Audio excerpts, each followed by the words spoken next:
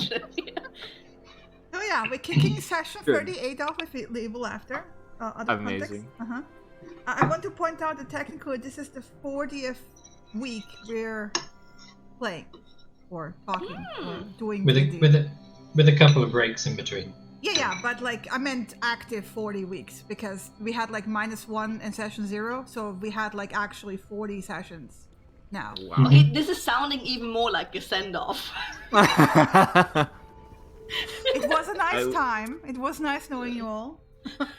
I had Didn't a lot even of fun make it to with week all of your 52. characters. So, wow, Chris, kick off your final recap. So we started on the 32nd of rain at 7 a.m. in the tavern. And we were talking about what to do next, and we heard a very long-winded scream from outside, which meant that whoever it was coming from couldn't possibly be being murdered because it just took too long. I can't remember who it was that was screaming, but they came running in to say that somebody had been found dead in the outhouse and that it was Hilda.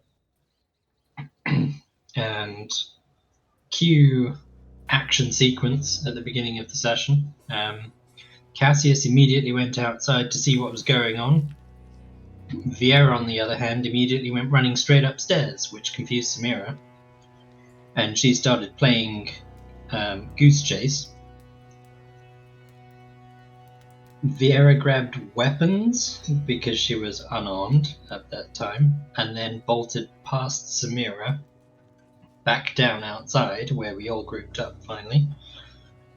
In the meantime, Cassius found out that Hilda was basically dead on the toilet, and with a look of frozen fear in her face, essentially. No visible signs of wounds. There'd been a bit of a crowd gathering, and Vieira kind of raced up to approach her to try and determine how long she'd been dead. Which she failed, and then used a fate point on, and then succeeded, and figured out that she'd been dead more than an hour, give or take. So obviously way past the point of redemption as far as Vieira was concerned. Everybody was gathering around the person. Somebody, I don't think you told us who. Somebody was shouting for guards in the street, and the guards came running and began locking everything down. In the meantime, Cassius cast a Detect Thoughts to scan the nearby people to see if anybody standing by was watching the machinations of their gruesome murder go on. And I think you dismissed it just before the guards arrived. As the priests arrived, actually. As the priests arrived, that's right. Mm-hmm. The guards, in the meantime, had secured the scene. 2 priests arrived along with Bishop Leafguard. The commoners reacted very... It's a B. Whatever, it's some German name. Youch. The bishop arrived. The commoners reacted very favourably to her arrival. And the bishop and the 2 priests started heading straight for the body, essentially. Several guards started questioning various other people, started asking everybody questions. I can't remember who it was that was questioning us, but they asked us whether we were spellcasters, and we admitted that we were, and what kind of spellcasters we were.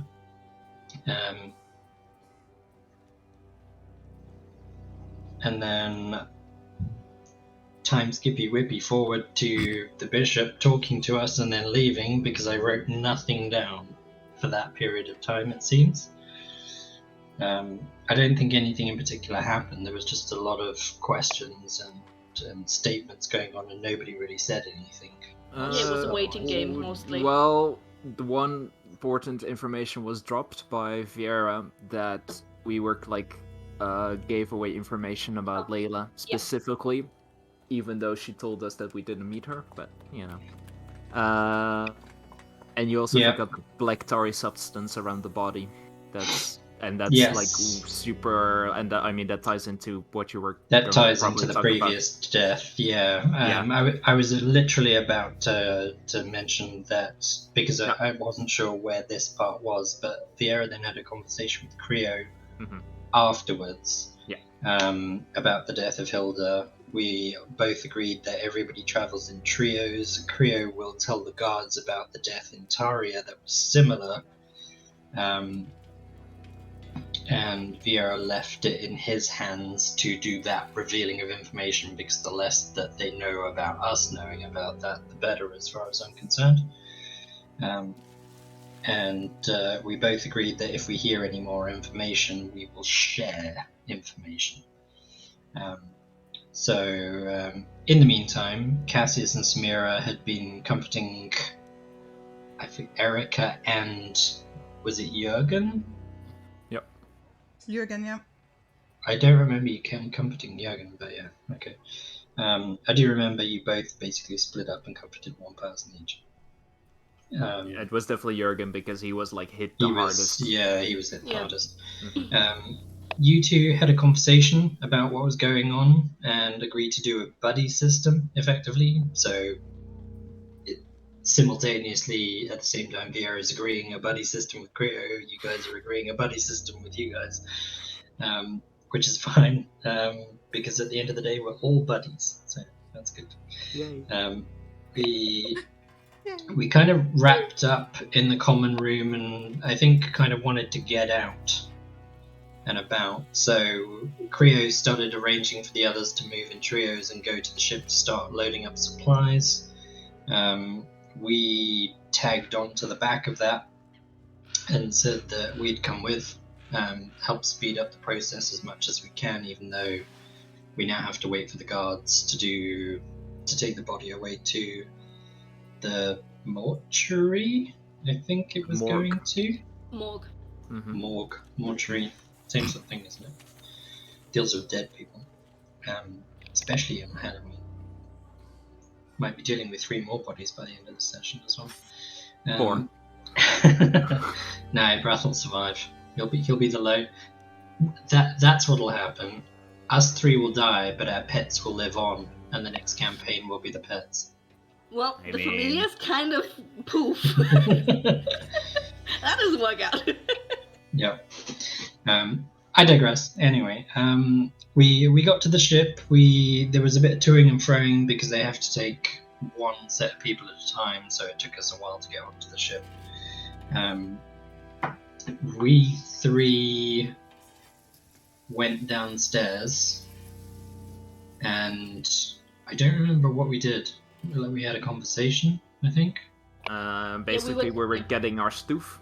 Yeah, we're getting our stuff together, and just you were, I think, taking care of Mateo's box. Yeah, I vaguely recall that. And there was a rap or a shout from up above saying the next load has arrived. Mm-hmm. So we were just getting started to head upstairs. No, I think we actually did get upstairs, didn't Yeah. we? Yep. We started hauling the next load onto the ship, at which point Vieira noticed the smell of smoke twice. One was a false alarm. I hate you so much right now. The second one was real, and she pointed this out very quickly. Is the smell of smoke normal?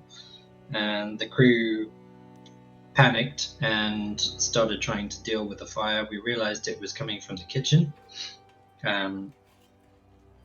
Samira Radiant stepped, I've got him, but I mean Mateo, onto the deck of the ship, which he's probably still calmly chewing grass, and he's like, "Ooh, daylight." Yeah, okay. No. It's Alright, I just teleported 30 feet. Yeah. But he's like, "Oh, I've seen them do that before." That's like, "Oh, she can make me do that. That's cool." But like, next time I see her getting ready to do it, I'm gonna nudge her. Take me with. So Mateo was teleported onto the deck. Vieira and Cassius jump down the hatch, whatever you want to call it, and set about trying to put the fire out with lots of ducking, constitution saving throws, and gallons of water produced by a very useful first level spell. Which turned everything into a foggy, steamy. Yeah, so I created a ship hot tub sauna. What can I say? Yeah. Yeah, you missed the bath brothel and beyond, and then you made Yeah. it to skip the bath brothel Yeah, and and beyond. beyond. People are just dying to get in there. Yeah. Yeah. Yeah. So we Nice. managed to dodge the worst of the smoke and the steam that billowed out as a result. At which point Cassius and Samira begin looking for sabotage and signs of magical influence, of which they find absolutely none. And Vieira shouts out, "Turn the stove off." I don't remember who it was that Creo shouted at, but somebody went down into turn the stove Hastrad, off. Hastad, I think. Hastrad. Yeah. There we go. first mate. So once all of that drama was solved and sorted out, Creo realised that there was a fair bit of damage to the interior structure of the ship and possibly the hull.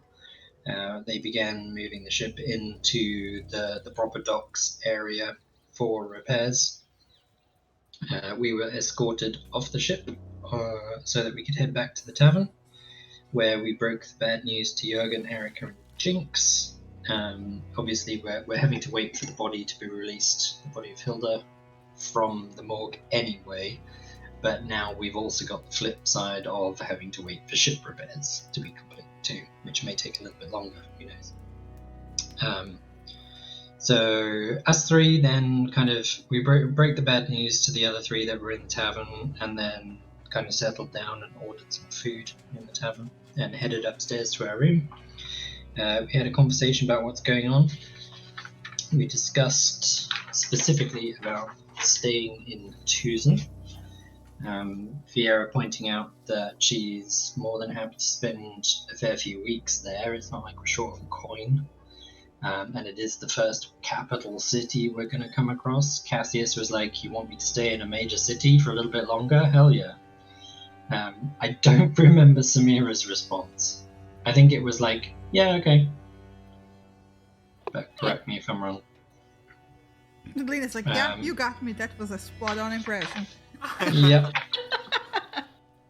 So that's all I've got about the talk about Tucson. Cassius noticed, I think you were standing near the window of the bedroom at this point. You noticed a female elf standing on the other side. Bo was on Bo? lookout, and he was commenting about a very specific female, and he was doing Right. hip thrusting Right. movements. Yeah. I know that I wrote these bits of notes after the session, so these may be wrong.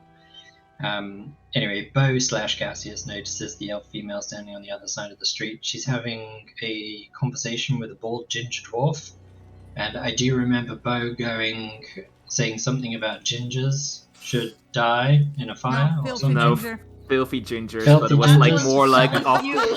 Like a ginger off should the die in a No, fire. that's because it was a dwarf. Like Vieira's conflating things here. It's like Yeah. dwarves, Possibly. high elves, trash also probably. So Well, I don't know. Vieira doesn't have much of an opinion on anyone. It's like, describe the Azamar later on. It was like, she was an Azamar. I don't know what to tell you. he doesn't have much of an opinion on anyone. All right, okay. She doesn't have much of an opinion on people she doesn't know. So, Unless they're a certain race, then she Yeah. fucking hates them. we digress. Yes. The Forgetting elf about all the outside. fantasy racism. Okay. The elf outside had long blonde hair, and unlike the description of the guy we're supposed to avoid in Tucson, not a particularly big rack. Exactly.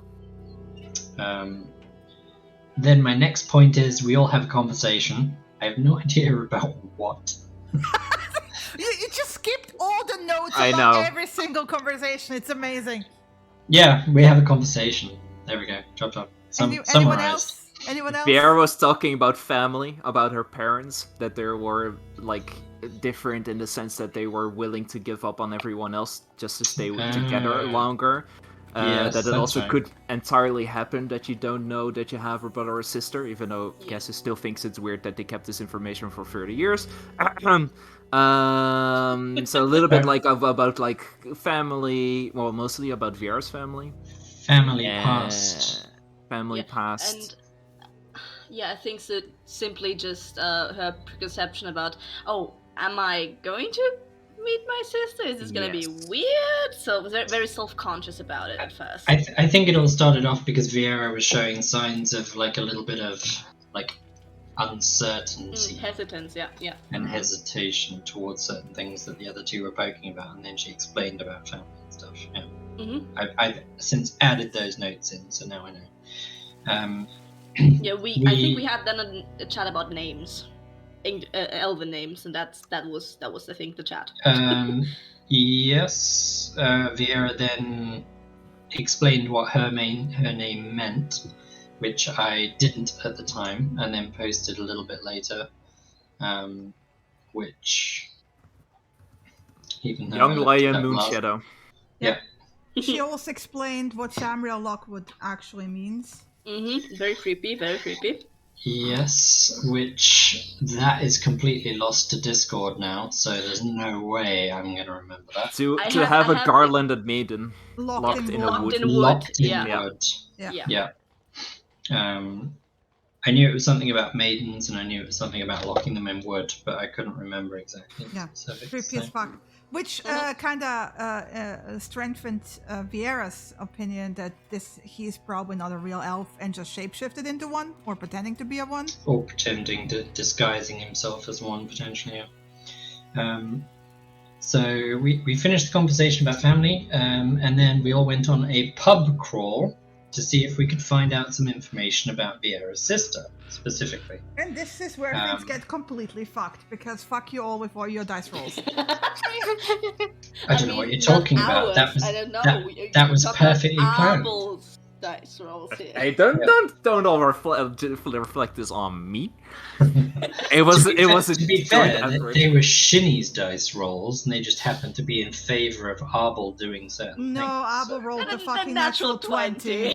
Yeah. He did, but you were the one who rolled the 5% chance, and we happened to get that too. So separate issues.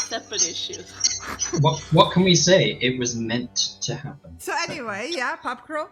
Anyway, so we went on a pub crawl. I don't remember the inn number, but it wasn't number 1. It felt like number 1. We found out. 11, number right? 11. 12, yeah. 12. I thought it was 12 as well, yeah. Oh, okay.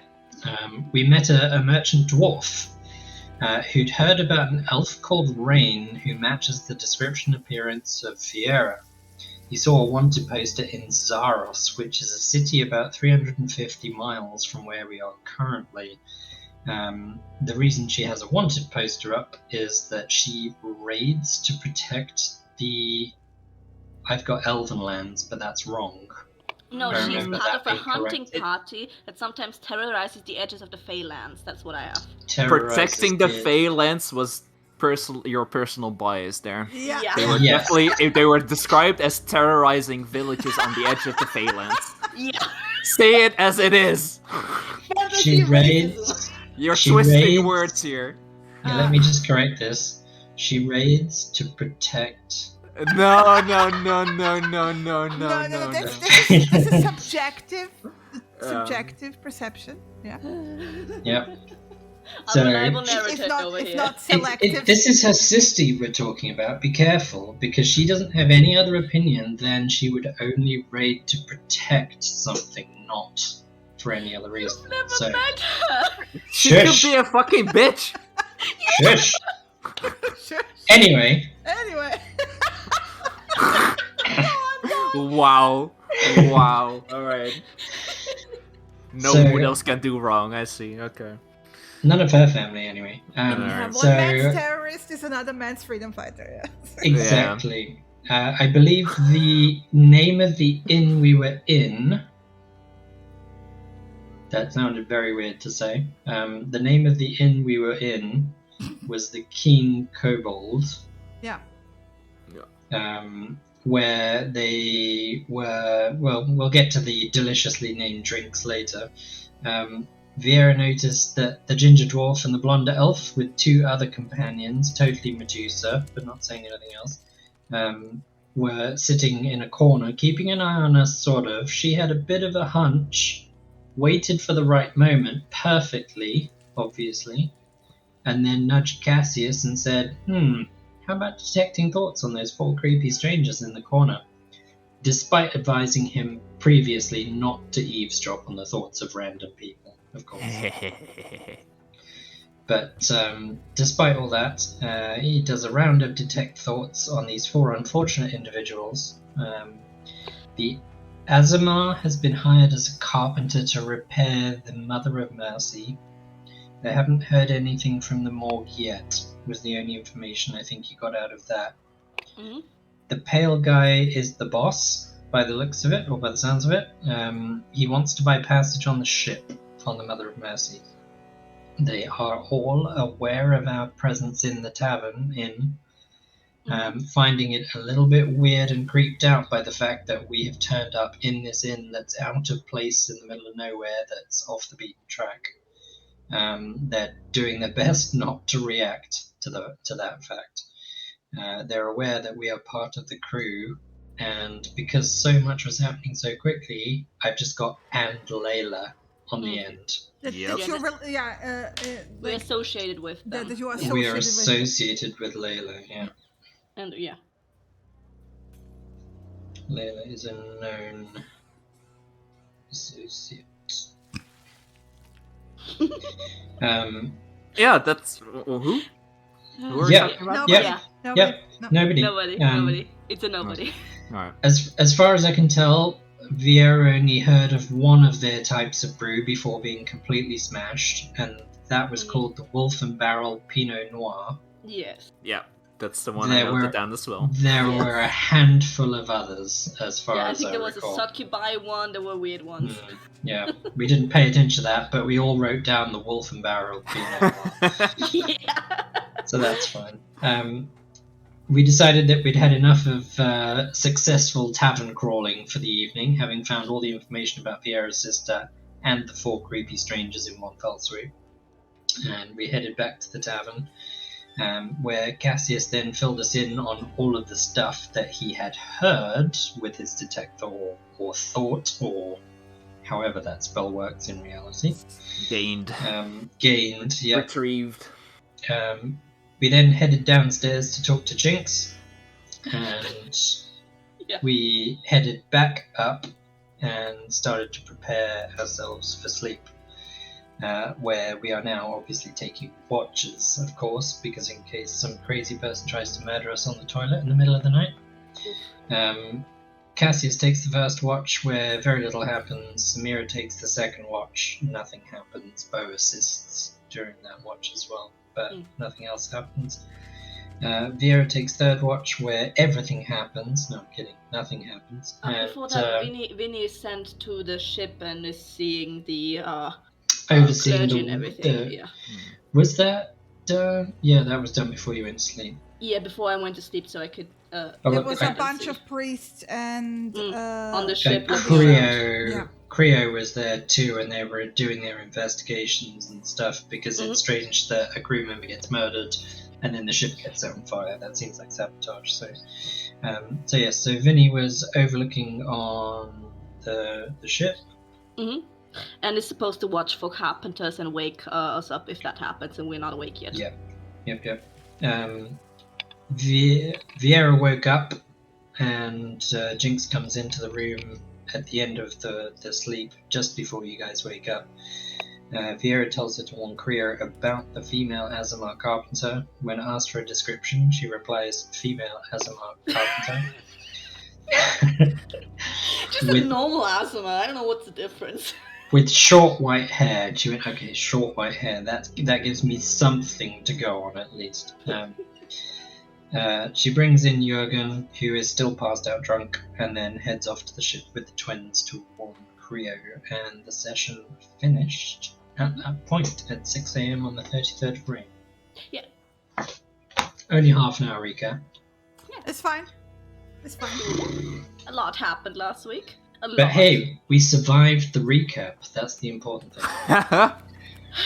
You're just stretching the time here. You're just Yeah, we're Yeah. just... playing for as these characters a little bit longer before we all die miserably. Yep. So, it is morning. Mm-hmm. It's still raining. Yeah. It's been a few days of rain now. Enough that despite it being actually technically already early, like late spring, early summer in a tropical region, it is starting to like feel cooler, right? I mean, compared to the cold of the Hulak forest, this would still be considered warm. But because we've been now around here like what, 2 months in a tropical climate, this doesn't feel warm anymore, like several days into like constant rain. So yeah, it's starting to feel it, right? Especially because like several days in a row, it's been like dark and droopy and dreary, and on top of what everything else is happening is not great, not a great mood foundation, so to say. At least Samira has new boots, but yeah, the two of them are still sleeping, I assume, because it's 6 a.m. Well, you said that it was going to be at least 15 minutes for them to get Jürgen back upstairs, which is technically the end of their 8-hour sleep. Okay. So I don't Jürgen know. was I forgot. kind of being put in the room at the waking up-y time, sort of. So we just went with they were still asleep, and Viera will nudge them awake in a minute. Okay. So I don't know when they exactly fell asleep. I forgot the exact time. Well, Viera's done a 4-hour stint now. Well, Samira just took a long rest. Cassius may take his long rest as well. Yeah. Nice. Everyone who didn't do Alright. Viera did already her long rest. Yeah, I was finished waiting hers for the before. go word. Come on. Viera finished It her was long rest at subtext. Come on, read the 4 rule. a.m. I'm deducting 500 XP from everyone, I swear. What did I do? I was waiting to get the notification you can take a long rest. I was being a good boy. I'm kidding. Yeah, you can take a long rest. You can't deduct the 757. Come on. It's fine. I'm gonna be nice to you because You you're gonna can't die deduct today. 500 XP when we're dead already, so... Exactly. Anyway, what you doing, Viera? You're awake.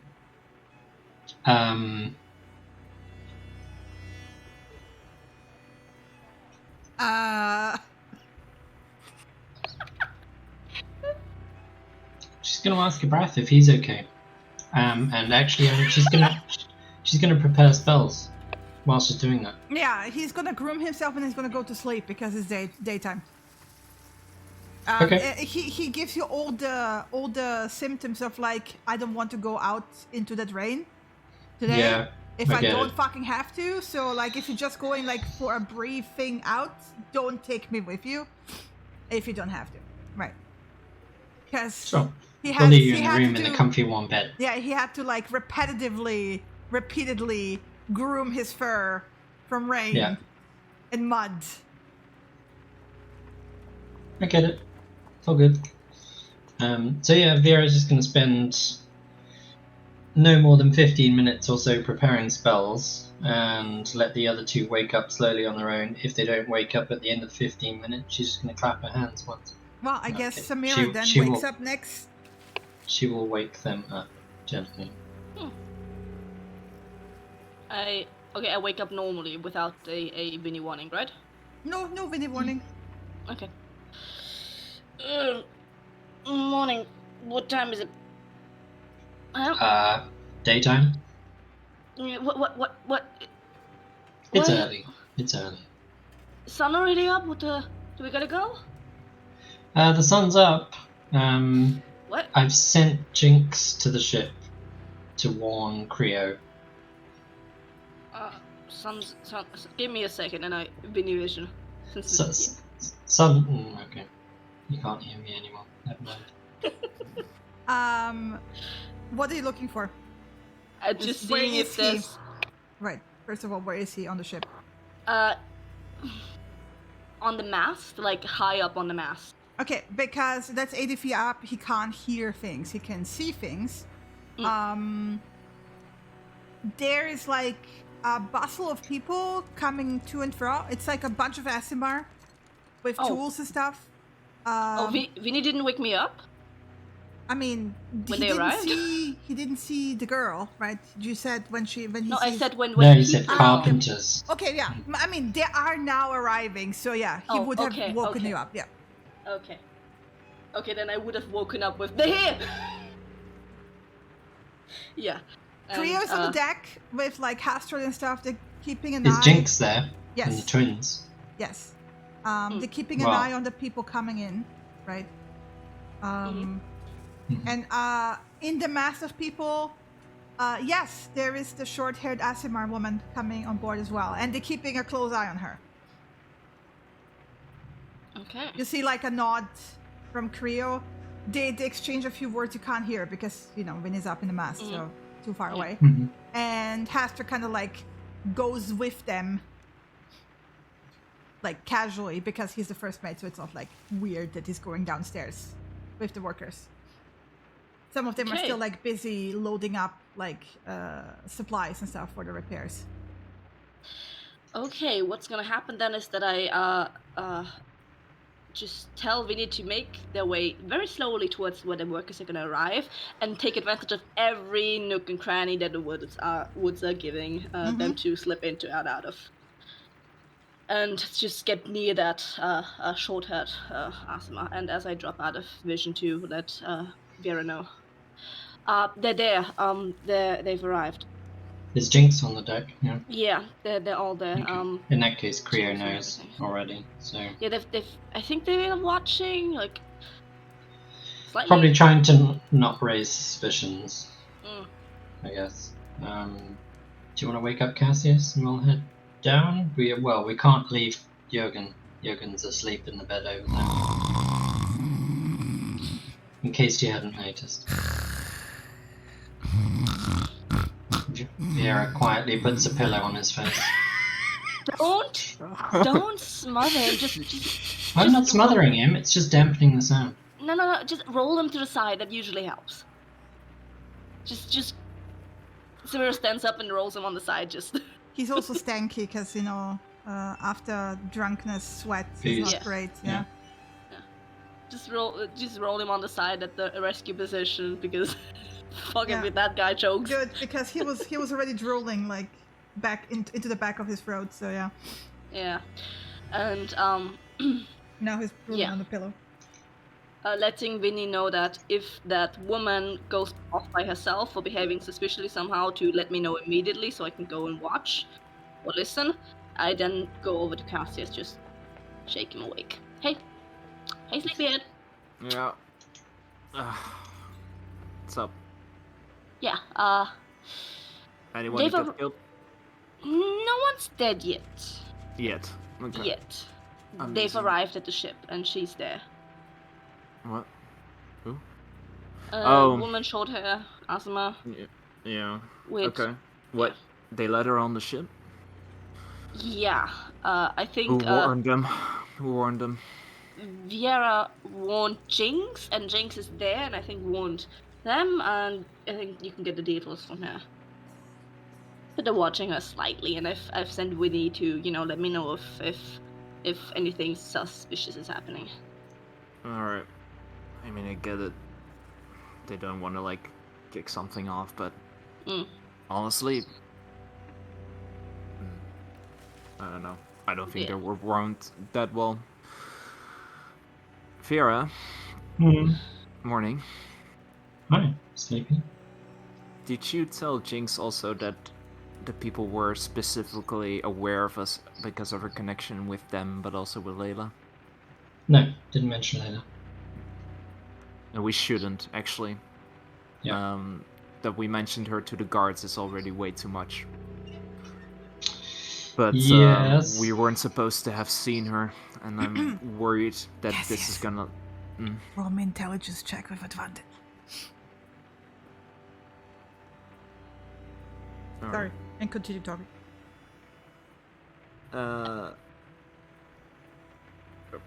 sorry. I can't. Ooh. I'm gonna do one thing at the same time. Cannot multitask. Good to know.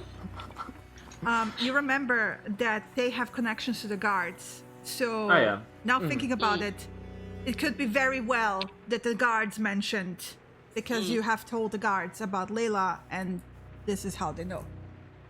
Yeah. I mean, I guess they could know through the guard, but I don't. Still, I don't like it. All right.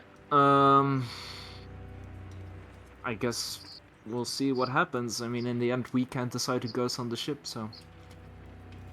Nor should we. I don't think we should let them know that we know. No, And we're we can keep an eye on them. Just Yeah, the only thing I don't like is that they'll probably be in the hold with us. But then we're not in the I mean- hold. We take all their Viera, stuff and Viera, we you've sit been somewhere been else. sleeping on a deck so far, anyways, right? Well, And in the hold occasionally. Yeah, every so often. I mean, we can just, buddy system trio, just stay with you. what about our stuff? Yeah, fuck that. No. Moves with us. Can't we just like pay Creo that we just like that they just sleep somewhere else? Can't we just pay Creo to not let them on the ship? Yeah, just double their price or something. Just not take them. I mean, Creo's already. Let's look at it this way. Creo's already suspicious of them because Vieira has warned Jinx, and Creo and Vieira have a bit of a thing where we said we would share intel. Did you just refer to yourself in the third person? Yes. Okay. It's been a long day, okay? Yeah, I get it. Yeah. Some of That's us have been. understandable. Some of us have been awake 4 hours watching you guys snore. Creepy. Yeah. So Creo and I do have this agreement where we're sharing intel. So he is aware. Well, we all have this agreement with he's- Creo, but okay. Sure. We said that we would share stuff about what happened to Hilda and any other intel we get. Specific info, I get it. Yeah. It's fine. So he's already suspicious of them. Honestly, I don't think he's going to be particularly interested. He could very well just turn around and say, I'm sorry, the ship's in for repairs and we're already transporting people. There's no space left on the ship. If he doesn't do that, then he's not doing it for a specific reason. And I personally would like to know what the reason is. Because there's nothing that says we have to stay on his ship. There is nothing stopping us walking overland to the next port town on the trip, and then catching another ship from there to Tucson. That is the last town before Tucson. There are going to be tons of ships that take passage. I mean, probably also a ship going from here, right? True. I mean, There could be, yeah. That's There very could be. true. But there are main roads here between here and the other town. I've looked at the map. Do you remember? Hmm. We're on a little bit, I wouldn't say timeline, but this investigation of Layla is coming to a close. Well, exactly. So if Creo's ship is badly damaged and needs a week's worth of repairs, then we may be quicker to move to the next town and look for another ship. Fair. Yeah, That's true. Mhm. let's find Maybe out. head over there. Yeah. Keep in mind that the ship repairs aren't the only thing we're waiting for. We're also waiting for them to release the body of Hilda, which, if they determine something bad has happened, it was a murder, let's face it. Yeah. Something bad has happened. They may not release the body for days. Yeah. I don't know how the city stuff Annoying. works, but it seems to me like it would be a silly thing to release the body of the person who was murdered before you know who the murderer was. I don't know. Did you, by any chance, like Jinx only told you quite... What time did Jinx come to tell you that the coast was relatively clear? Because they were investigating... Right? Like, she was Well, like, she- that Creo arrived, but what time did he arrive back at the ship? He was already on the ship. He with, stayed on the ship. Yeah, he was on the ship with when I sent Vinny there mid my shift. Yeah. They were looking around with priests and everything to. And Because every Kriya's looking been there corner. the whole time. Jinx came back to say that he wouldn't be coming back. Do you know how long they were like looking over the ship, like roughly? Oh, I don't know specifically, but they were still doing it while I ended my shift, so 4 hours ago. So maybe almost the whole night. The whole night. Not the whole, maybe, but at least a couple hours. With do you know how much there were? Like how much priests? A lot. I don't know exactly At the least a hand. dozen. They were looking for something specific. Then they had. Yeah. I mean, of course, they had reason to be there, but I don't know what exactly, but yeah. If you remember what they said last night, that there was no news from the morgue, anyways, right? Yeah, that's what you overheard or thought, or whatever you did with your spell. They had heard nothing from the morgue, so they've got people in the morgue too. Guard connections at least. The guards didn't know much, but I don't know how deep their connections go into the morgue. The thing that concerns me is that so far their information gathering, they haven't done anything sinister as far as we know. We don't know that they're involved in the death of Hilda. Because they want passage on the ship, it strikes me as odd that they would want to... The only reason I can see for them killing Hilda, if they killed Hilda, would be that she would recognize them. Yeah, I don't know what exactly their motive is in general. If they want something from the crew, if they want something from Layla, if they want something from us, that's I don't know what exactly. Whatever it is, that it seemed to me like they wanted no conflict with us.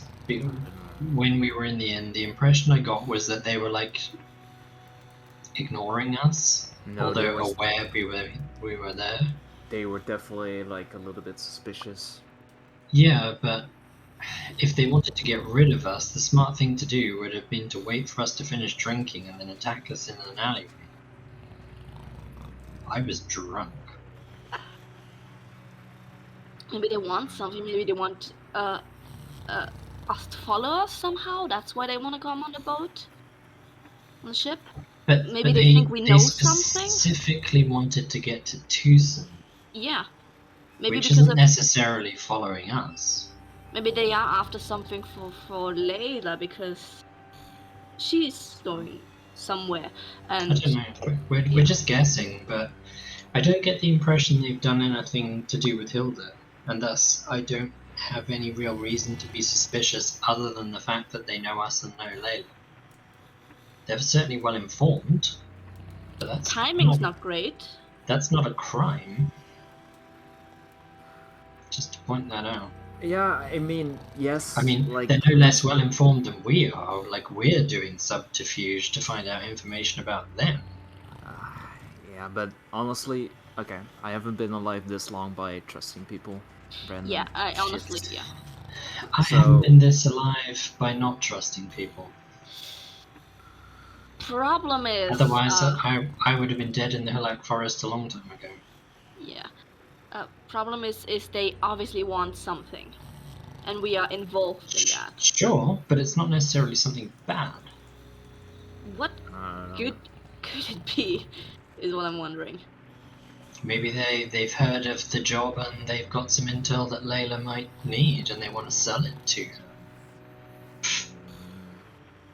Could be anything. It's not necessarily bad. I don't know. Yeah. I get it, we proceed with caution. My point is just, let's not proceed assuming they're the enemy. Yeah, because we don't know that. I'd just rather be safe than sorry. I agree that. Exactly. I would rather find out they're not the enemy. But also, if you wanted to avoid getting tangled up in a mess with us three, then you would take a different ship. You wouldn't risk this confrontation in the first place. I don't know, maybe they don't want to risk a confrontation. Maybe they're planning a confrontation on the ship. Maybe they're also involved with whatever that- the fuck we that's- saw at the reef. That's an even dumber idea, because on the ship there are no guards to stop us or Creo, who we know is a powerful spellcaster. But possibly they're allied with whatever thing happened at the reef, and they're gonna like. Yeah, they reef maybe is I don't have know. some support, some people You don't know. helping them. I'm Vera. I know what you're saying, and yes, I agree. But Mhm. on the other hand, we should assume the worst. Honestly. Why? Even despite assuming what might be the motive or not, I think we should just be careful anyways, even if they have something good in mind. Could not Yeah, line with I agree. any of our... We're keeping an eye on them, Yeah. and ultimately it's Creo's choice whether they come on the ship with us, and it's our choice whether we stay on the ship. The only thing I know is that I only trust us here, and that's basically it. So I will keep my eye Sure. open. We didn't get any names from them at all, did we? No, not at all. Bo, just let the guy rest. Yes, Chief. What? And like you see Bo walking back from the bed while he was just... Dejectedly. But Jurgen stopped snoring. Oh. Ooh, immediately checking if he's dead. Oh wow! I'm taking polls. That guy was not looking good. I'm taking polls. And no, he's still alive. He's still alive. Don't worry, Okay. Bo didn't murder the fucker. I don't know. Could be just. I put him in a good position, but he could have still choked. I don't know. Yeah, probably would be bad news if another one dies of them in our room. Especially in a room with us three. That would not Yeah. go down well. Why is he here actually? Because everyone's traveling in trios, and Jinx went to the ship with the twins to warn Creo about the Azamar and So the group of people, and she obviously couldn't leave him on his own, because otherwise that would be a dead body in a bed. Yeah. What are we even doing right now? Anyways, I mean, Babysitting. I guess we should go get breakfast at least. I'm Babysitting. hungry. I don't want to babysit this. It's just about the time when Bo is like back on the window, by the way, and he goes, Well, Chief. Yeah. Oh, Chief, Yep. Chief. Mhm. Those hot babes that look alike are back What? The hot Twin. babes that with look the horns. You know, the twins. alike? Oh yeah, okay. They're coming back. Yes, Perfect. they just entered the building. Just the two of them. No, the cook. Ah, okay. Amazing. Thanks, Bo. Hi, Chief. So, salute him back. you were talking about breakfast. The twins are coming back in the building as we speak with Good. Erica. good. Then we can go down once they're up here, so we don't leave anyone alone for a second. And sure enough, a minute later you go, Yeah, come in. Open the door. and it's the twins. And Erica's like, hey, we're here to pick up the drunk guy. Yeah. Yeah. Yeah. How's the ship doing? It's being repaired. That Nasimar woman hasn't done anything so far. She was Alright. going to have a look around, is what she said. I she mean, was if going she's to. taking a look around, she's doing it in a really good, subtle way. But Astrid is keeping an eye on it, and you know the others are there. But we came here to pick up Boyo because he's technically our bassoon, so we got to sober him up and get him to work. He's in the state to work. We'll deal with it. Don't worry. It's He the will first be. time. He will be after a bucket of water to the Either face. way, I we suspect. also figured that you want to go down, have breakfast. Yes. Thank you. Yeah. But you said the ship is already repaired? No, it's being What? repaired. Being repaired. I'm sorry. Long morning. Yeah, if everything goes well, it should be done by the end of the day, and we can set out tomorrow if they, you know, Yeah. if they give us I get. the Yep. back. No worries. Should I mean, as far as we know, as far as spiritualists, like after they turned over the entire fucking ship last night, apparently. Did you hear anything about did they share or something or no? like they come in and kind of close the door.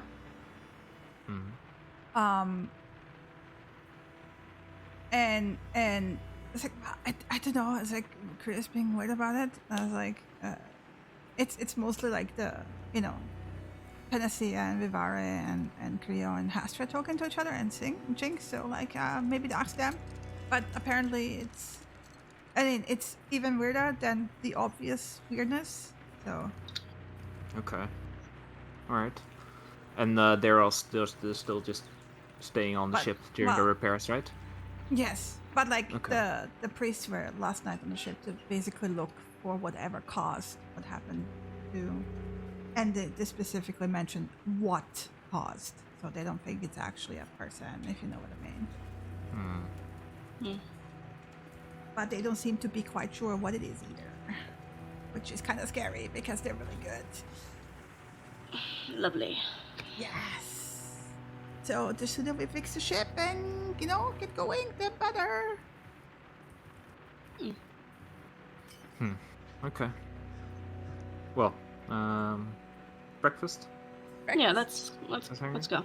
Thanks for coming by. No problem. Yeah. And then they start like the three of them, wrapping up Jürgen and hoist him and carry him out to the main door.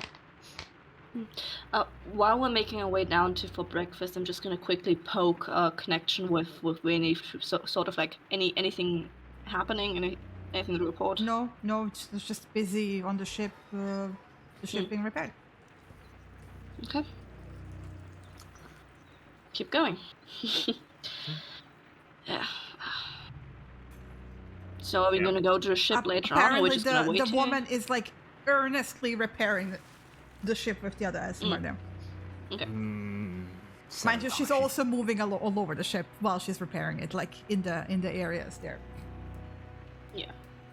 But Hastrad is like, from what you gather from Vinny, is like always there somewhere. Okay. Paying attention but not paying attention, if you know what I mean. Is she in any sort of way circling basically one specific spot or location? No. She is earnestly working. She's not pretending to work, right? She also obviously knows what she's doing. Like, if you take a look through Vinny, because Vinny wouldn't know, but you would know because you've seen people repairing the ships. Her skill is better than the average of the workers on the ship right now. She knows what she's doing. Like that's like a professional carpenter right there. I mean, the others are not bad, but like she seems to be real good. Yep. Yeah. So after breakfast, what do we plan to do? Nothing? Going over there? What? I suggest we should go over to the ship and talk with Creo or Jinx, probably Creo. It's the best. Maybe in the getting sort of time of finishing or something in that way, and then just ask. Yeah, I mean, if they're done by the end of the day, it's not gonna matter until they release Hilda. Yeah. So I think we should just go over and see what was specifically weird. What he was being secretive about. Maybe he doesn't want to share. He doesn't want to even to share with his own crew, but maybe because we're outsiders, he doesn't want to worry them or something. Yeah. I don't know. Let's just go and ask. Otherwise, we really have nothing else to do, right? Just looking over at both Samir and Viera. I don't really have anything on my plans. The breath just doesn't want to keep going in and out of the rain all the time. Yeah. I don't blame him, to be fair. I don't know. They even started up the fireplace downstairs, by the way. I don't know if us even going to talk to Korea about what was weird is going to be of much use, if I'm honest. I mean, do you have another suggestion? Not really anything to do with us. It's his ship.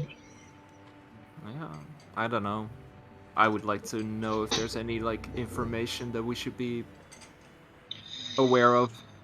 I think if there was, he would let us know. He would have sent the twins with the info, if I'm honest. Would he? I don't know. I could. If it was important for us to know, I think he would. Yeah. If you think he would not tell the others outside of apparently the ones that are talking right now, I could ask if with a message if we should come over, but I don't. Yeah. Don't really want to. Like, does that stop you from doing something else? I mean, not in the long run. It could take simply be a bit longer during breakfast to recuperate a bit, but... If you sent him the message now and the answer was, they're fighting us, come and help, would that message stop you from doing anything? I don't know specifically. If it's a fight, not really. I don't really use magic during fights. She slaps people, she's fine. Come on. Either that, or I would just propose that we just go out, really. If Braff is worried about the rain, he lived in the fucking rainforest for half of it, like, this entire year. Yeah, but there are ways to stay dry when it's raining and you choose not to go out during that. You still want to sit here? I'm getting a little bit, scooped up.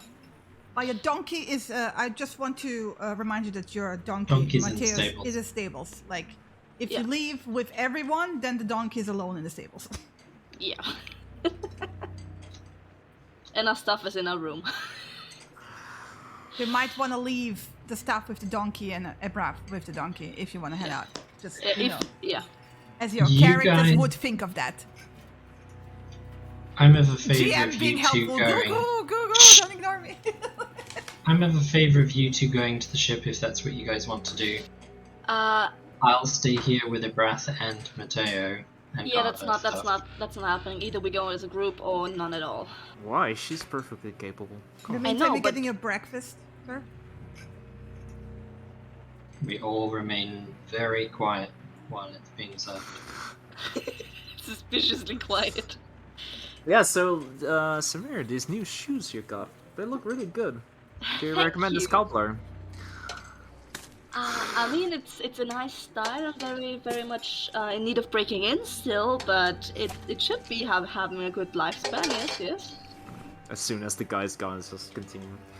Yeah, we said we were going in a tree and we're not gonna fucking break her up in any way. Oh, come on. No.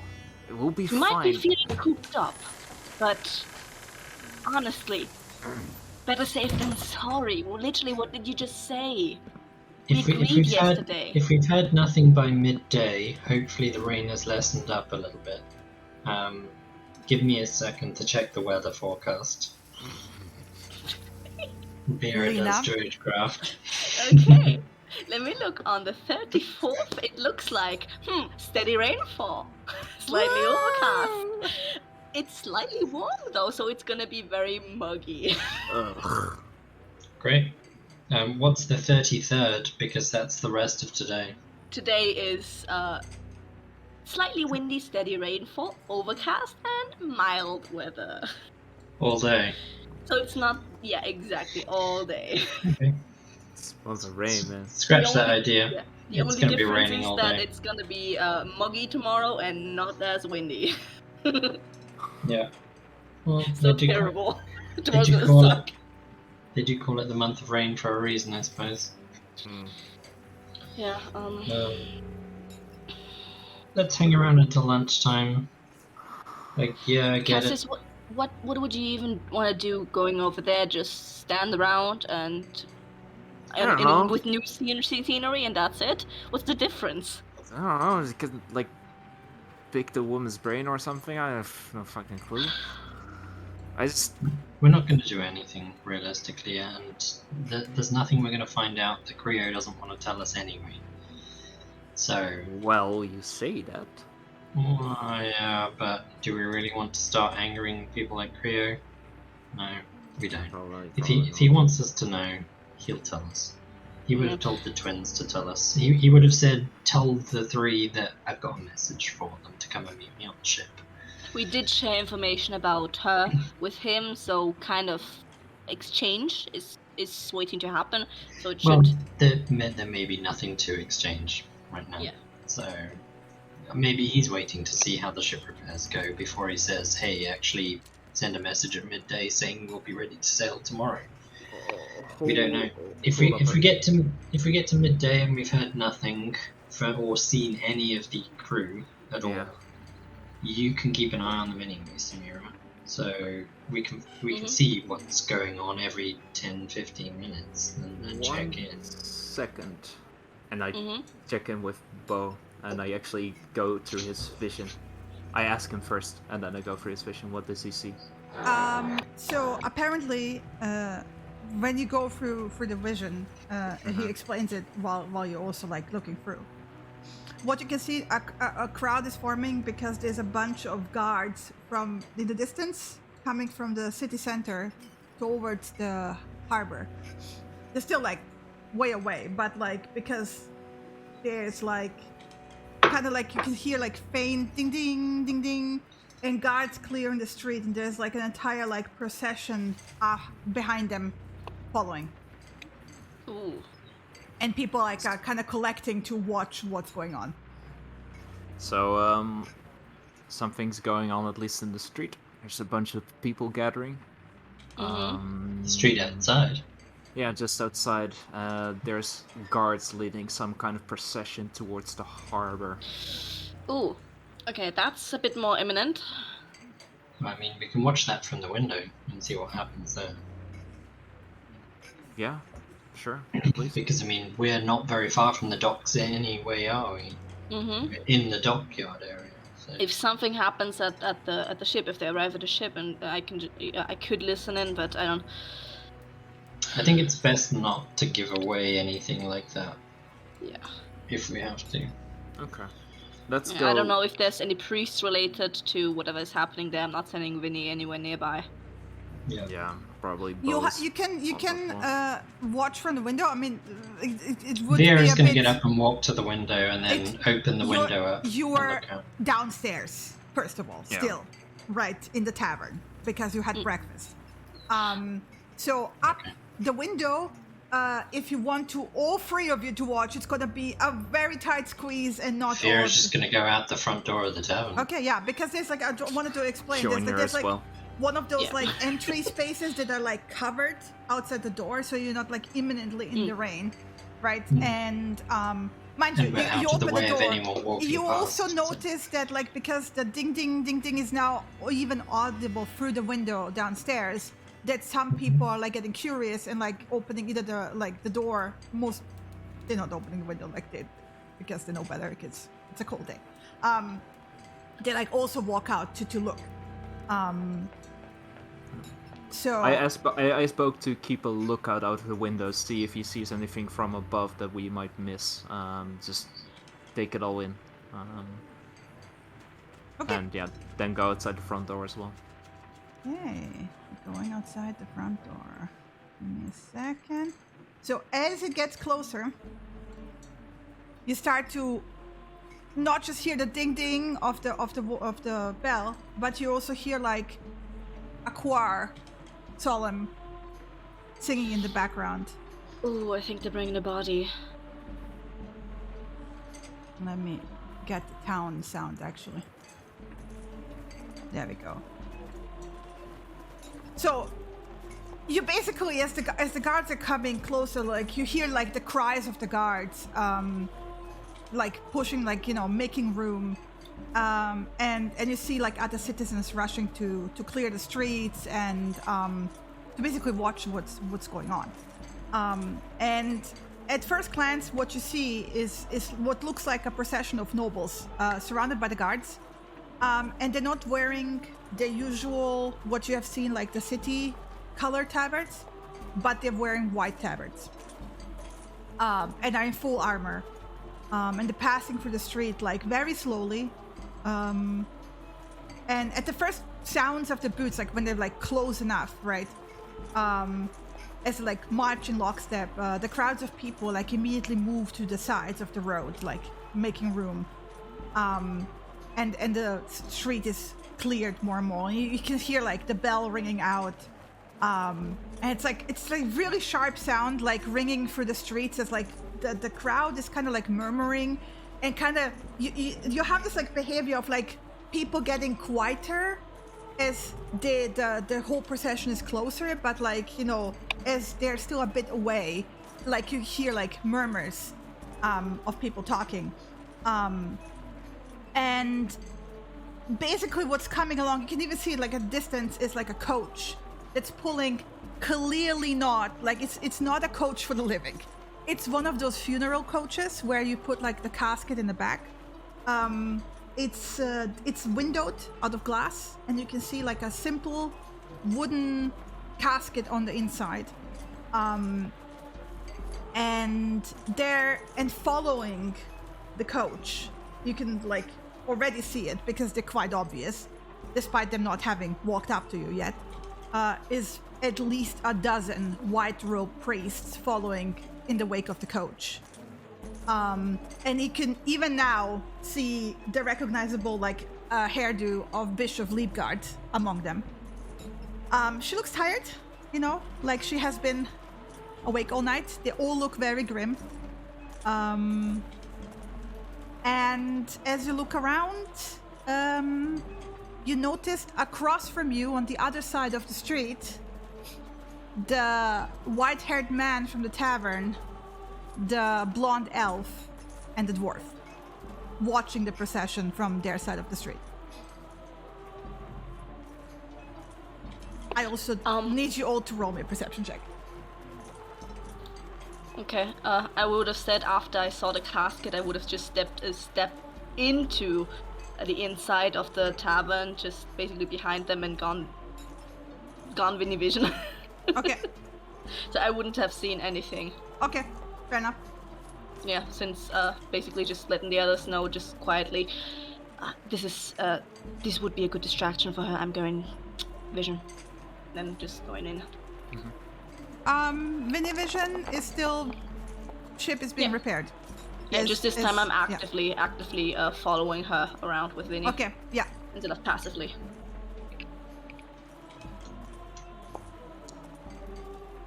Oof. Rolling for bow as well. Yeah. Can I roll for bow as well? I should ask. Is the window open or closed? I think it's closed. You can roll for bow with disadvantage. Okay. Yeah. Yeah. No. Ooh. He's distracted by the elf, probably. So, what you pick up, Cassis, I'm gonna send to you. It's basically, people are talking already what this is, right? So well, no, actually, both you and VR would pick this up, so I'm gonna tell this to both of you. So what you hear is this is the funeral procession of the deceased Cardinal Montarfas, who's been taken to the Hohian warship in the harbor so they can take him to the capital for the funeral rites. Say that again. The funeral of who? Yeah. I will give you the name. Cardinal Montarfas. You know, in my notes, this is just going to be the dead cardinal. Yeah, the dead cardinal, yeah. And Vieira, you pick up an additional thing somebody commenting on, which is this.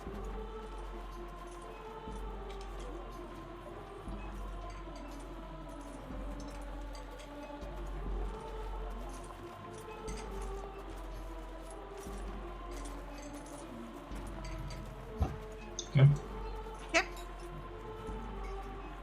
And the three across from you are watching this whole thing with very clear interest, by the way.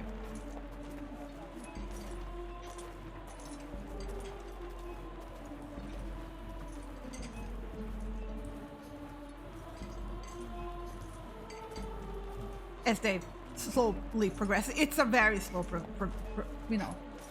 procession. Yeah. Is the like the tavern keeper also outside with us? Yes. Or some people from the inn? I mean, yeah, some people like went past you and they like went a bit further, so because you're not like at the forefront of the crowd, right? And basically the owner also pushed past you to like take a closer look. There's like some obvious like mixed, like, you know, the usual mixture of like people being curious, people just having, you know, there's stuff going on, so we're watching. And there's some people who are like blowing their noses and actually crying. I'll look for a person that looks a little bit more level-headed, at least not crying. Yeah, you'll have them easily, yes. And just like kind of like nudge them. And so I just heard about the cardinal. Oh yeah. Did he pass away like some time ago? Oh yes, about a week ago. Oh, okay. It's just not special, huh? So they're bringing him to the capital? Yeah, they're bringing. Well, that's what they do with cardinals. I mean, they take them to the capital and then they get like whole funeral rites. You know, this is. I mean, the good cardinal, he kind of deserves it. He was a beloved person. Oh yeah, he was the patron cardinal of Saint Hildegard of the church in town. Yeah. Charge of the archive and the church. And really, really nice man. Yeah. It was really tragic what happened. He was up on the roof and he fell down. Oh. Oh really? I'm sad to hear it. Do you know why he was on the roof? Well, I don't know. He was trying to save a kid that climbed up onto the roof. Oh, like the man like nods, and then basically somebody else, basically the person that Viera heard it from, is like, yeah, I heard that too.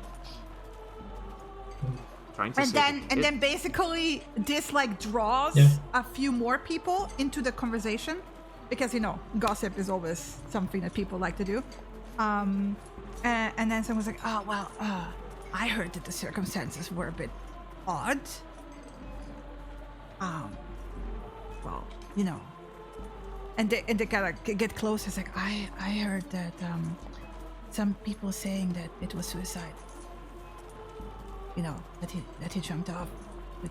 And then somebody else like, that's bullshit. He would never. He loved life. He was like out there celebrating life all the time. He would never. And then like that person who's like, that's like, I don't know, I just heard things.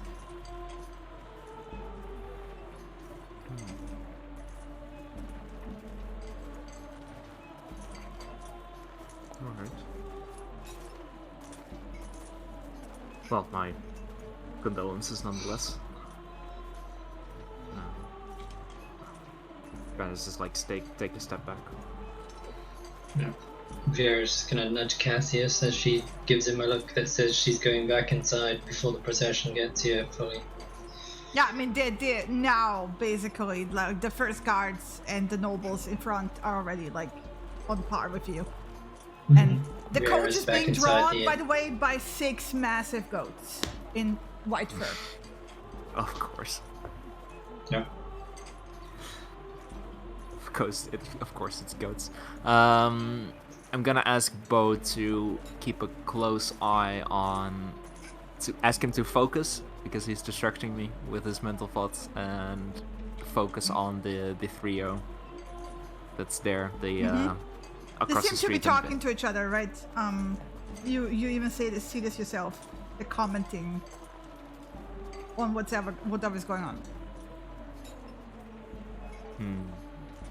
Could I try to slip through the crowd a little bit and try to get closer to eavesdrop on them? Yeah. That is stealth check. Stealth check. With advantage because crowd. No, sorry.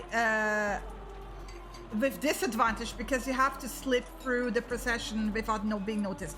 You have to cross it if you want to get on the other side. Cross the street. Yeah. Okay. I mean, mind you, they're like literally 20 feet from you. I can. Yeah, but it's like harder to hear.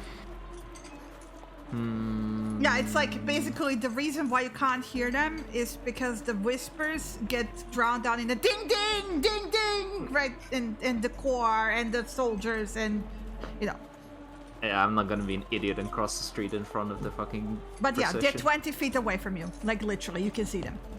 Yeah. Okay. I'll stay put then because I don't want to cross the fucking street. You have detect Actually, thoughts, by the way. Yeah, well, yes, but there's fucking dozens of priests, by the way. I don't know if they can notice the shit. Can I? Okay, alright. I'm gonna circle a little bit ahead, like through the crowd, so that I'm not like crossing right in front of the procession, and then kind of cut back to where they are. Okay. So go a little bit ahead. I'll still roll with disadvantage, but at least if you go around, it will take you a bit, but longer. But you can roll with advantage because again, crowd. Alright, perfect. Oh, pretty shit. Whoop-de-doo. Whoop-de-doo.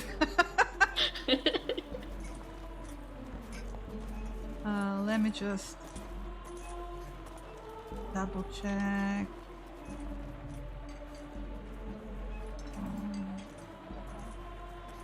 Nope, she not there. They don't seem to be noticing you. No. Alright, I'll try to just listen in a little bit. Perception check. That's still with a fin. Amazing. What the fuck? Rolls of shit.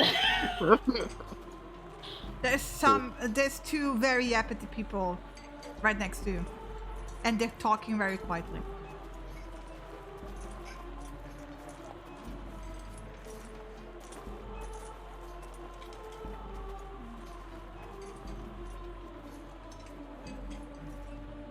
No, it's fucking risky. I'm not doing it. Alright, I'll stay a little bit, but as soon as the procession kind of like thins out, I'll head back before they notice me. Before the procession even thins out, they kind of turn and start walking towards the city center again. Okay, yeah, then I'll peel off and make my way back, just casually. As soon as they're out of view, basically. Okay. Go back to the inn. Okay. Go inside again.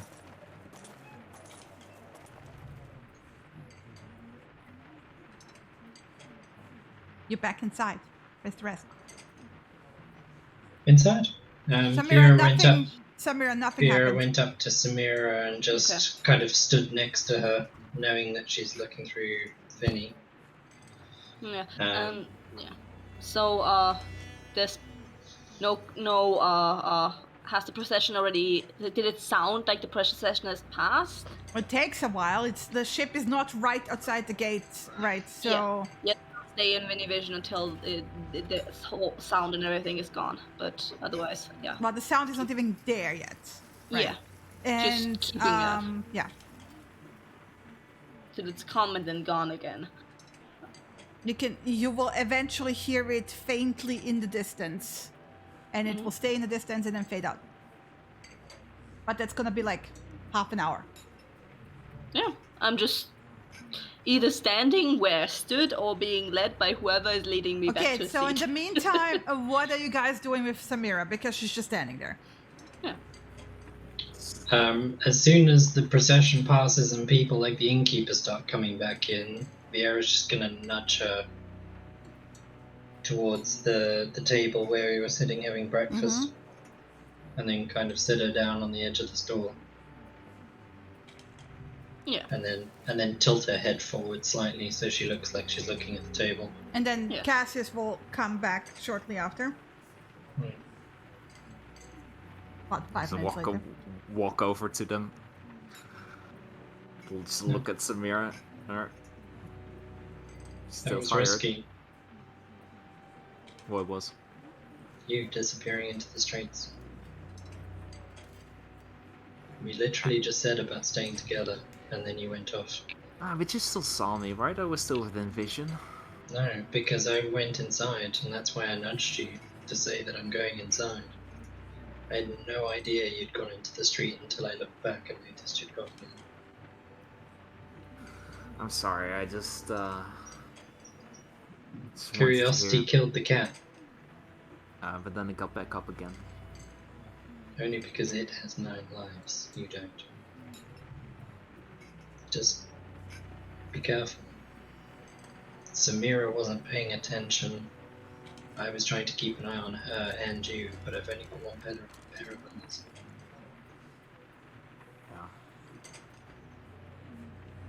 Yeah, I know.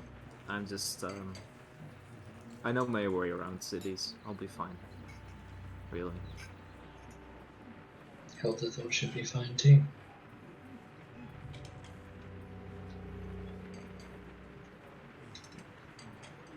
But, you know, didn't learn anything, so. Yeah.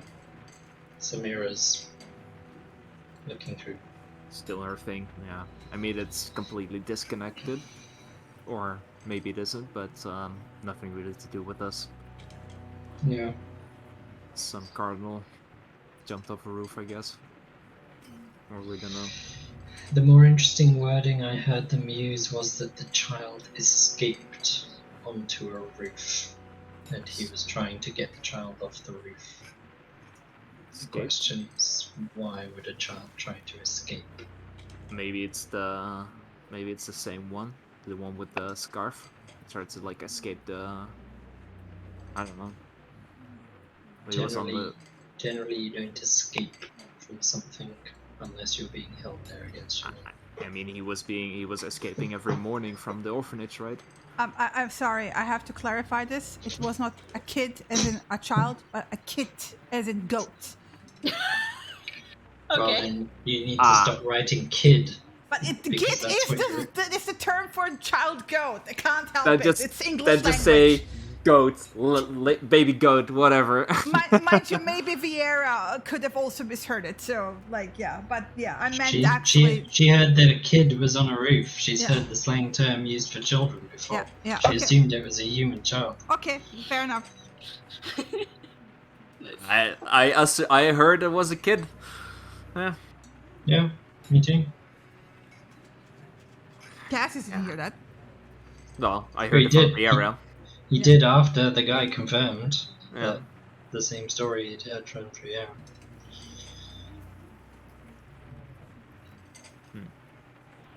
I heard it was Medusa. What? Anyway. Chris, I will fucking murder you. Stop it. She did not say that in character. That didn't happen.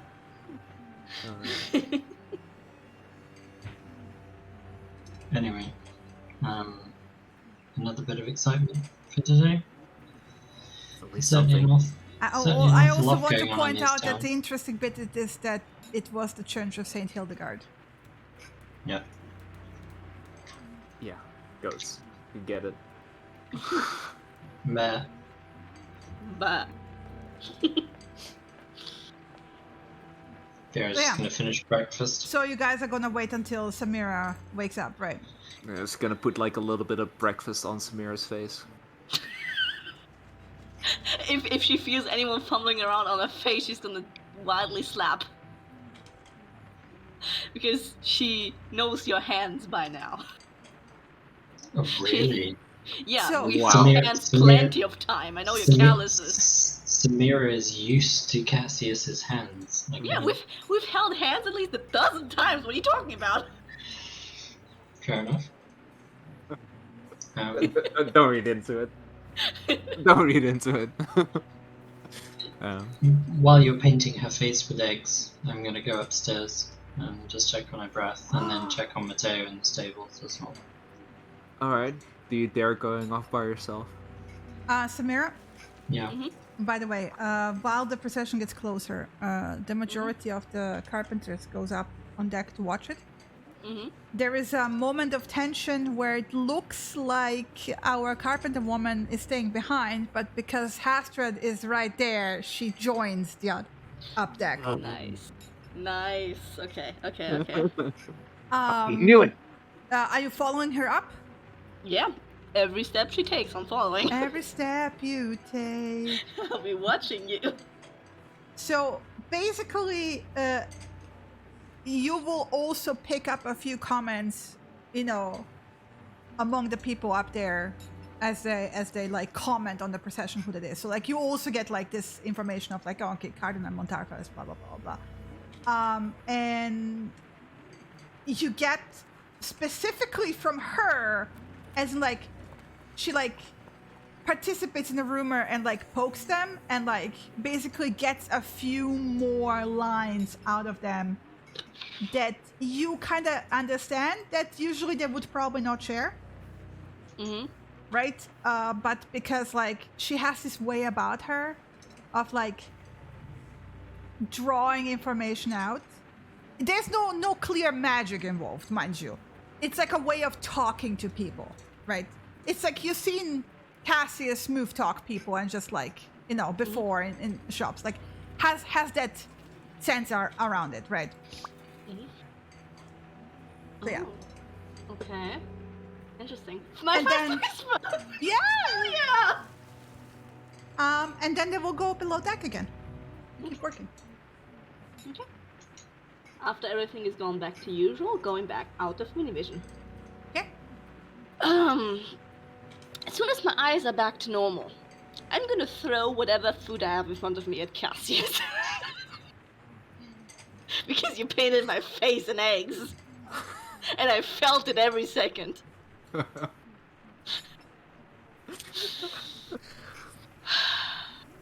Hi. Had a nice sleep. Not particularly restful, no. Alright. Mm-hmm. Yeah. I thought it better to just like feed you a little bit to make sure like you get all your nutrients. That was very kind of you. Come on, give me a hug, and I just No. go over. No. This is like stand up. No. Just everything. So Yeah. see anything? Where's Vera? She went upstairs to check on the breath, and then she's gonna check on Mateo. Yeah, why don't we join her?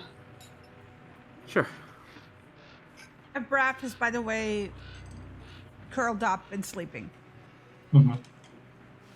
She's gonna kind of stroke him once or twice, and then head back downstairs.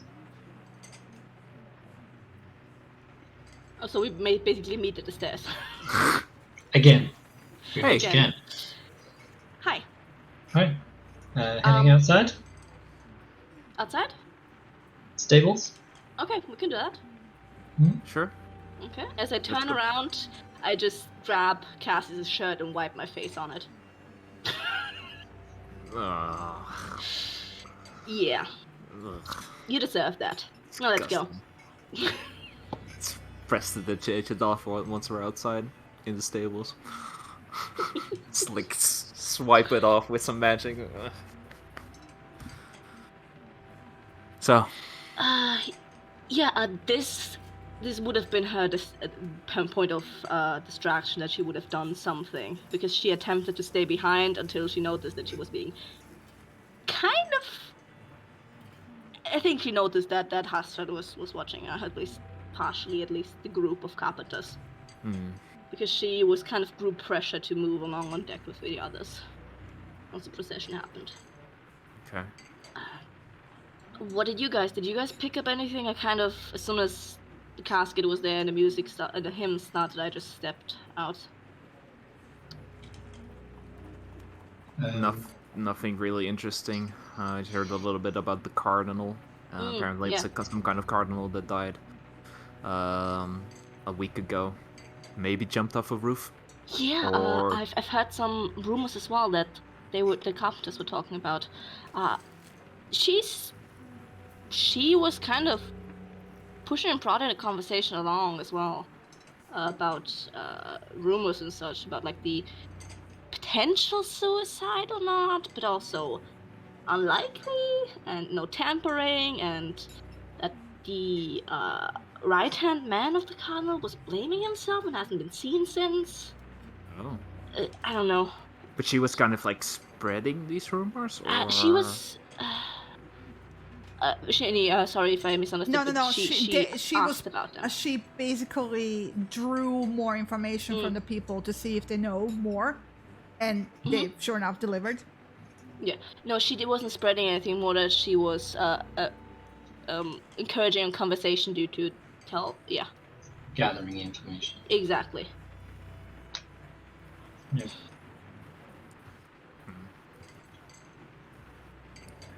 Check on Mateo. Just start brushing him down. Make sure he's got his hay and his oats to eat. As per usual. Yeah.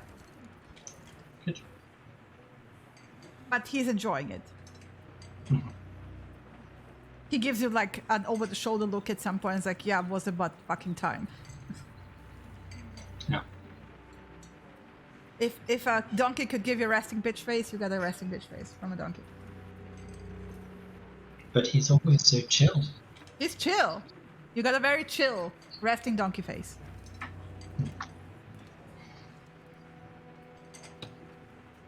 Yeah, I also saw the other members. They were definitely watching as well.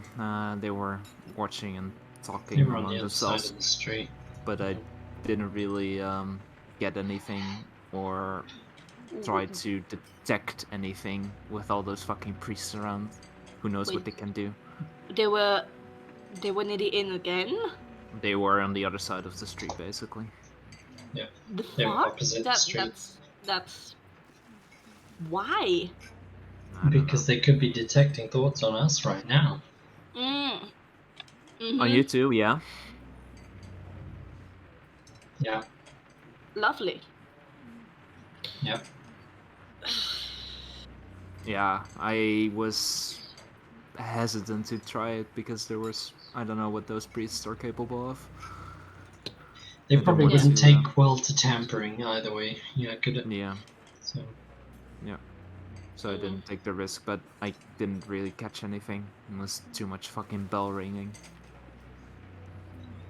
Well, is now a good time to send a message to Creo and see what's going on? Ask him, just ask him casually how the ship repairs are going. Lena, you get a very worried Vinny. Okay. Something's happening, and Vinny was still following her, right? So Vinny is actually confused about what's going on, but apparently in the back of the ship, because she was more in the front in the cargo. So where it's basically the behind the kitchen, that room, you know, the second room that was on fire. Basically, somebody started screaming, and the carpenters there just like started scrambling out of the room, like running for their life, pale as fuck, and basically that caused an entire ripple effect for the entire ship of like the other carpenters, like what the fuck is going on? You're slipping into Vinny, I assume. I do not immediately slip into Vinny. I let them know that still stick as close to her as possible. She could be making a distraction, and then just let the others know something is happening at the ship. Something's in the back room. There's screaming people. They're rushing around. Something happened. Yeah. Vinny sticks close to her, and she, along with Hastrad, by the way, they rush towards where the room is. She's way more collected than the other carpenters, right? Does she seem like she's aware that this could have happened? That she organized No, this? she doesn't look like she was like preparing to dash, right? She's like heading there to see what the fuck is going on, but she's like way more collected, like Hastrad is as well, right? The kind of similar reactions, right? And so basically, Vinny and her and Hastrad and some of the crew as well that were like close arrive to find nothing.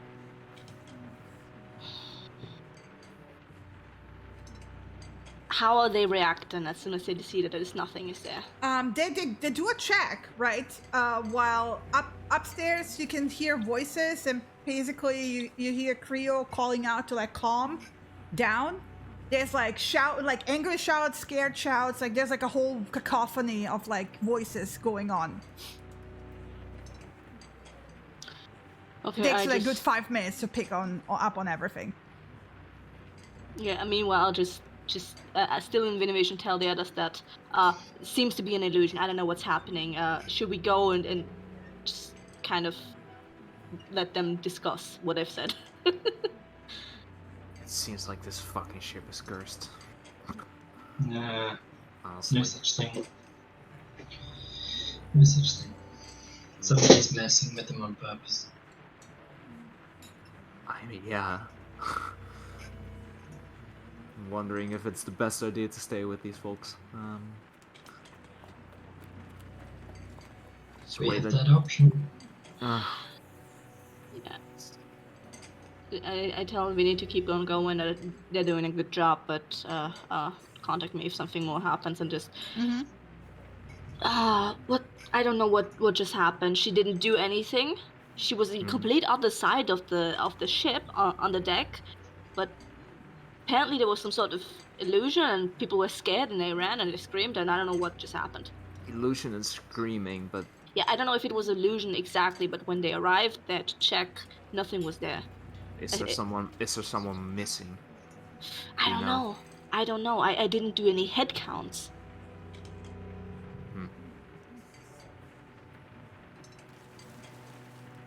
We should talk to Creo. I think now is the time that we maybe should go over there, because plenty has happened already. If nothing had happened at all today, then I would be fine with staying in anyways. But Vera, are you okay with going now? Yeah, we're bringing you Brass. I don't really want to leave Matteo here though. Yeah. So bringing him with. Oh, we gotta saddle him up then. You guys go grab our stuff out of the room. Yeah. And poke Ibrath awake, and he'll growl. But yeah, he's not happy, but like he will follow you. That's what he does. Quick saddle up of all of our stuff, so nothing is left behind. Yep. Get her. Yep. Get her bow Gather our in the stuff. backpack. Start heading towards the ship once we've gathered everything. Yeah. Old Town. You head out. Takes you like I would say 15 minutes to gather everything up. There. Yeah, occasionally every 5 minutes or so I just poke anything new. Yeah, the carpenters walked off the fucking ship. Oh, carpenters walked off the ship. All of them, Everyone? including her. Including her. They were like, okay. fuck this shit, we're not being paid enough to work on a ghost ship. Okay, is anyone talking about what they saw? Basically, the two people who were affected are a blabbering mess, and they're in so much disarray that the rest is like, yeah, fuck this is not enough money, we're walking out. Fix your own ship. Because they also heard the rumors that one of their crew members died last night. So, with that on top, they're like, nah, fuck that. Okay, they're leaving. Everyone is leaving. Every carpenter is leaving. They're not working anymore because of what just happened. Do we want Vinny to follow her? If we're going to the ship, it would be good to have eyes on her, yeah. Okay, I just let Vinny know. The same routine as with Granny. Just slip right in. Keep Okay, hidden. slipping. Give me a stealth with advantage, just in case. Okay. Yeah, it's fine. Yeah. So yeah, he finds a nice little pocket in her tool bag, right? Easily enough. Vinny's like dum dum dum dum dum dum dum dum, right, and heads in, and she basically picks him up and carries him out and away, and he's on his own little Vinny adventure again. Okay, just sending off a have fun. This is gonna be hopefully short, not like last time. Good job, just praise. And let me know if she reaches the other three. Okay. Yeah. So, takes you 5 minutes to get to the ship. After the initial thing. Does it stop raining? No, it hasn't stopped raining, because you know that it will not stop raining for the next 2 days. We got raincoats. There's no raining sounds at the moment, so I thought I'd stop raining. Let me get you the freaking rain. Amazing. There's there. rain sounds outside of my window. Immersion. There you go. No. Rain. Happy? Yeah. I got drilling sounds. I don't know what you got.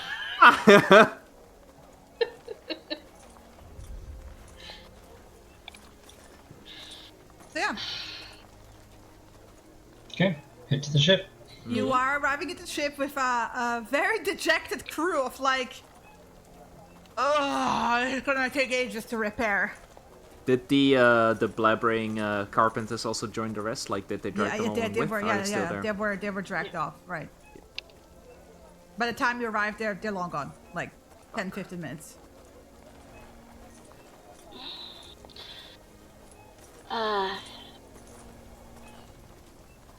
Hi. Like you see Not a very ideal. dejected, like, you know, like the crew is like, yeah, what else? Like, what else is gonna happen? Like, fuck my life, right? That kind of mood. But yeah, Creo is like the most collected one of all of them. By the way, Larib is there, on the side, swabbing the deck in the rain. Lovely. So yeah, but like, yeah, it's Creo.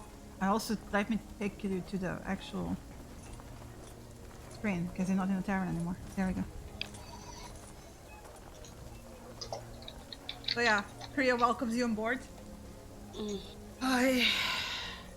Hey. How are you guys doing? I see you brought donkey. Yeah. Yeah, The cargo is not done yet, so sorry. I know. Something happened just now, right? We have no idea what. Something scared them. Something scared them pretty bad. The back room, right? Yes, but when we got there, there was nothing there. Did you see if there was any kind of like magical tampering? No, I couldn't see anything. I couldn't see anything, but you checked. Yes. Okay. What about the two others? Like they were in like shock. They basically they just saw a divorce nightmare, from what I can tell. They were too incoherent to describe what the fuck they saw. It came, it scared them, and they ran, and they didn't look back. What did they describe? You said something came and scared them? Something face terrifying. They were not really coherent enough to describe it. Screaming, whatever.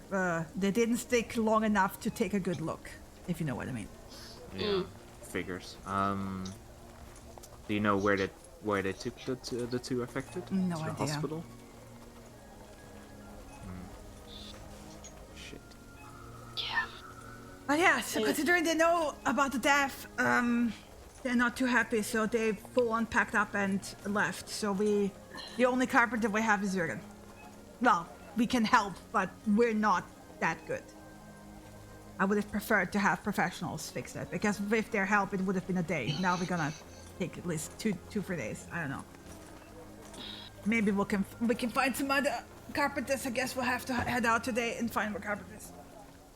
Is even anyone gonna work on the ship then? Well, I certainly hope so. Maybe if we pay them enough, I can increase the amount of money I'm spending. But we'll see. I could try to help with this. Persuade some people to get them to work. I don't know. But, I mean, I would certainly appreciate it. Yeah, But like, yeah, now we that first ghost ship, apparently. I mean, sure, we used to appreciate a reputation like that, but, you know, when we want shit actually done, it's not exactly convenient. yeah. Yeah.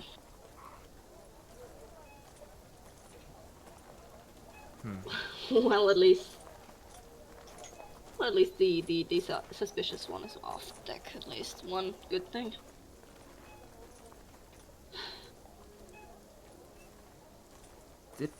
Creo, do you... I mean, I know you're busy, but do you have a moment to just talk with the three of us? Sure. Four of us? Follow me to the office. And he, like, takes you to the upper deck, right? Mm. Just dragging Matteo behind. I mean, you can leave him on top of the deck. They can handle him for like a few minutes. You can't get him into that tiny room. Yeah, let's just close the door behind us. So we also heard that the priests were looking over the ship the entire night. We heard from the twins.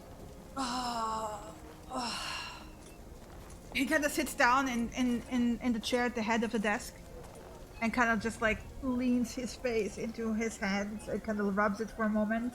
He looks tired, right? Even more so than usual.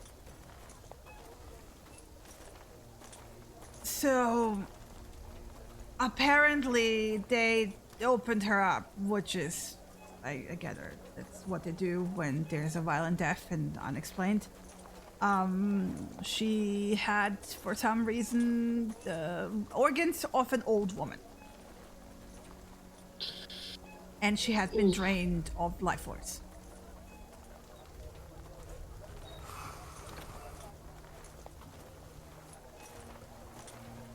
So they have no idea what did this? No, because they don't really know what to do with the tar that they found. And it is tar, but it's not even ship tar. It's mineral tar, like you would find in tar pit. Which is not used for ships. We use coal tar.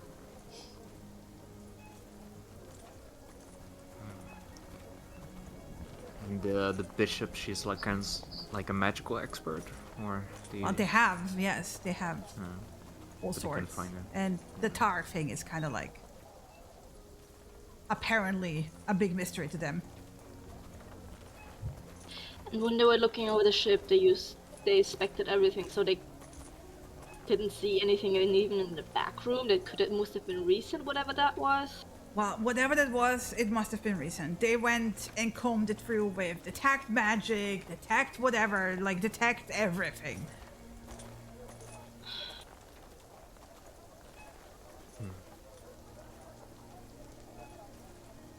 Yeah, They even scraped some of our tar out of the woodwork to double check and compare it to the tar they found on the crime scene.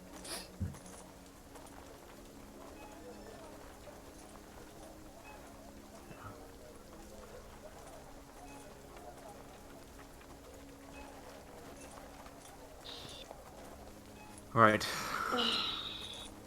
And we sent a message with Jinx about the woman today, right? The carpenter.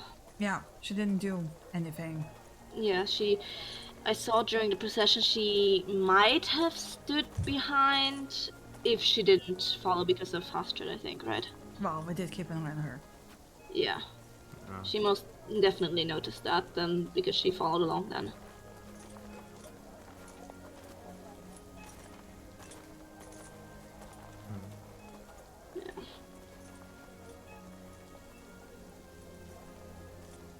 Do you know? Oh, sorry. I just wanted to ask if you have any record of who was in the back room before that spook happened. I mean, we didn't exactly keep exact records of the carpenters going in. Yeah, any idea even just? It was carpenters. Okay. I don't know them personally. Yeah. That's fair.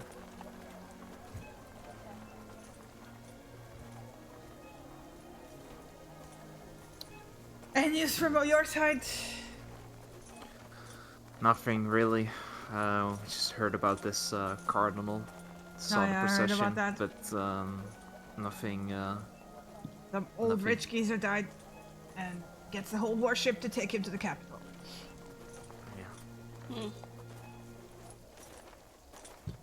Yeah. Yeah, apparently fell off a roof or something, or jumped. Who knows? Mm.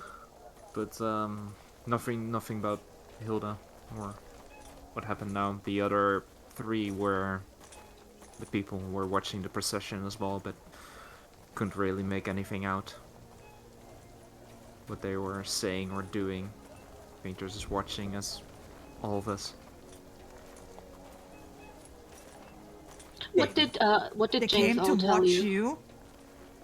They came to watch the procession, but They were conveniently conveniently on the other side of the street. Again. It's not the first time they've been on the other side of the street. This situation's just gonna fuck. Well, we need to get carpenters. We need to get out of this fucking town. Yeah. So if you guys want to help finding more workers, feel free to do so. Guys, we can get you to Tucson in a day. We just need to get the ship going. And the best thing is, like, we would have gotten Hilda back by the end of the day as well. They're gonna release her tonight from the morgue. Oh, okay, good. Yeah, we can take a look. Do you... the carpenters where you found them now, is this some kind of guild where they all came from, or...?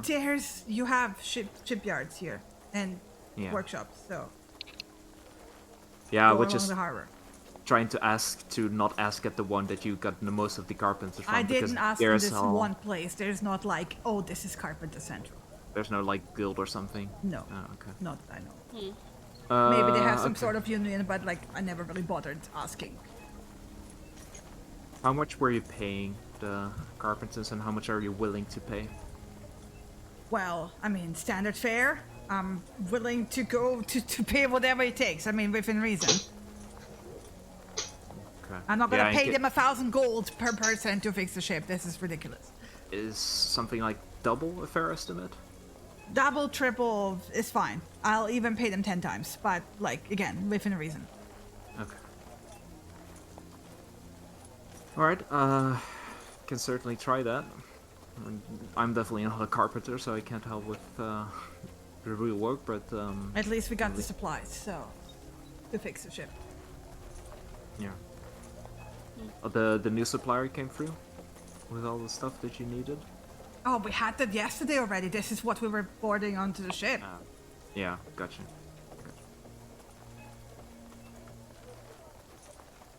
And do you know with the other ship with the procession, did they actually, when we walked up to the Mother of Mercy, did the other ship already leave, or was it leaving with the body? No, it was getting ready to leave. Right. It's a big ship. It takes a moment to set sail. They're in the process of, like, slowly moving out now. Alright. Yeah, we'll see what we can do. Anything else you can think of, or it's just you just need the carpenters, right?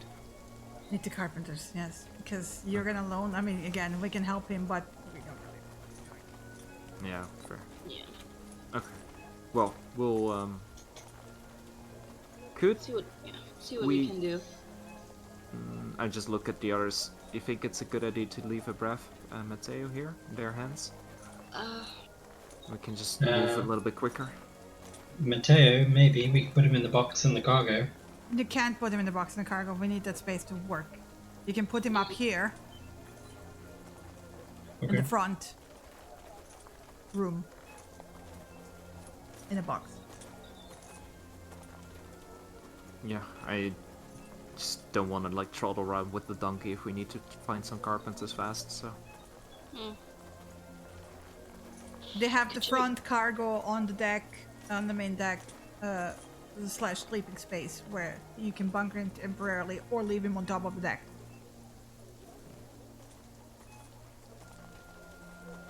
Yeah, somewhere. Okay. Doesn't matter.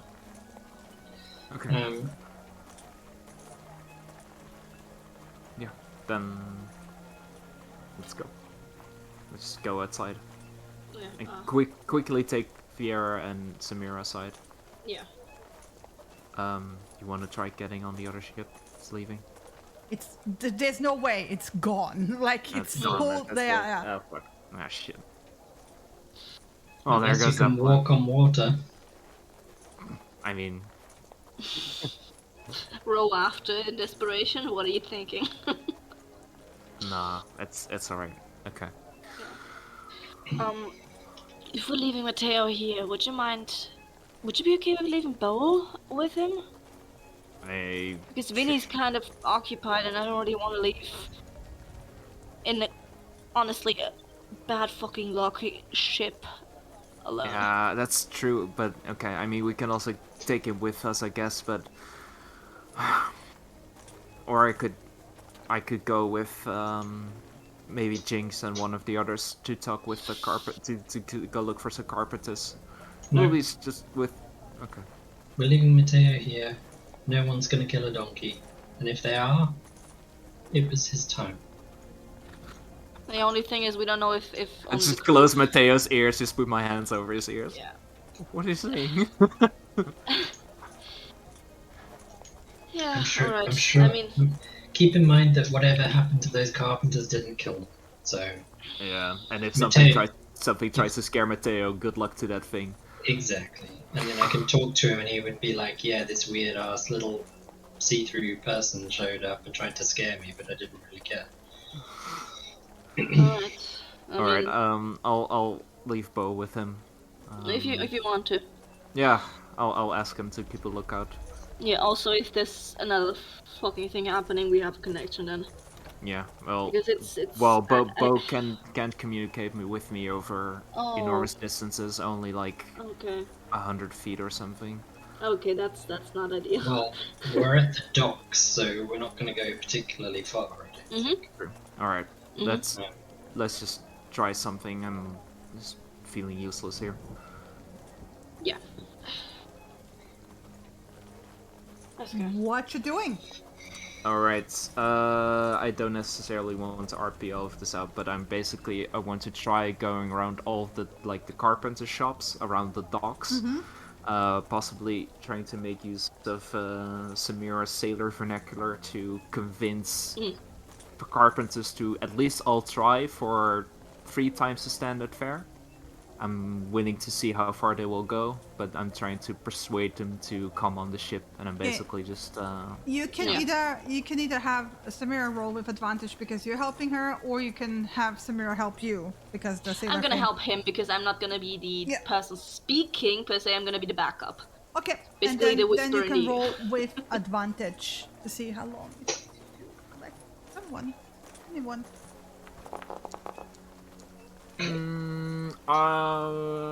Yeah, that's fine. God, have you rolled above a 10 today? No, So, well, Cassius, the you result, know yes. the old thing of like that gossip spreads like a fucking wildfire. Yeah, so you have a few times where people like flat out laugh into your face, of like, it's not enough money to risk my life on a fucking ghost ship. But eventually, you kind of make it to like as you get a bit further away. There's like in the wharf area where like the proper shipyard is, right? Where they like repair also like more like you can see that they equipped to take in one of the big warships, right? It's currently empty, except that like there's in a backup wharf a ship being actively built at the moment. It's like that warship. It's huge, right? But currently it's in the stage of like that bare skeleton, right?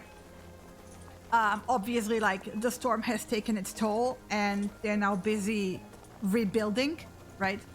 And obviously, Hohia also, or like specifically at least, Cottontail has enough money to pay another warship to be built. But you kind of like get there just in time. But like basically, you figure out there is some sort of kind of union place that you can go to where they're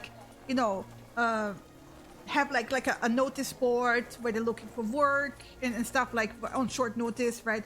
But as you arrive there, there's a little crowd formed, and on a small pedestal, like talking to the crowd, is the blonde elf woman.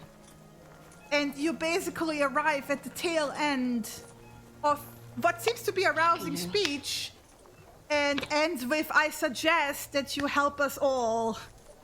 Cassius, you recognize immediately what she's doing. She's not even subtle spelling it. She hits 12 people. They're like, step forward. And like, yeah, let's do this. What is she suggesting? Did we That catch they, what? no, yeah, you catch the tail end of that. She's suggesting that they should come with them to help repair the ship. But the Mother of Mercy. Fuck that.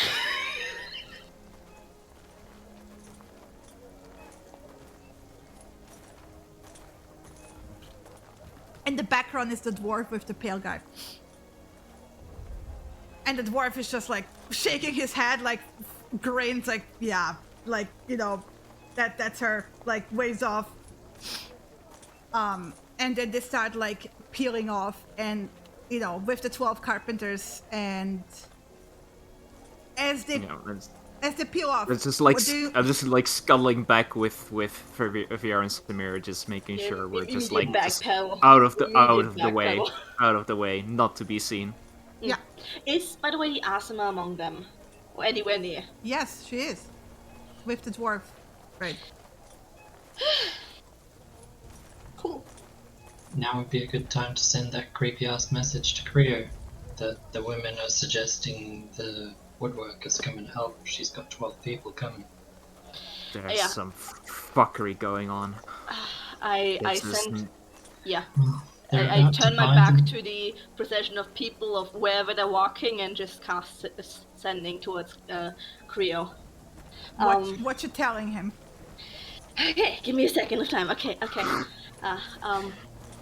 Suspicious people are coming after suggesting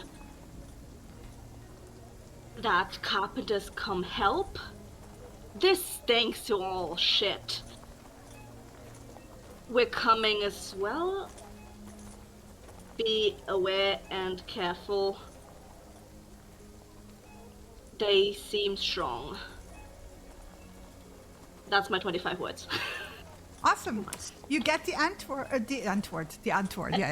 Antwoord. Okay, we're back. Oh yeah. So you get a response back. Basically, he expresses worry in 25 words. But he is suspicious, but he is actually waiting for them to show up to see what's going on. I relay that to the others.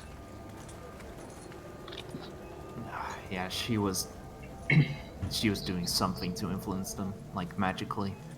Similar to something I can do, but just on a scale that I've not seen done. So, aka, we don't fuck with them, we stay hidden. Don't fuck with them.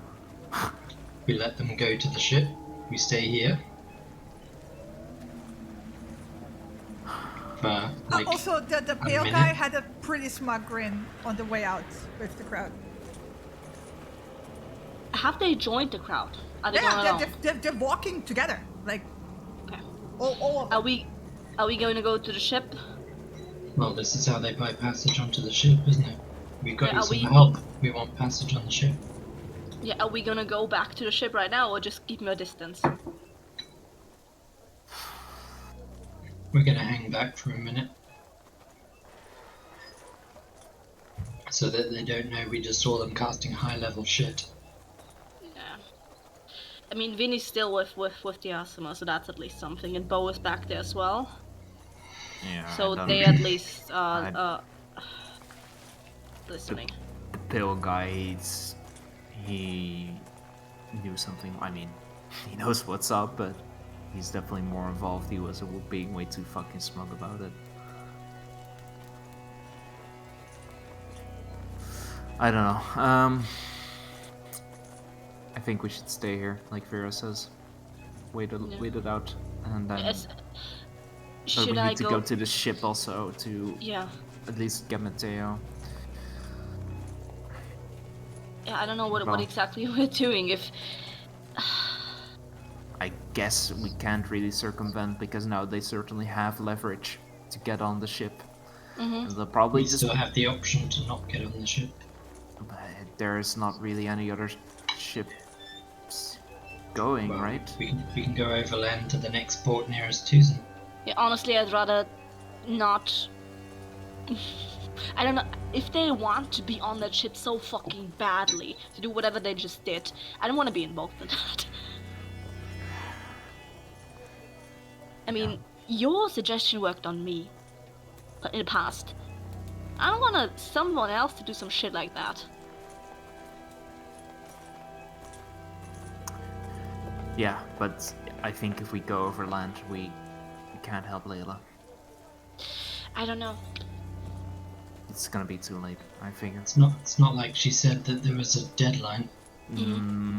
It was like she said when I see you, we will.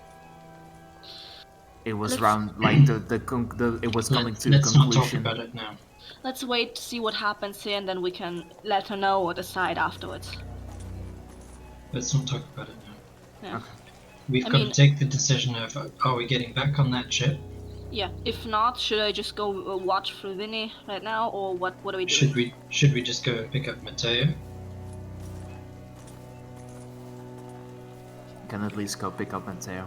Yeah. We need him anyway. Whatever decision we make, he's not staying on the ship with them at the very least. If we're not there. And the ship's not ready today, so he's got to go back to the stables at some point. He's got to go back to the stables, so we're gonna pick him up. We're gonna pick up Bo. We're not gonna get involved with those people for now.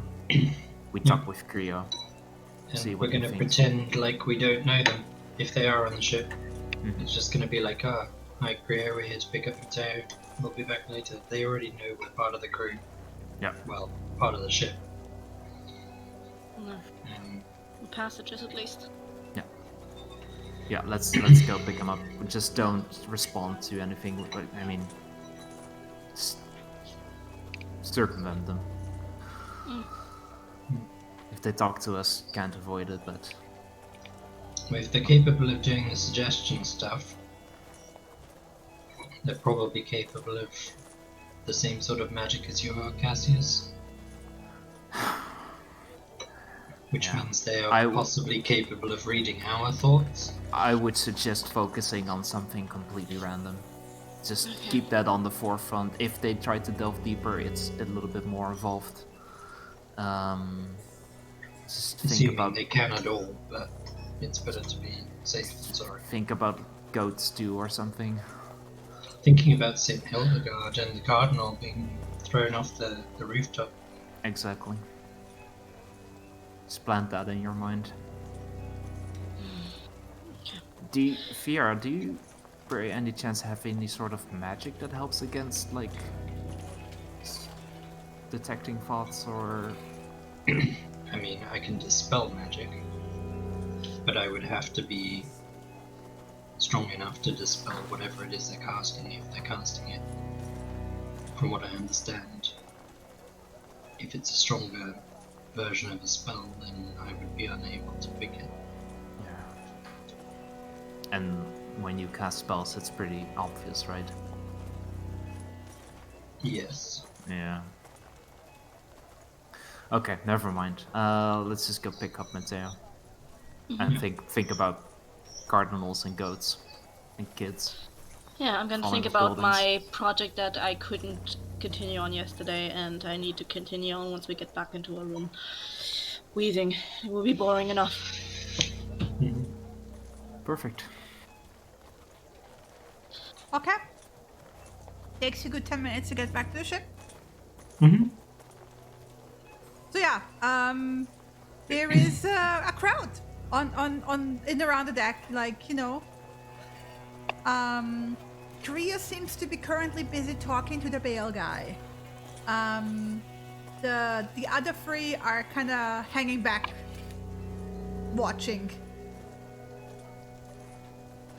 Pastor is talking to the carpenters, like negotiating the salary in the moment, and they're getting ready to go downstairs. I don't think I'm even going to acknowledge anything or anything. Just like, I'll be here to pick up Mateo and then go back, stable him.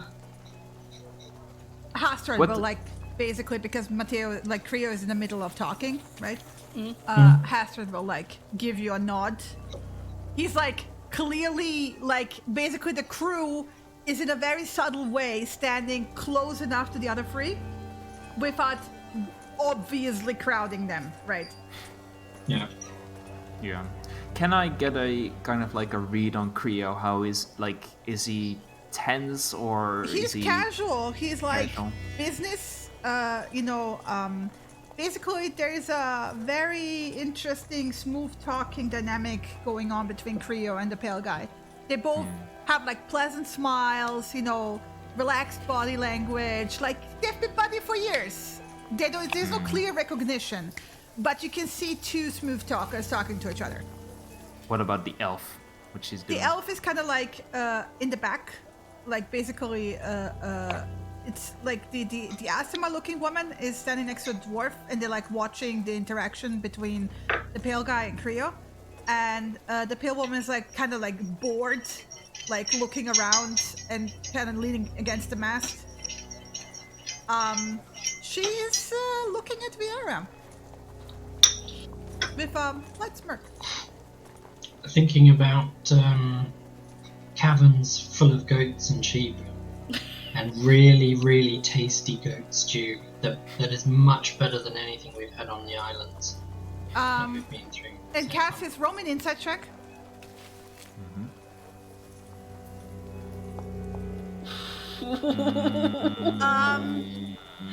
You can't really tell what exactly the source of this is, but she's giving Vieira a good like head to toe once over. I don't like this. Are you getting on board? Yeah, we're getting Mateo. Yeah, definitely. Yeah. So are you walking all three together? Yeah, What's the Towards marching order? you'd have to put us on a battle map. Fuck's sake. No, you don't have to put this on a battle map. No battle maps. I think Cassius is leading. Vieira's probably. We were all three walking side by side until we got to the gangplank onto the ship. Yeah. And Vieira would be heading toward Mateo. She's just getting onto the ship, So I heading toward assume Mateo as the Vieira is animal. like heading the three of you. Okay. Yeah, I think normal how we normally act is gonna come out here, so Samira's gonna stay in the back. Yeah. Cassius in the middle. So Vieira, as because you have to literally walk past her. There's like it's not the widest ship in the fucking world, right? So she gives you like a once over and like a pursed lips, curly grin, and she will like give you like a nod of like hi there, like nodding greeting, as like she's an elf, you're an elf, right? But she's blonde. Yeah. Can I tell what kind of elf, for starters? From what And you a rough know, guess, a rough based guess, on this you world. would say high elf.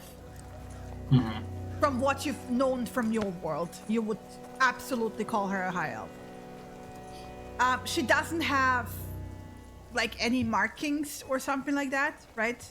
But like from the features, like the pale, like the blue eyes, the tall build, like the blonde hair, very much high elf.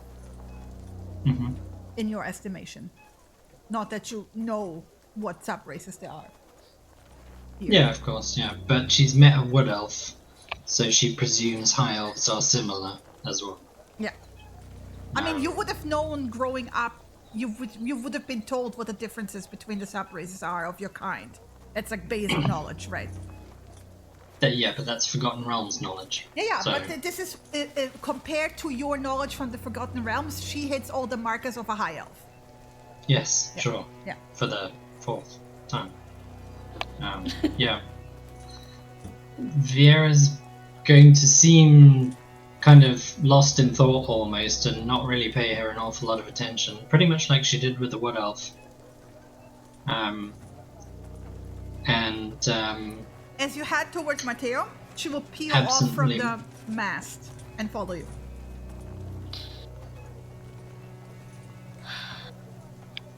We're all Kind of after. like she's like ignoring like the other two. Like basically she like squeezes into this like in that, because you're not sticking to each other, right? She like steps in behind, like basically putting Cassius. I'm assuming and my Samira passive behind. perception tells me that she's stepped in She's between. not hiding. She's following you very Yeah, I know, obviously. but I've walked past, Yeah, so she's yeah. now behind me. Yeah.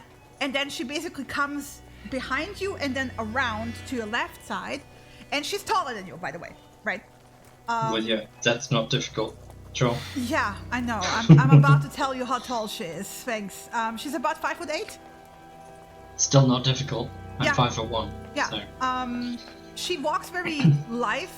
Her clothing is like practical but like clean and it's better made, right? And she carries a cloak, a rain cloak of like similar to yours but obviously more expensive, right? And as she moves, because like the thing is like billowing open, you will also with your passive perception notice that she's carrying a book in a leather case attached to her belt on her side, right? Like almost like somebody would have a knife, but she has a book there, right? Viera has several knives. Yes. And around her neck you will find like a whitish quartz like dangling back and forth. But she like comes around to your left side and like, hi. Hi. Where you from? Not around here. Where are you from? Not around here either. Is that your mule? He is his own mule, but he chooses to accompany us. Yes.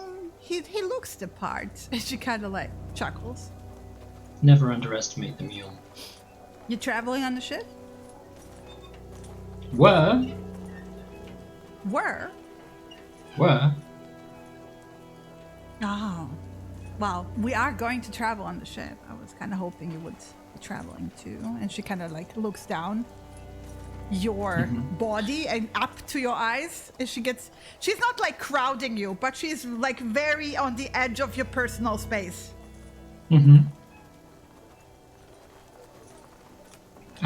Well, we were. The ship is currently having issues, so we're contemplating whether we get off here or continue. Oh, I see. Well, as far as I know, it's getting fixed.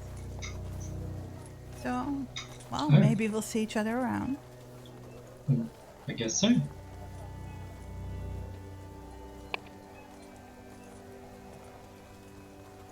Vera just kind of awkwardly looks at her and then goes back to tending to Mateo.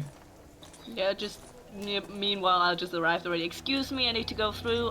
She kind of licks her lips and then like chuckles and then goes back to the mast, right, and leans against it. Like she's not bothering him, like she's sparing Cassius and Samira 0 glances. Not bothered. I just like walk past her basically. Yep. Just get Mateo. Don't they really say much and just get him off. Yeah. We ready? Yeah. I put like Bo in my backpack again. Thanks for watching, Bo. Just giving a mental image. Or a mental talk. Alright, let's go. I wanna dry off. Are we... Yes, please. Are we heading back to the same place, or... Yeah. Shall we decide on the way? I think we should decide on the way. Sure. Let's see. I also want to point out as you like walking past the hole, because the conversation between Creo and the unnamed guy is not exactly quiet, right? You can catch bits and pieces, but basically what you gather from the context, right? Because you're not like standing there listening to the entire thing from front to end, is that they just need to get to Tucson really fucking fast, and they heard that this is the fastest ship in the region. Until it got burnt alive. Yeah. Yep. But now, like, basically they're offering all these workers in return of, like, yeah, they will still pay passage, but they really need to get to Tucson.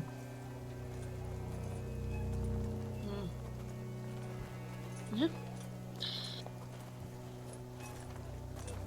As you get in Mateo, by the way, before you get off the ship, the Asimar-looking woman will peel away from all of them and get off the ship and go away towards the city. Okay.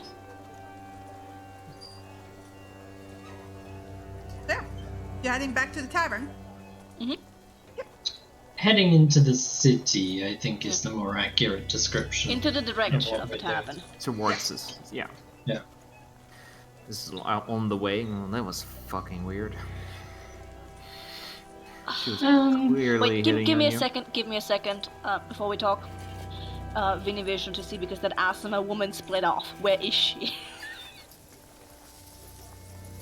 I mean, did you leave? You left Vinny with her still? Yeah, Vinny's still with her.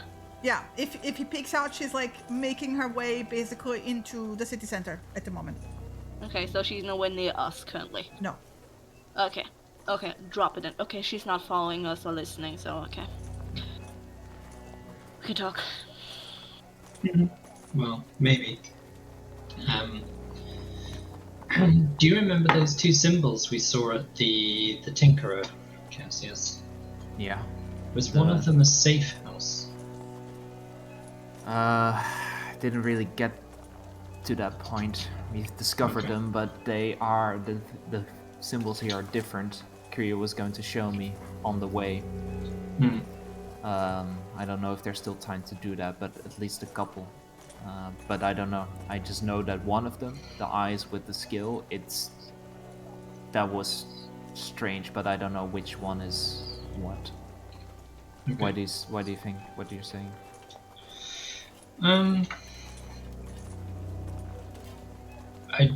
The crew is obviously going to be staying here one more night.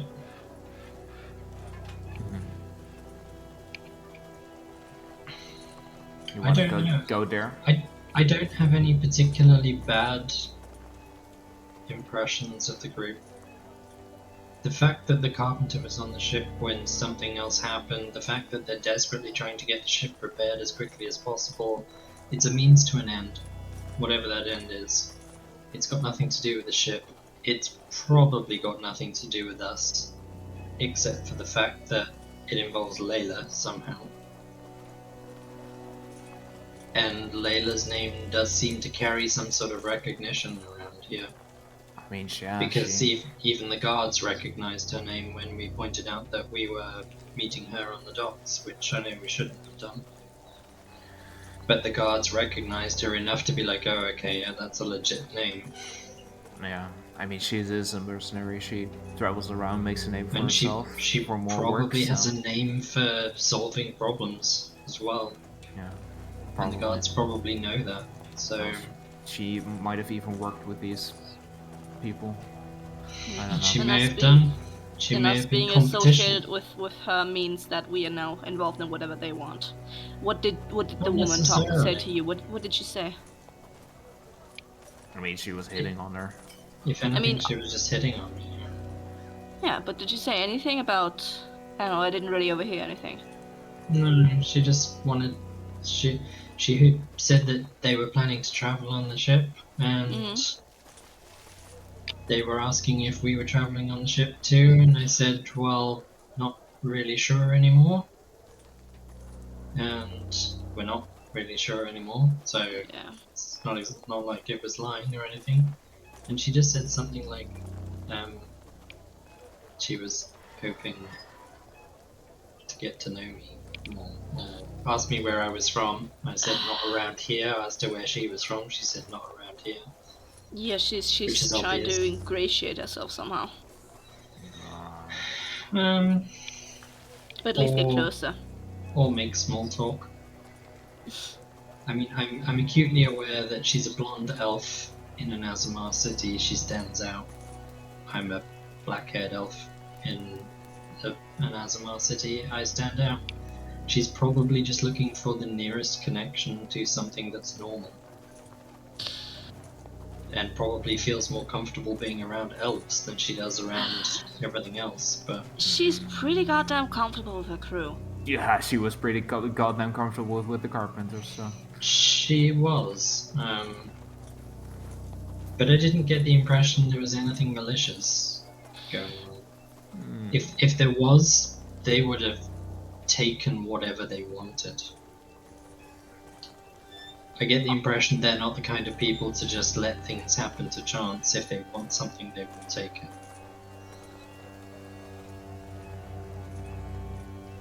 and they're wary of us.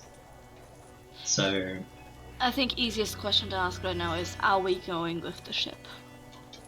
I think we should risk it. I don't think we're risking anything, if I'm honest. I don't think they're going to attack the ship or the crew. I think they desperately want to get to Tucson as fast as they can. And For we what? want to get to For Tucson what? as fast. We don't know. If we really, really, really want to, we can get off the ship before it even docks in the harbor.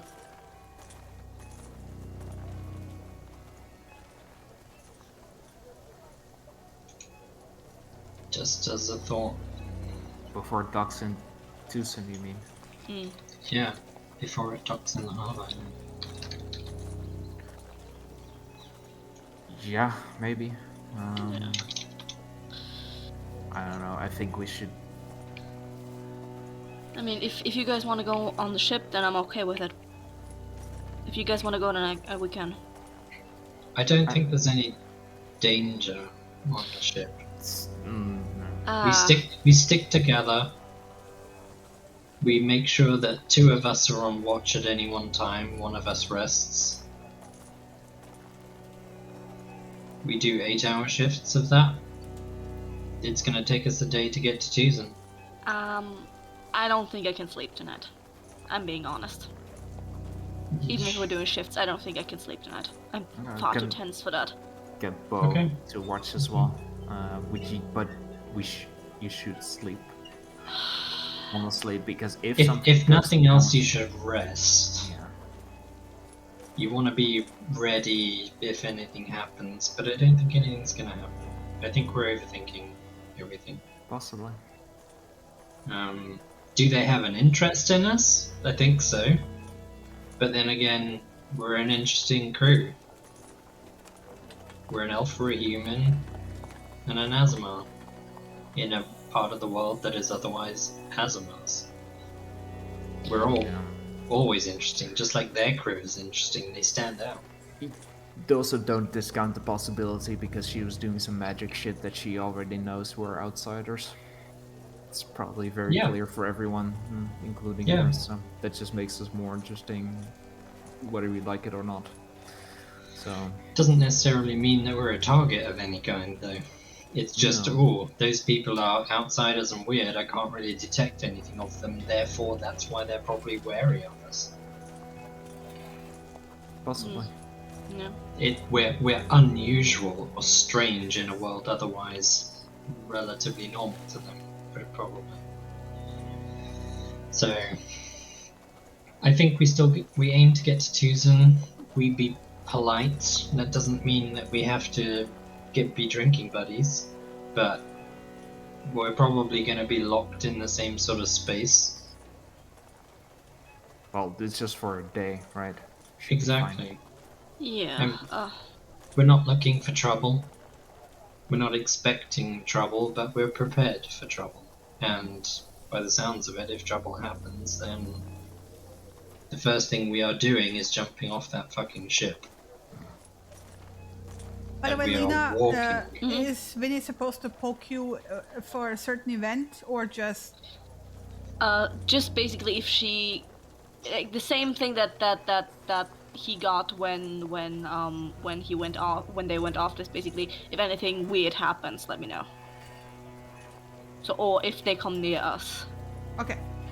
Yeah. So that's are you pretty guys open back at right the tavern, now. by the way? Standing outside, probably in the street. In the rain. Ibrath looking very dejected as he's soaking wet. Resting cat face. Like, okay, so we water can't dripping off his eyebrows. We can't really do anything today. We staying in this tavern, and we should go inside and saddle back up. Yeah, it's fine. Take the saddlebags off of Mateo. We'll keep him in the room, and I'll lead Mateo back round to the stable, and then we'll head back inside and tell them that we've left Mateo back in the stable again. We're staying for one more night, I assume. Okay, yeah. We're leaving in the morning, yeah? Alright. Well, yeah, potentially. There's Depends no more when the scary ship's done. faces. Oh, Yeah. Alright. Getting settled again. Mm-hmm. Once I'm back in the room, then I'm going into Vinivision to see what she's doing, even if she's just Okay. walking around. So I gave you a poke message in Oh, chat. oh, already. just Yeah. saw it. Okay. Even I heard that. Ooh. Plop. What are they saying? She's asking for directions to the Cardinal's manor. Oh. The dead Cardinal. Okay. Even I'm like referring to him, the dead Cardinal. Okay. Yeah. Getting out. Yeah. Just letting Vinny know once she arrives in some. Once she seems to have arrived and entering some sort of manor, to let me know. She seems to be heading back to the harbor after that. Oh, out to the harbor. Interesting. They're planning a heist. Okay. I smell it. Yeah. Same thing as before. When anything weird happens, let me know. Or yeah. Mm-hmm. Anything tumultuous in the ship or whatever, and then just waiting for the others to come in the room as well. Yeah. Just carry this stuff upstairs. Mm-hmm. Who's paying for the rooms? They already paid, right? Or? I paid for last night. Oh, okay. What's the cost? I can take it over. It's 2 gold a person per night. Sure, 6 gold, no problem.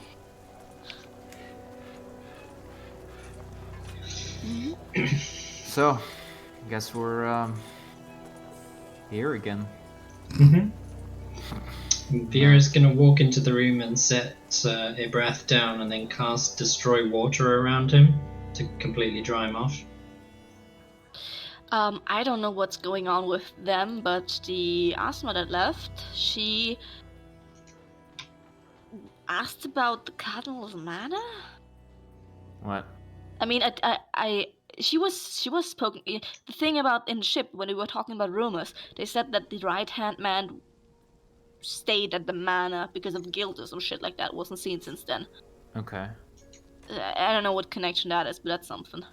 But she asked, what did you do about the manor? Nothing. She just asked the guard about where it is.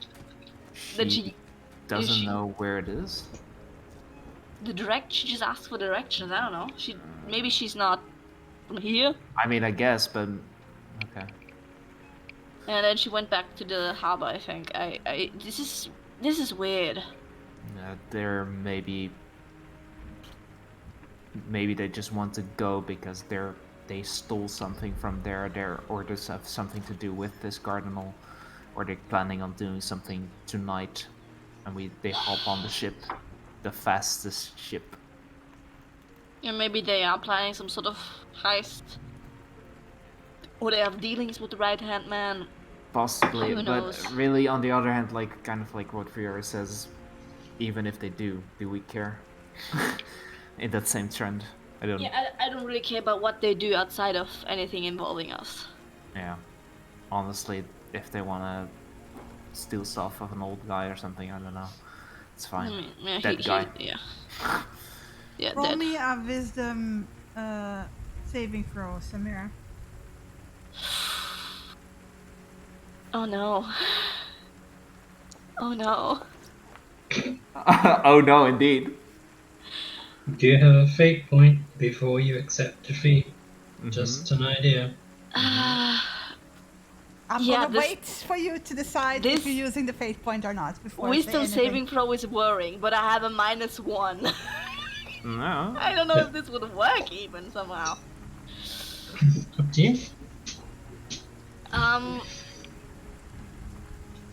Fuck it, I'm gonna try again. Oh, there we go. There we go. 19. Thank you. This is where you find out the DC was 20. Yeah, probably. Can I chuck Chris and Abel just for a second out of the channel? Rip. Goodbye. I'll pull you back in. Please leave. Go to the office. Yep. Yeah, Sorry. go to the office. Hi, Lena. So, I'm scared. fuck, my my mouse just fell down. Like, give me a second. The fucking tension. Okay, so, as you sit there and debate this, right? And Cass is like, yeah, it's not, I don't give a fuck, right? As familiar as, like, you know how you had this feeling when he was telling you about St. Hildegard and the goats and stuff, and then you faded out and you had this, like, whispers. And you get this, like, familiar feeling again, where, like, the room fades back and, like, everything kind of, like, sinks away into darkness, right? And it's not the, like, yeah, sure, it's unnerving, but it's not like scary immediately. And it's almost like a distant memory, and you don't get really visuals. It's more like voices talking to each other, but, like, you know, in a way where, like, you're inside of the head of somebody, and you get, like, the immediate sensation that you're, like, inside of Saint Hildegard, like, in her head. But it's like a very distant dream of and you basically get, like, more of the gist of this conversation, like, rather like a feeling than, like, specific words. But you're talking to a man named Brendanus, and you're so glad that he's helping you on this pilgrimage, and that he will give you his map that will help you find your path. And that's just where it ends. I'm gonna pull them back. Welcome back. Dun dun dun. And Dun dun.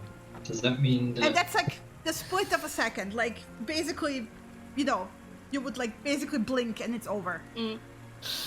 Don't forget to watch the stream again. Oh, Yeah. Yeah, thank you. Thank you. Cheats. No, not stream. The music. No, the music stream. Yeah. Not the stream. Don't worry. No, come on. I'm not gonna watch the stream. Fuck that. Yeah. Who watches this shit? Oh, wow, thanks. Oh, come on. Anyway. I'm in this shit. I'm enjoying this shit. So yeah, Cassius was in the middle of, like, you know, do we even care? And Yeah, there's an immediate grab to her head, to her temple, just... Okay. You okay? Yo, what's up? I don't know, there was a flash of thing related to the scroll, you guys remember? Checking all the windows, like it's like closing it immediately if it was open. Just run up. Checking outside if there's someone watching. no. Yeah, I don't Close. I don't know how this is related, but there was a conversation from her viewpoint, from this. From who? The saint, Hildegard. Yeah. From the like from this vision, but just a flash, just a split second of her thoughts while she was talking to a guy named Brendanus about a map that's helping her on a pilgrimage. I don't know how this is related to anything that just happened, but maybe what? Sounds like if we're interested in a key, we're interested in this map.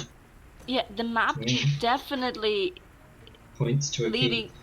I Or want maybe to a door. I want to give you a further hint, by the way, because this is not the second time it's happening. The way is, like, you know, it feels retroactively when you think about it. Like, you know how sometimes somebody says something, or you smell you have a scent that you pick up, and then it, like, reminds you of something in your past. It feels like basically while Cassius was talking, and you guys were talking, like you were like something, like jump, like, you know, shook a memory Something loose. triggered your memory. Triggered. Yeah. Basically, the scroll embedded memories that are not yours, that are randomly triggered, and you're not even sure, like, what exactly it is and what might it be, but at this moment, you know, talking about the manor and so on, triggered this. I don't know what exactly it was the trigger here, but the cardinal, the manor, even a map. Does he have Maybe. a map in his manor? I Is don't that know what if they're after? I don't know if the Or- map is in the manor, or if the map is the one that maybe. There's so many maps as of late. Or part of one of these keys, perhaps. Yeah, I don't know, or even just something related to this Brandana's dude is in a manor. Well, you So can keep Vinny on the Azamar, can't you? Sorry, what? You can keep Vinny on the Azamar, can't Yeah, you? yeah, I'm definitely So keeping them on her. you said you're probably not going to sleep much tonight anyway, so you can keep checking in or get him to let you know when they're approaching the manor, if they do head toward the manor tonight. Yeah. What? Just he died a week ago, right? Do you know when these people arrived? They might have No had idea. something to do with his death as well. If they're after something and it's something triggered for you, Samira, strongest bet right now. If it triggered, it triggered something when we're talking about the manner you just spaced out, which is you grabbed your head. Maybe That's when maybe you it had a was the visit. manor, maybe it was the right-hand man at the manor, or the cardinal itself, but something related to that.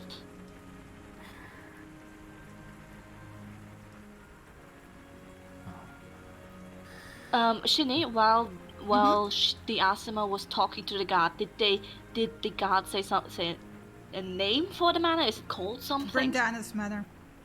Okay, that's what we're asking about. It's actually not that far from the city. It's like half an hour to an hour, depending on the weather. It's outside the city, up in a mountain. Right. It's one of the oldest houses. This is what you picked up from the guard while he was explaining how to find it, because it's like off the beaten path. Yeah. Okay, Yeah, he it's said definitely. something that the guy who built it was a weirdo. It's like built weirdly.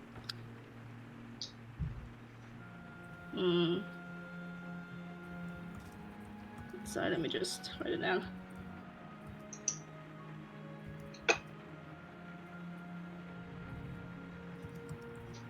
Yeah, it's the manor itself, I think. I mean, it's the name Brandanas that's the manor's name. Maybe that's the guy that built it, and the map is somewhere on there or something. In there. It's supposedly weirdly built. I don't know. We're just grasping at something, but Well, what time of day is it for starters? It's like not even 11:21. midday. Yeah, It's noon. it's almost It's noon. 11. Is it 11:21 or 11:12? 11:21. Because my map says 12. Yeah, it's 11:22 now. I don't know. It shows it guess. sometimes on your side with a delay. I'm having the current one. Yeah. Yeah, I think I'm gonna keep an eye on whatever they're planning to do with the manor, but if they're not getting anything, then that's something for afterwards, I think, because we had fucking other stuff to do. I don't. You get the tag from Vinny. She arrived at the ship. Okay. Let me know if she just basically back. Let me know if she talks to somebody. That's it. Get a tag a minute later. She's talking to her people. Okay. Hand up to the others as I go Vinny vision. To this one. So yeah, the leader, the dwarf, and her peeled away. The blonde one is still on the ship. It's almost like she's keeping an eye on the 12 people she suggested, right? But basically what you get is a very quiet, like out of earshot of the ship, of the crew, and she goes like, so I know where it is. What do you want me to do? And then he goes like, well, be quick about it. Go out there, see what you can find. If you can find anything, stay out of sight. Don't bother if you find the right-hand man. Don't bother him, just stay out of sight. See if you can find anything. Like, she must have heard something. She already left. We're always a fucking step behind her. So like, try to find out what she found out so we can figure out what the fuck she's after. Like, the sexton must be somewhere. So like, go. And she nods and just peels off and goes. Yeah, just immediately to Vinny, let me know if she has arrived somewhere and stopped walking. Then go back to the others. Okay, this is related to Layla. What? This is related to Layla and whatever she's looking for, the map or whatever the fuck. Because they were talking. Yeah. And they said that she is going to the manor to find out whatever Layla found out. They're always a step behind, and they have to find out what she found out. It's something about a sextant. Oh. Can you send a message? To whom? Layla. What should I say? If she knows these people. You've only got a few words, right? Yeah, only I think 20. I got a couple seconds. So I usually mash about 20 to 30 words in there, depending on length. Okay, so Shut up. Shut up. Try avoiding the meta hard, Alina. Try it. as far as I understand it, she will know who is sending the spell anyway because she knows who she's replying to, right? There's no It's point my saying voice, hi, yeah. it's me, Samira, and wasting a whole bunch of words. Just tell her about an elf, human, So, ASMR dwarf. Layla, we've encountered. Just encountered, not we have encountered. Yeah, encountered blonde elf, ginger dwarf, pale man, and Asmar. Looking for sextant, following you, trying to get ship passage with Creo to Tuzan. Trying to get to Tuzan. With Fast. Creo. Wait, give me a second. Don't think it matters. They're just after her. Just say after you. Coming to Tuzan. That's I think it's important to mention the sextant. It's important to mention probably Brindana's mansion. I think is what you called it. And ask. Intercept. Question mark. If she's going alone.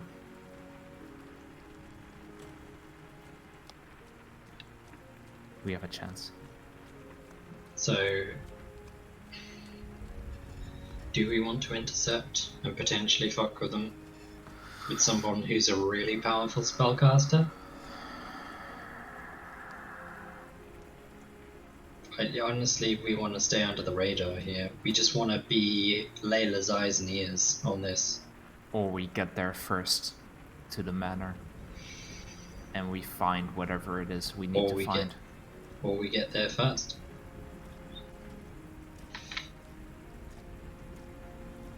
Where is the Azamar now, Samira?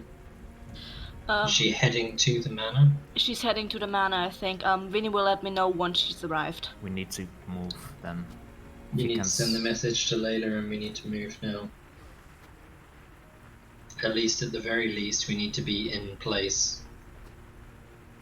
Vera's just gonna look at her breath and say, I'm sorry. Time to get wet again. Okay, should I send her the message now? Now. Please. Okay. Sending again. What are you sending? Encountered blonde elf, pale man, ginger dwarf, Asima. Looking for sextant, following steps to mansion, and Tuzan. Is alone. Intercept? Or? I think that's 25? Yeah, that's 20. It's at least either 20 or 25. One of those. But it doesn't matter, that's it. Wasn't count. No, sorry. Yeah. It's either 20 or 25, so it's within the limit anyway, so that's it.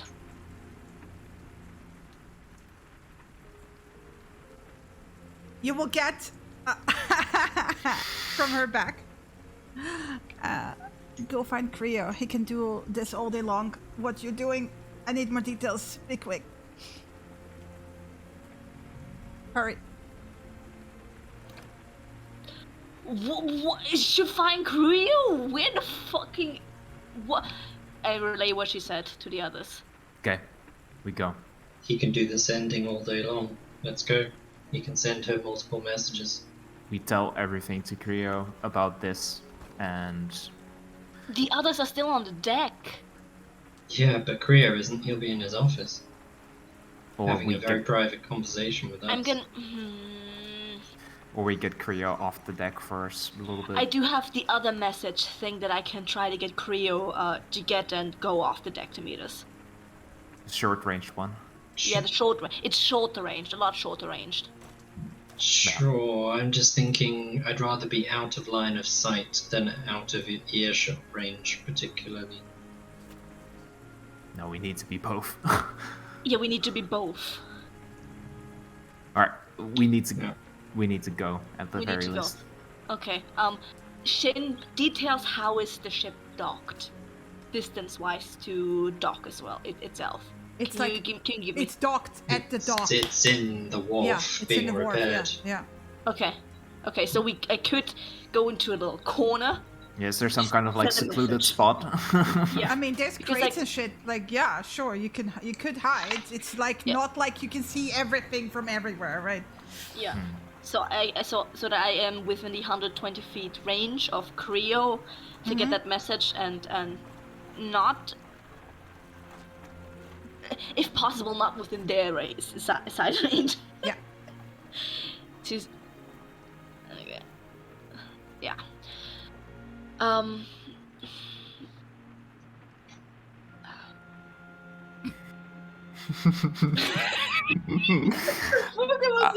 I'm just enjoying this. So Amazing. sorry. So I'm actually Countess, and because Samira is like I think Samira is as well panicking. And you're like, Yeah, just- and then like into the is like, take a deep breath. You get Creo's voice directly into your head, right? Okay, send I it get again it. at him. Yeah. Sorry, bit panicked right now. Please meet us at the gate. Info from Layla. Shit's weird right now. That's it. Okay. He's like, I'm coming with Hastred. Stay put. He's coming to the gate with Hastrid. Please, the gate is at least distance-wise away from here. I fucking hate being communication. So now you We guys need- have to go back to the gate. We need to stay away from the guards as well. Yeah. Not be in earshot of them. Yeah, we'll be fine. Yeah. Just don't look suspicious and no one's going to be suspicious. So, That's our thing. Not looking suspicious. yeah, totally. I'm not sure about that. Broad smile. The fact that we're walking around with a black panther the size of a fully Yeah, grown man yeah. is suspicious enough. So. This sucks. My head hurts and I have to talk. That's, but it's really crucial, Lena. I know. That's Samira. This is Lena. Yikes! This is crucial. Fourth wall. Wow. Ouch, Move- my head. Moving on. Anyway, I'm getting called Cassius the whole fucking time, so That's come true. on. I know. 10 minutes later, you finally convene in a quiet corner, right? 10 Hastred- minutes. Well, yeah, it's like he needs to go around and you need to get back, and like by the time you find each other to be not suspicious, right? And find a quiet corner that you can talk in where, like, you know. It's fine. It's yeah. fine. Yes. Yeah, We're moving on. Hastred Where's is the keeping. Asima so far? Sorry. The Asima is somewhere in the city center. She seems to like buying supplies. Okay, she's taking her time. Yeah. Ooh, okay. Okay. Like rope and stuff. Uh-huh. Yeah. in hide, different hide. shops, not the same shop either. Either way. Yeah. We She get- takes her time. She's not rushing, right? But yeah, so Creo is there's Creo. Like and he comes like basically you're now in a spot where you can talk. So he looks at you. So what's up? Thank you for coming. Samir, you okay? Yeah, just to let you know, just found out that all these, the quartet right now is after, looking at Cassius, Layla? They're looking for something that apparently Layla is involved in. They're always one step behind. That's what she said. The Asmar woman's going to the manor to find something. Yeah, that's apparently and- following the footsteps of whatever Layla did recently here, and I contacted Layla with information, short words, but she told me she needs more information and to ask you for help because I can only do this. I'm out of juice today. What's this about? Okay, no, again, from like he looks at Cassius from the top. Okay. So, Layla is on a case, something about a collector. Yeah, fine. Yeah, I She's don't care. I don't care the details. She's always at the case. So Yes, she's on a case. These people are definitely following her.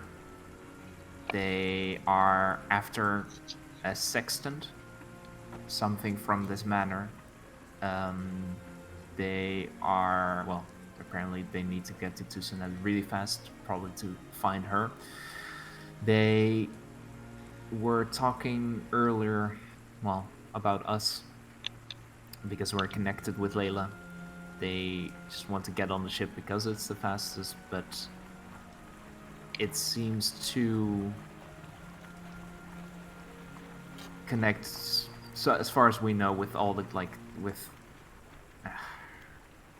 with how Layla's involved, I don't know the particular how she is involved. You're supposed to get more details in Tucson. okay, fine. So what's with the people? Like the blonde chick is still on my ship. Mm-hmm. The two we others, don't know where... like the other three wandered off. Like first the dark woman. Mm-hmm. She's not Nasima, by the way. She's a human. Weird Okay. human, but a human. Just like the pale guy. He's also a weird human, but a human. And the dwarf, like, yeah, they wandered off. Whatever. Are they all three getting to the house? That's what I heard, that they go into the house? As far as we know, only Just the the woman. darker woman is going to the house, to the manor. Again, what do you tell Layla?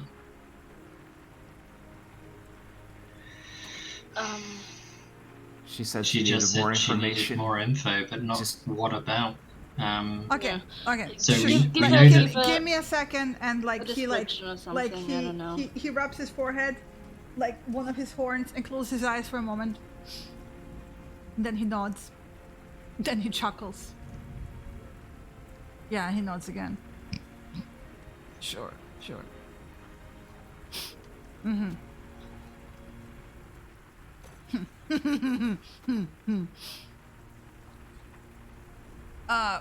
You guys, he opens his eyes.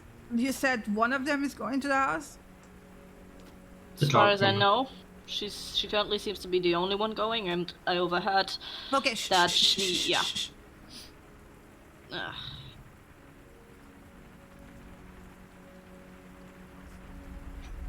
All right. So, apparently she knows them. In a good way? They apparently rivals, but she kind of finds him funny because she tends to, well, she has these. Snowflakes around them. Well, apparently, I mean, she's apparently outsmarting them, but like, his name is Bertram Braddock. The ginger dwarf is Giuseppe Balsamo. The dark-skinned woman is Luisa Zeni, and the blonde chick, the elf, is Avahaira Orhun. And Does they're- that name mean anything? Yes, I'm giving you the name. Can you give me the name and the meaning? Yes.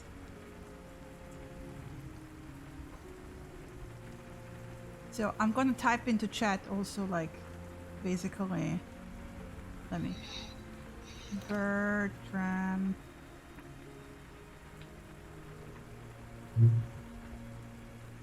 Braddock. Giuseppe. Balsamo. Luisa Zeni. And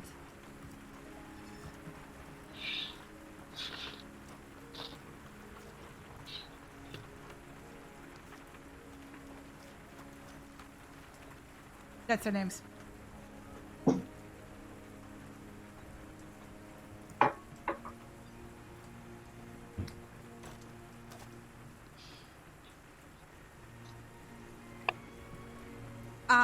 She says there's something fishy about the manor, and if you can, you should follow the woman. What are we looking for? Like, keep an eye out for whatever. What sort of follow the woman? Because I currently have my familiar on her. What do you Like, want stay personally? close. Layla kind of like, they aren't her rivals, but it seems like they're like, you know, the friendly kind of rivalry. She's kind of worried about the woman going there by herself. Oh yeah, In she what said sense? she's That she doubling might your get pay injured? if you help out with that. Whatever. Is she worried she's gonna get injured, or worried she might find something Layla didn't, or? Yes. She finger guns. So more babysitting and less intercepting and taking whatever she found. Oh, she's gonna double the pay that we get. Yeah. Can't complain about double pay for babysitting. Really. As long as we get paid. Right. Thank you very Yeah. much, Creo. Yeah, Yes. Grio, honestly, thank you. I know we know you have a lot on your mind right now. It's so. fine. Just so you know, the 12 people on your ship are being suggested to They work are magical influenced. for- Yes. Yeah, no shit. Yes. Yeah, just in case you didn't know. So I thought I'd throw that in there. Yeah, that blonde babe, she's oomphy. Yeah. The Did dwarf. you get like an? Well, no, we're checking them out. Come on, we're not babies. I didn't The suggest blonde that, elf, but- she's oomphy. The dwarf has some capabilities, so does their leader, but the blonde one is definitely respect. She's the powerhouse in the crew, by the sounds of it. Yeah. Alright. We should make a way then. Thank you for the help. Right, we'll let you get back to your ship. Do you think it'll be repaired by tomorrow morning? Fuck What's the plan yeah. for sailing? Oh yeah. Okay. So the plan is to sail tomorrow at dawn, I presume, unless we hear otherwise. Yes. Okay. Whatever you do, be back by dawn. Perfect. We've got 12 hours, that's more than enough. Yeah, we'll do. Let's go. See you later. Keep up, kiddos. Okay, I preferably would get a little bit of rest before stalking her into the mansion. So how about we go straight to the mansion and stake it out? Just wait outside for her to arrive Yeah. beforehand. We're Yep. going to stake it out outside, and you can keep an eye on what's going on with Vinny and just chill. Yeah. And like she said, we're there to be close just in case. Yeah. We need your eyes on whatever she's doing rather than us actually having eyes on her, because the last thing we need is to be obvious about staking out the manor of a dead cardinal.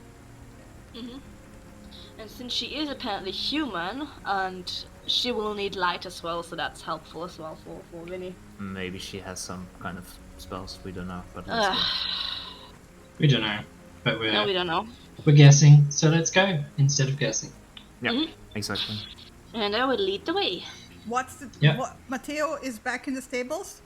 Mateo's in the stables, Yeah. yeah. And Braff is with you, I assume? The breath is with us, drenched again. So, Samira, roll me a. What do I make you roll to remember the Directions. the directions? Yes. Good question. Intelligence. What do I roll? Survival, realistically. Yeah, but it's more like tracking, and she's not tracking, she's trying to remember, like, basically telling you what the guard says so you can do the tracking. Roll me a history check. History. Well, she's human, right? Yeah. I'm going to use primeval awareness for humans. She's not there yet. Doesn't matter, it pings anything in a 5-mile radius. Yeah, but if you want to get ahead of her, that's not going to help. Yeah. Yeah. It's going to tell me which direction she's in. Yeah, I know that the house is at the side of the mountainside, right? It's weirdly located. Yeah, off the beaten track. Which gate to head out from. That's like, but yeah. Roll me. Yeah, I don't know shit. I just know that it's off the beaten path at the mountainside. And Yeah, you know where which the gate to get direction. out. Yeah. It's basically. Yeah, let's go to the mountains. We can go perimeter sweep there. Or we can ask someone, not one of the guards, but someone in the know. Cassius, persuasion check, plus. Yeah, I'll. Well, can we go with the idea of not where is Brendana's manor, but are there any interesting houses or places that we could see outside the city? Yes, exactly. And it's been subtle about it, at the very least. Wow. And my rolls today, I don't fucking know. Takes still you a 15. good hour, not because people are not telling you things, but because the question was so vague, and the Brendana's Manor is a private home, and not something, if you're asking about like any sightseeing things, it's not something that people would think about. So it takes you a good hour until you finally bump into a person who goes like, oh yeah, there's like that weird manor outside, like the Brendana's Manor, and then like they tell you where that is, but that's like off limits at the moment because the cardinal died. All right, good to know. Thank you. And you basically get directions. In this hour, has the other woman gone anywhere? Yes. To St. Hildegard Church. Okay, to the church, okay. Okay. What can we report that has she been talking? What's she doing? She broke into the back door into the church. Okay. And then she slipped in through a few doors and into like a side office and was looking for some things. And then slipped out again. A key, probably. Mm-hmm. Likely. Okay, and where's she currently? She is now slowly making her way through side alleys into the direction of the gate that leads out of the city. Okay, I'm getting no fucking chance for a break here. Let's go. Sorry. No, in character, no worries. Outside of character, I'm delighted. I was in character saying sorry. Okay, I'm sure of that. Yeah, let's go. Stick around. yeah. Fucking. Yeah, I mean, hopefully we can just go through Vinny and I don't have to. I can't fucking sneak anyways. Let's worry about that when we get there. Let's go. The worst thing that could happen is that the Dark Woman sees us on the road outside of town, because that would be very weird. So... Can you lead the way through more of the... If there's like a forested area? I can lead us through the foresty area, no problem. Mm-hmm. But some sort of place that we can settle down for a while, just wait it out for a bit until she actually comes. I don't know if we're gonna engage or anything, or even follow directly. Are we just following her to the manor then? No, I think preferably we're gonna arrive before her. Yes. So we're double stepping. You said it was about a half hour's walk outside of town? Half to an hour, yeah. Half an hour to an hour. Give me a Um, survival check. If you're booking it, like, she's not going to the direct path to the gate. If you're booking it from where you are right now, you can make it through the gate, like, good 5 minutes ahead of her. At least.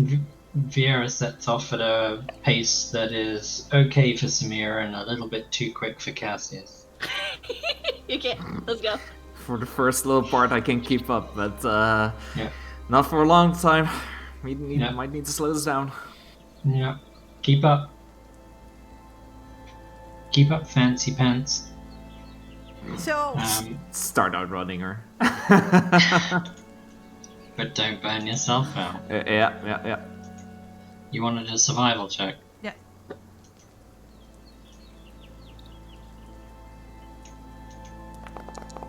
What? This Oh is my more fucking of like God. it's not like you don't have difficulties finding a path.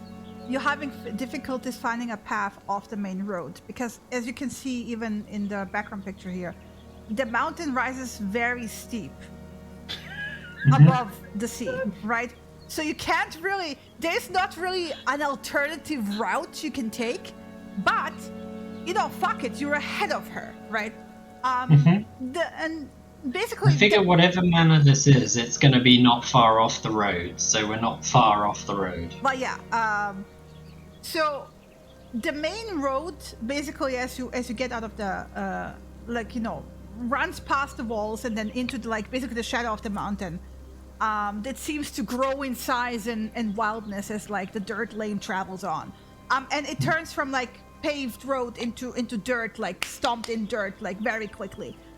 Because this is not one of the central roads, if you will. But it's still one of the traveling roads, right? There is still some inventive fields left and right? And they switch from crops to pastures, and then beyond, the hedge grove basically starts being a bit more wild, and you hear the distant bleating of goats everywhere. You see them everywhere, by the way. And as you continue, on one side is the steep crags of the mountain that are soaring out up into the rain clouds above. You can't in this weather, you can't even see the tip of the mountain properly because it's one of those low hanging rain clouds, right?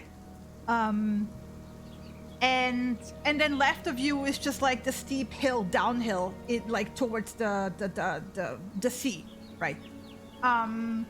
And the path winds its way up into the mountain, and you can hear the rattling of debris sliding down the mountainside, the falling of rain, and eventually, as described by that person, you see a break in the bushes, revealing a well-trodden path through the woods off to the side. It leads you off into off the main trail, through what looks to be an overgrown stone arch, and this was the marker that you were supposed to look for. But as you head up, and this is not a coach road, right? Whoever chose to live here didn't revel in the luxury of getting up there by any other means than on foot, right? And also the path heads full on off to the side up into the mountain, which means you're stepping into the fog, which then starts to obscure the sight basically beyond a few yards. It's wet and it's frigid and it's clinging to your garments and your hair, and you're shivering and you're clutching your cloak tighter about yourself, and you press on, following the road, as best as you can, peering through the fog as you go, and occasionally you swear you can see things moving in the mist, and some dark shapes darting off, and then you go, and then you hear bah, and it's okay, it's a goat, it's fine. And occasionally you see something else moving and you don't hear a goat, but then you shake your head. It's like, yeah, it's just a trick of the light, whatever. You're just being paranoid, right? The good thing is that this fog also, if she's behind you, covers you very nicely, right? Mm-hmm. And eventually you reach this small plateau just beneath the peak of the mountain. But you're situated on a step overlooking the bay beneath. And there sits... sorry. Wrong picture. There sits a dock key wall. Yes, exactly. I wanted to give you like the proper fucking picture. Activate.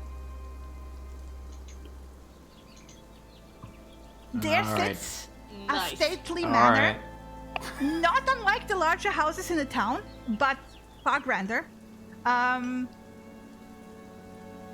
From it, you can tell already, like from the low angle you're reaching it, as the landowner has probably like a beautiful unimpeded view of their holdings. Good thing you're in fog. Or they probably, like whoever lives there could easily see people approaching, right? But even as you like look at it from a distance, there's something strange about it, like the shape of it or the proportion, or the fog is too dense to give you a proper idea of the distance. And there's no like, because it's like one of those like rainy days that are really dark. So like basically even in the tavern, like the lights were on throughout the day.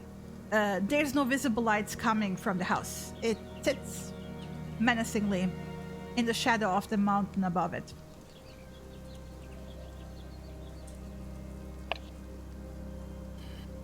Okay, can we...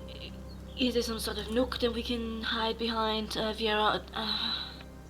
There's a forest. Which direction do you want to go? I have no clue.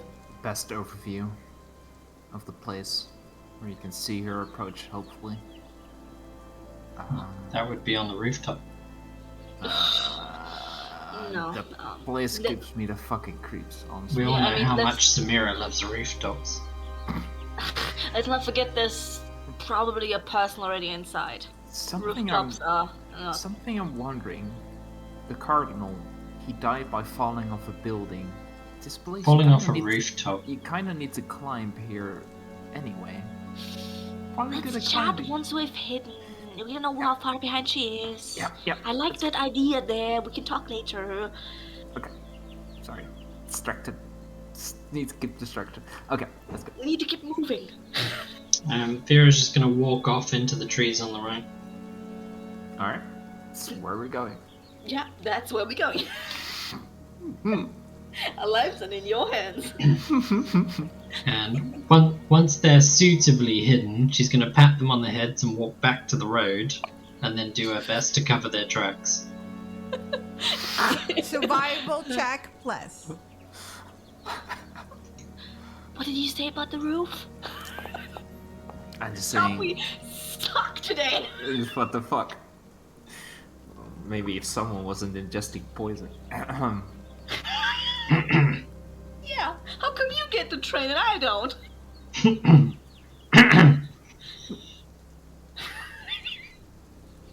Roof. No, I'm just saying if we was. Yes, it'd kind of be like good on your step to even like get to these mountains. Yeah, and Falling we don't off a know. roof. Yeah. I'm just thinking it's weird that the right-hand man is even feeling guilty. Why would he be feeling guilty? Yeah. He fell off a roof. Yeah. Probably because he maybe has something to do with the child, like going up there or something. Oh, there was a child involved? Yeah, it's a kid. I just right? thought it was like a swan dive from a roof. No, Like he fell or something. people said Or, he was or like suicided. he was trying to save a kid that was like on the roof somehow, escaped, got on the roof. Ooh, maybe it was the child of the right-hand man? I don't know. Escape. A child escaping. That's weird. I Who mean, knows? But voices carry, and when you're trying to be stealthy, We'll shut up now. keep it quiet. I'll check where she is. we were being stealth checks, all of you. God, this sucks. This is gonna suck ass. Oh wow. Brock is like, I'm invisible. as I'm always. very visible. Why am I so bad? I guess, What the fuck? I guess Vieira's not pulling pass without a trace. Don't have it prepared. Actually, can Bo assist with Pass Without a Trace? He was with me in my backpack. Yeah, he can do that. Alright, yes. It's very needed.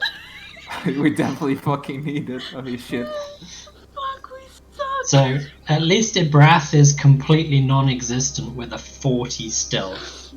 Okay. At Okay, least pass you're without a gonna- trace if we- also helps you with leaving visible, not leaving visible tracks either. So yeah. You're gonna hate me. Except that it was cast after we Oh, for fuck's sake!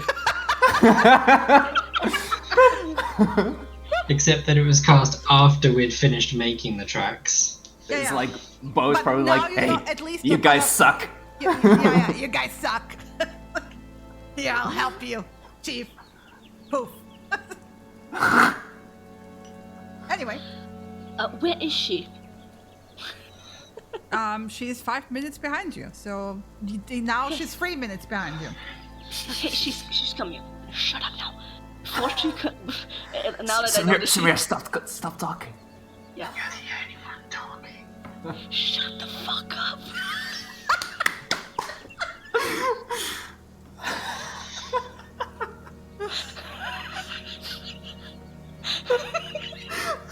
We suck so much. And as I say, shut the fuck up. I'm gonna call like a quick 2-minute break because I need to go to the bathroom, or this laughing is gonna make me pee myself. So I'll be right back. Grab a drink or something. Otherwise, it's lucky I have discussing modifiers, but otherwise. Yeah, I don't have any. Yeah. I really need the trait that I can't So roll below a 10. Chris, you missed out on this, but basically they get giggly when they're nervous. Both of them. Yep. So, 3 minutes later, you hear footsteps first, and then you see something moving in the fog, and eventually, that something becomes the dark-skinned woman that you're now familiar with. Very oblivious.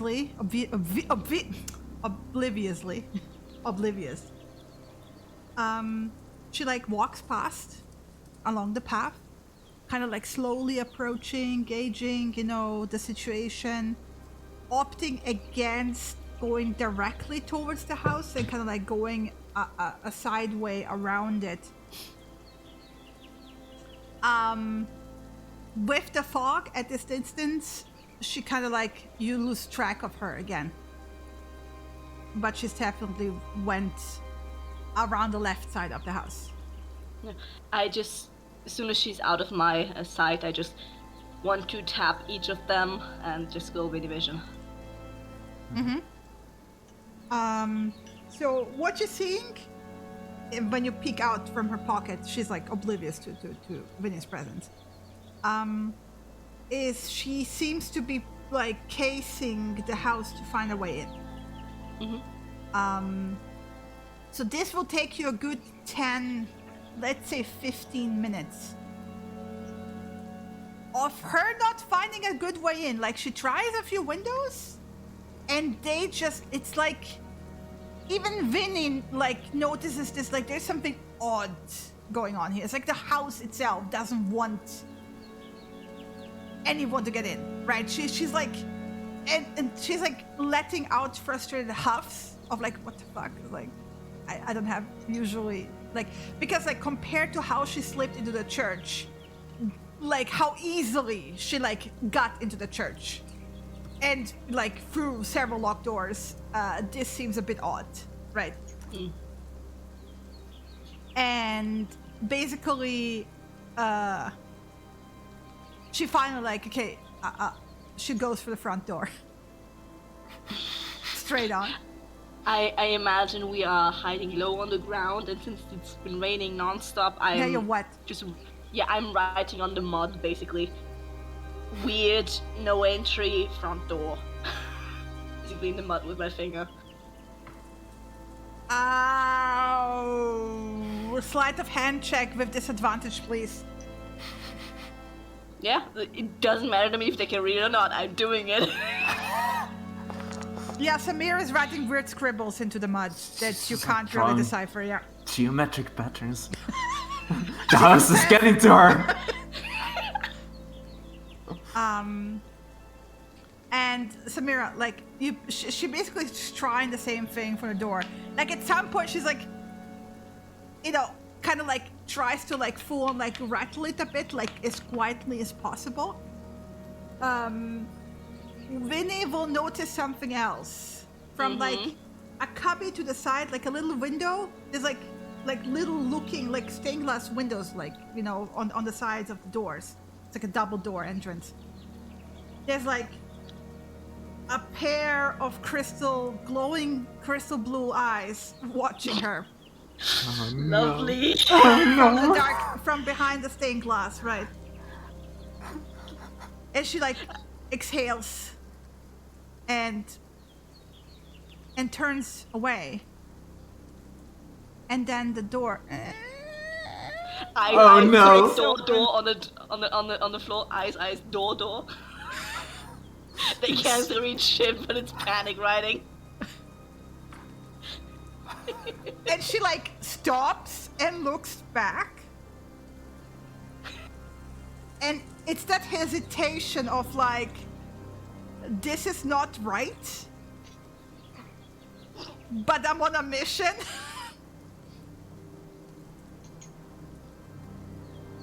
And she steps through the door. Are you still watching? I'm still watching, just writing down door bad, fucking haunted, she's gonna die. Nothing is readable anymore. And basically, I'm sorry. I gotta pull you.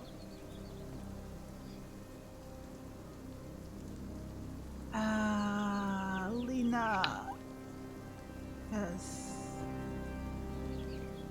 Pull the scene. Did it pull? No, it didn't pull Nope, you. Pull the scene. No.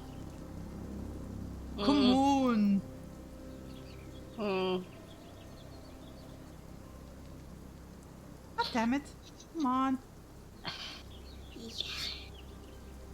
Now it's working. Yay. Yeah. Can you drop me Vinny onto the map? Will do. Give me a second. There you go. Okay, awesome. So,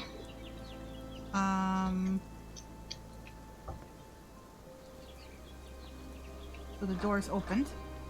Uh-huh.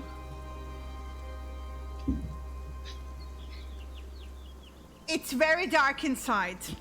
Mm-hmm. Right. So it's difficult to see, but it's like it looks like an entrance area so far with a black marble floor, right? From what he can tell. She is definitely pausing there. Mm-hmm. So yeah. Anything you want to do? Seeing as she's stepped beyond the door already, I'm just gonna quietly whisper what I've written so far. She's gone inside. There was eyes watching. Is this shit haunted? That's it. Continuing to watch. Vieira's just gonna look at Cassius and say, why didn't she just talk to us last time instead of scribbling gibberish in the mud? I don't fucking know. So she moves further forward. We're staying put for now? Or... And like like she's clearly sneaking. Like for Winnie, you want to go in that house? she's not making a noise. Mm-hmm. And basically, you see like a few steps going up into like a more wooden area. And then you hear a rumble, a scraping of stone from left and right, and a sharp intake from her. And then Vinny just sees two statues walking up to her from two sides. And she curses, right? And Vinny goes like, oh, oh, not looking good, right? There's moving statues. What the fuck? So yeah, and they engage in combat. So what are you doing? I just told the others, moving statues, they're fighting? What are we doing? If we're at babysit, we need to then help. Or we just leave her to die. Either or. Layla was only concerned about her finding something. If she's dead, she's not gonna find anything. Exactly. If you want me to go out of vision, slap No, my hand. Layla was actually worried. Like Creo actually told you that she's worried about them, not them finding something. Mm-hmm. That if that was not clear, by the way. That wasn't clear for me, at least. Yeah, like Creo was like basically keep an eye on her, and in the sense of like, again, they're rivals, but she doesn't want harm to them because she told you like there's something weird about the house. Keep an eye on them. And but you don't have to get involved. Just say. Oh, Your okay. call. Did not know that either. I've understood it differently as well. Okay. If you want me to jump out, let me know. Slap my hand. Just waiting. Vera pats her on top of the head. It's the head, not my hand, so I don't know what's going on. So, we're just gonna wait. Why did you pat my hand? What's going on?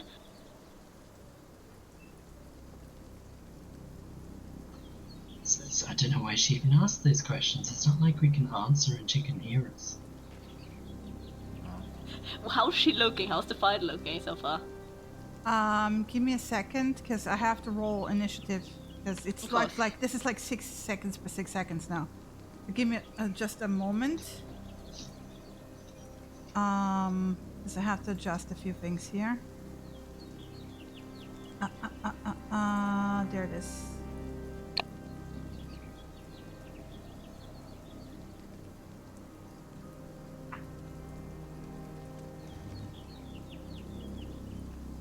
Okay. I need Vinny to be on top when it's here. Like, better. Yeah, that works.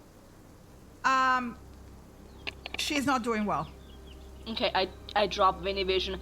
If we're gonna help, we do it now. It's not looking good. Layla didn't want her to get hurt. Let's go. Let's get her out of there. And I just get up and I just book it inside. Towards the door, basically. Still open? Yes, it is still open. Yeah, follow him. Yeah, turning So on I the... would say, what's your full dash like with everything that you got? Oh, I'm using my expedition retreat as my bonus action, so meaning I am now currently dashing bonus action 2 with an action dash, and I have to stand up. 20, 60, 100. Okay, I But would that's my whole say turn. you're gonna take one turn to get there. Mm-hmm. With getting up, I'm 75 feet. Actually, less because I'm also using an action to activate the amulet for light. I will, just to be fair, because the way I worded it, even Kriya worded it, was ambiguous. You don't have to do this if you don't wanna. They've already made that call. Okay. Yeah. I mean, I got that she doesn't want them to get hurt.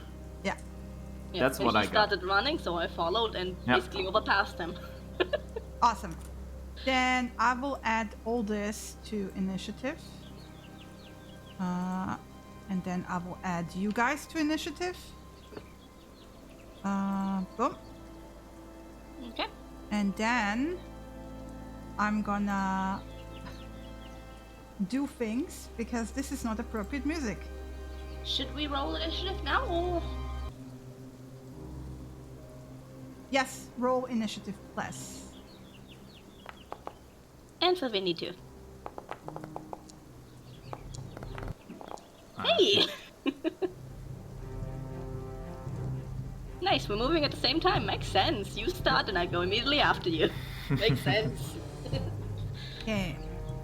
Let me now roll initiative for everyone that I need to roll for. I've got a quick question. Yes.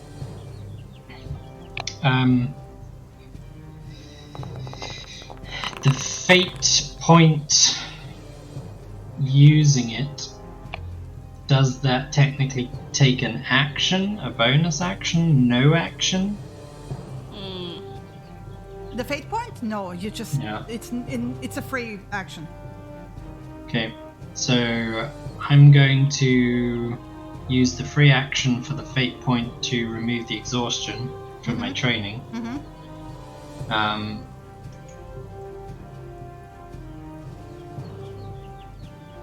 And then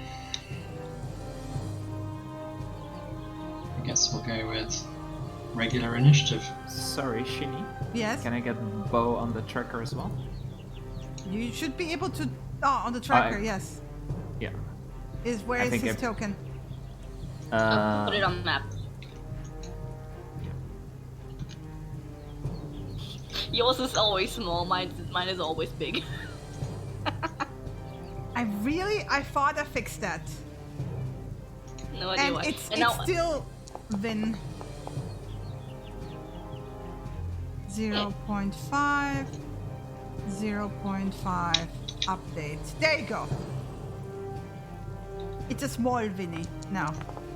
Nice. No, bow is fast. Not as fast as we are, but bow is fast.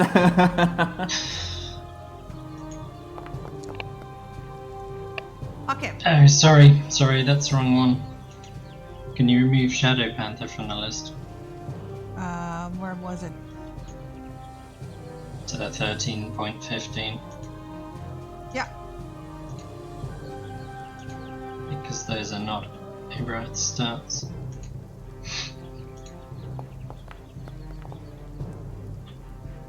There we go. Okay. So what I'm gonna do first is do the surprise round with them. So hold on a second.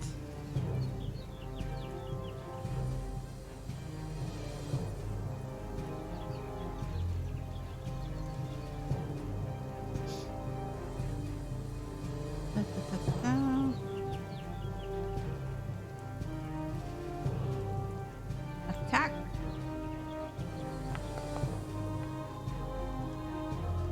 And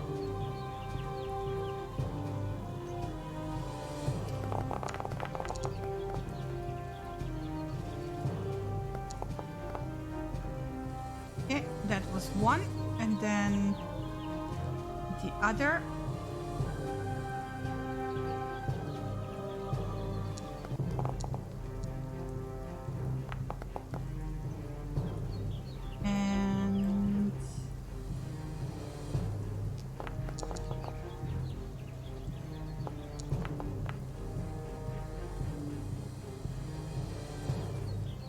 And then top of the round, you arrive. Viera, you are first. I'm going to hold an attack action, but I'm bonus actioning turning into a Shadow Panther. Okay. So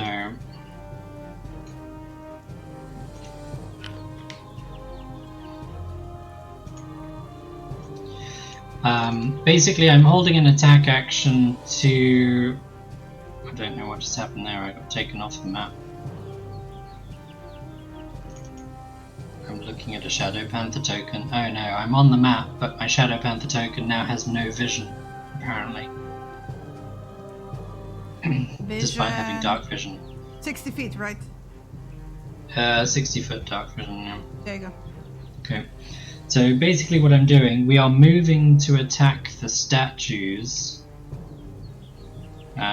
We can move 50 feet, so I don't know how big the squares are. It's 5 by 5. Okay, so 1, 2, 3, 4, 5, 6.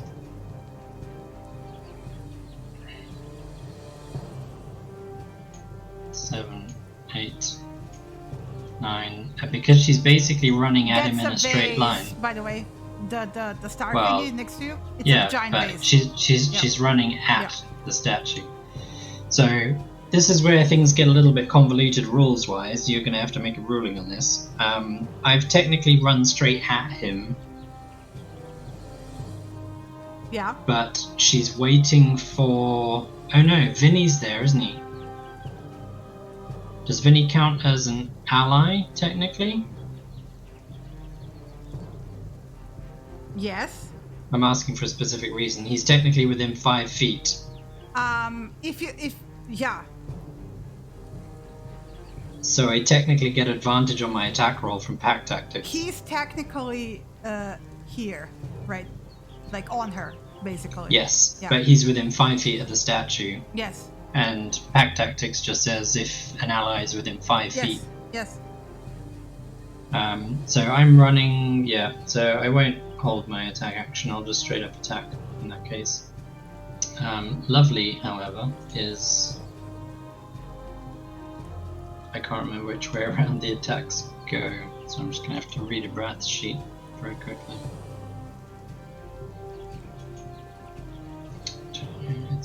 Okay, so it's claw attack first.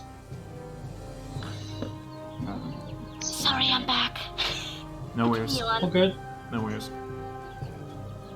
Sorry, that should have been with advantage. Oh, I didn't attack yet. Good. 22 on the claw attack.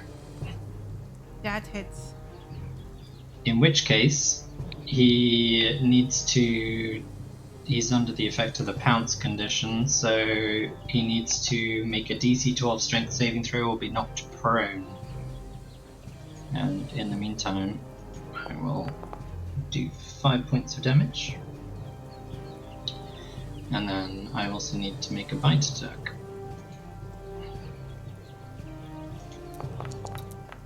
14. 15 is the AC. Rip. Yep. So you bite and it's like, ow, stone, fuck. Does it count as a humanoid because it's humanoid shaped? No, it's not humanoid. Nice try. Because that would have been a hit otherwise. Thought I'd check. No, it's not humanoid. No. So he still needs to make a DC 12 strength check or be knocked prone. DC 12 strength check, just check, or saving throw. DC 12 strength check. Oh, it's yeah, okay. To make sure he doesn't get knocked over by me, basically. Yeah, he gets knocked over. He's just had a 300-pound panther lunge into him. I'm not surprised. From the side, yes. Yeah. He prone. Or it prone, rather. It's prone. Yeah. That's the end of my turn. Easy. Bo is casting resistance on me. And then staying in my backpack. Okay. And that's his turn. Louisa will... Shit bricks because a panther just appeared now as well. And that shit more bricks because another one is about to appear. Right. She will bonus action disengage. And basically move away from this thing, first of all. And then... Now Vinny has to move too. Yeah.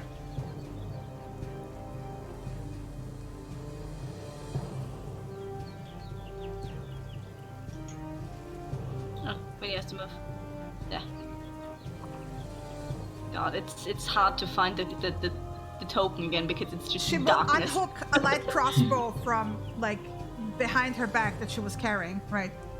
And fire a shot at the one that you like basically. No, sorry, the other one. Fire shot at the other one. So normal attack. And hit him critically. Like she aims and fires, and like the bolt like gets stuck like full on like in its chest, like full on like cracking the stone. Keep in mind she's got disadvantage because it's prone. No, she was hitting the other guy. Oh, okay. Yeah. And that's her thing. Bruh. Ibrath knows exactly what I'm up to. Unfortunately, I can't see him on the battle map, so... Did you drop him there? No, I didn't. Well. He would have been next to me. So... I can hear it, then there's your answer. Yep. So, I never remember how that thing works for measuring distance, but 5, 10, 15, 20, 25, 30... 40, 45 movement speed. He's gonna run up and then straight up pounce into that one as well. And because it's Ooh, Nice. so he critically hits.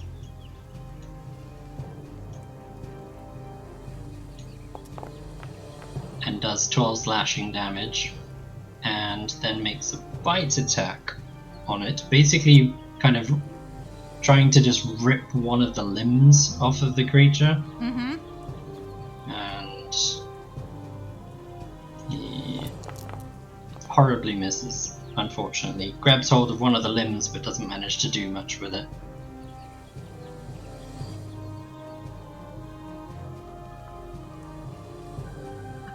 The thing is that you also noticed it, by the way, when you were biting into it. It's made of stone, right? It's hard to get grip of it. It's hard. It's just even the bite that he got, which would have been like the claw actually, which would have normally like shut up. I was about to say normalizer. Yeah, we know. Yeah. So normally it would have done a very nasty wound on any living normal creature, but this is like it's stone. It's clawing on stone, right? So yeah. So a bit less effective than you would have liked to. Yeah. Okay. And the turn. Okay, so the second one basically goes for the first thing, right? Which is a breath. And has this like stony gate of like vroomf, vroomf, vroomf. By the way, they look like angelic soldiers. They have like little wings on the back, right?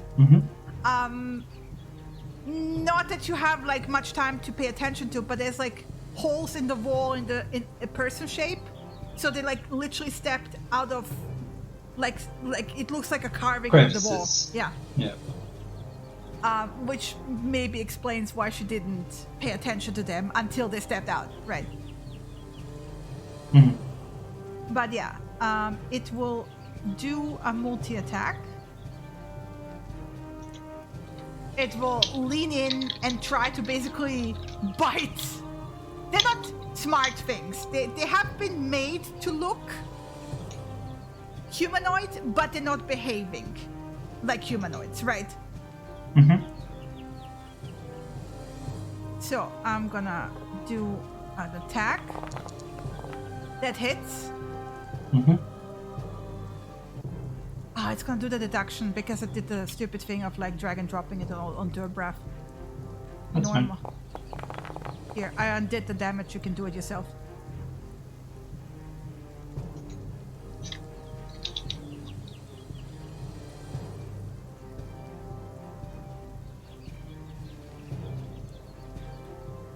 And then it will try to claw him.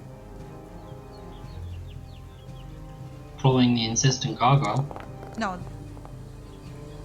He's trying to claw at Braff, but misses, obviously. Okay. Insistent gargoyles trying to claw itself. Yes! Shush. So yeah, he will step forward and basically like do this like pawing chomp. Right? Yeah. It looks awkward. So yeah. So he does that. Mm-hmm. And then where's my combat thing? There it is. Cassius! Okay, perfect.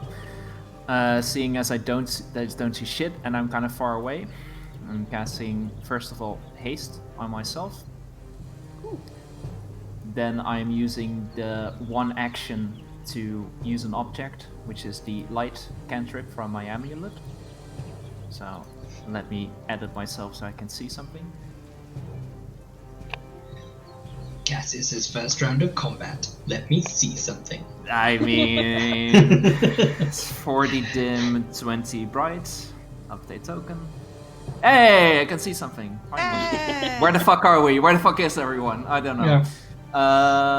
Okay. I'm right next to you. You're right next to me. Perfect. I'm going to first move up 30 feet movement. See. So then I use my action to haste, action to light cantrip. You got a bonus action. Got bonus action. Yeah, I need to remember what I can do with bonus action. Hide. I'm But going you're a flaming ball of light right now. So. Yeah. No, with the steady aim when you can't move anymore. Yeah. And it's not such a bad idea. I'm gonna steady aim. Take the steady aim action, so I'll feature it. This one. Action or bonus action. Give yourself you can use this, but only if you haven't moved this turn. Sorry, I can't do it now. That's my bad. I can't do it right now. I'm just going to stay put. That's my turn. Samira. Yeah, everyone dashed in already, so with my bonus action I used my Rückzug earring to dash. So I have 30 and extra. Oh, as soon as I'm like in the door, 40 feet of movement. Seeing the gargoyles attacking panthers. You don't know the gargoyles? They look like angel statues? Statues attacking my friends. Creepy statues attacking my friends. I still have my action left, and okay, this is. Don't you have Expeditious Retreat going as well? Yeah, that gives me the dash bonus action, which I already I have 20 feet of movement still. Okay. Well, I'm gonna move over here with my rest of my movement, and with my action, I'm going to. Light is already going off, otherwise I would have already consumption for you, but now I'm just gonna bash that statue in. Bash it in! Bash it in! Bash it in! We are pinchering it, so advantage. Boop. Your rune maul is magic, right? Nope, Okay. it's not. Okay. It's just normal. It's just got pretty runes on it. Okay. It's just got pretty runes on it. Awesome. And my second attack. Oh. There were all the rolls. They were hiding. Yeah, it's not that much better, but okay. It's probably gonna get halved. Because that's the situation right It now. seems like the malls, like it's just the sheer impact of your strength, like woomph, woomph. You see like cracks, like bits and pieces splintering off it, right? And then flying into directions, you know, past your head and stuff like that. It's like not as effective. Like, you know, like if you would hit like a boar, that would like cave its head in, right? With the smack that you just did. No problem. But this is solid stone. You're hitting like a rock repeatedly. Okay. This And, feels more like one of those stone doors you did in the Temple of the Father, Yeah. like that you were trying to beat in. with that natural 20 attack, I'm gonna use the mark option on this too. Mm-hmm. And that's gonna be my turn. And Vinny is in the pocket. Not gonna risk. Yeah, Vinny doesn't have any orders, and has been told basically to hide and watch. So is going to do the what's that action where you harder to hit? Yeah. Dodge action. Dodge action, yeah. exactly. That's Vinny's turn. Even though he's impervious to all damage, but okay. We don't know what these things are. Could have been a fireball So coming. this thing will use half its movement to get up.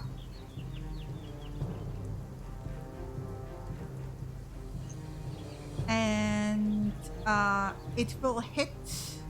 Well, you're both kind of close, so I'm gonna roll. Even is gonna be a breath, uneven is gonna be. Okay. It's gonna be a breath.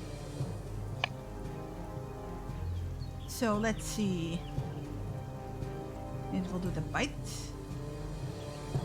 Let's start with the claw this time. Normal. Hits. 18? Yeah.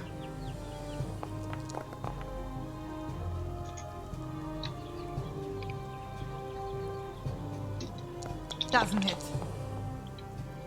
It is an awkward angle of like as it like tries to bend down and jump. It doesn't really have teeth. It's just like opening. There's like not even like a throat or anything. It's just like, you know, a flat, like, you know, mouth opening, like a nutcracker, more like. Lovely. I was going to say an old person without dentures, but okay. Yeah, but an old person without dentures has gums and stuff, right? This is just It's like flat. Stone. Yeah. Vieira. Yep. I'm going to. You get an attack of opportunity as I move away. Let me.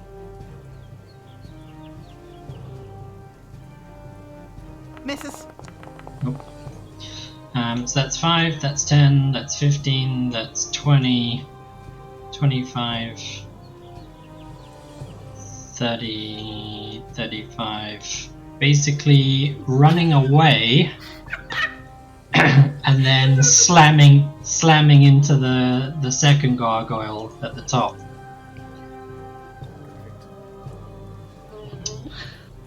And where's my character sheet gone? That's lovely. There we go. 16. So it needs That to make hits. another DC 12 strength check.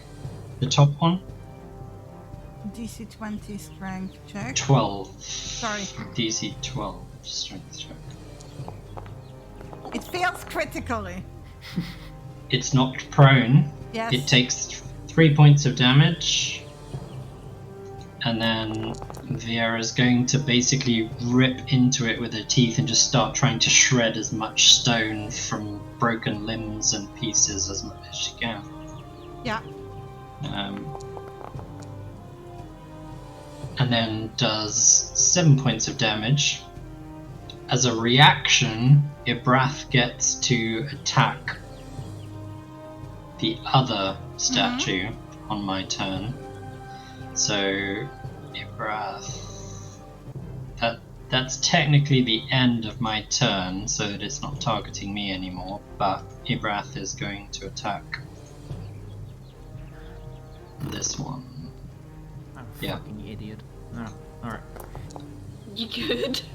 Yeah, I just realized I completely disregarded the bonus movement I have from haste. Fucking hell. Right. Never It's mind. fine. It's fine. Ibrath does 9 points of slashing damage to the statue on the Yeah, left. I'm halving it. Just so you know. Yep. There's Yep. resistance. Yep.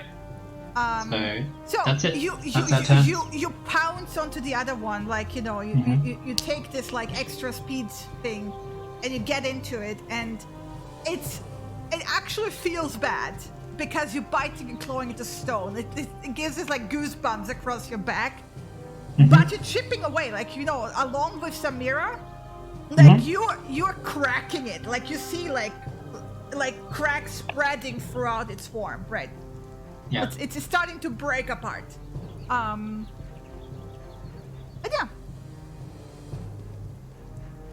yeah. That's it. Boo's turn. Bo. Bo's turn. Bo, Right. he was in my backpack, so I'll move him up actually. Yes. And he's gonna jump off. Run up. Whoop, not close the door. Close the door and get out. He's gonna run up from my place basically. Back to occupying the space. And he's gonna slap Panther Viera on the ass and give you resistance as well. Don't think that's a concentration thing, right? Is it? No, it's once per round. You just get an extra d4 to any saving throws. Yeah, less than a minute you can use it. I'll just roll it for you. Yeah. Resistance. There you go. So yeah, it basically runs up like whoosh, slaps you and then runs back. Wait. Yeah. Don't eat me. Bye. Yep. Cheap. Yeah. Cheap. Goodbye. Cheap. Bye. I helped. And that's his turn. Okay. Louisa will. Let's see. Yeah, she will shoot that fucker. Wait, is this guy? He is prone, right? The one that you. The pounced? bleeding guy's prone. Yeah. Yeah. Okay. Let me mark that. She will. So that's harder to attack for her right now. Basically, she's acknowledging. acknowledging your guys is there. Gives Cassius a nod as she's like moving across the room to the other side. She is limping, by the way, so she's hurting, right? But then she will fire another crossbolt at the standing guy this time. Blah blah blah. Attack. Damage. And sneak attack.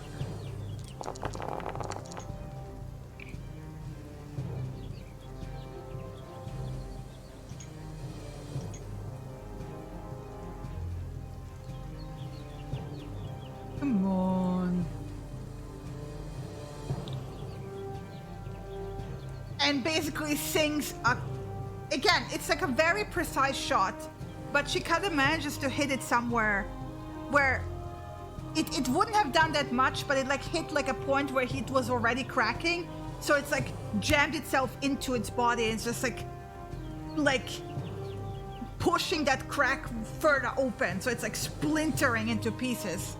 It looks like it doesn't take that much to basically, you know, shatter it into pieces. And that's what she's gonna do. Because there's nowhere she can hide. Sorry. I was clicking my token, but it's in the doors. I was like, fuck. Bye, guys. Cassius, stop playing with those doors. You got this handle. You're good. Didn't need to do anything. Slap. I know you like doors, but man, come on. Sorry. collecting my token.